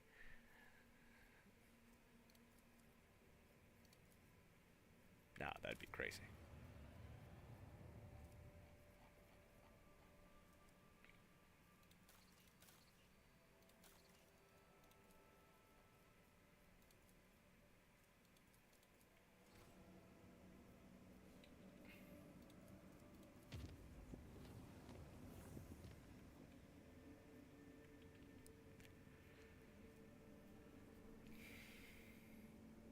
Okay.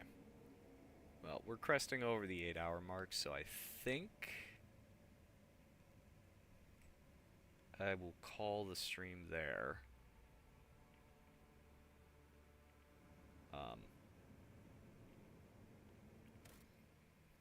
Thanks everyone for hanging out. I don't know if they're still here, but Amethyst, thank you so much for the raid. And yeah, gonna call it good there, and be back at it again tomorrow, same time. But until then, have a good night, everyone.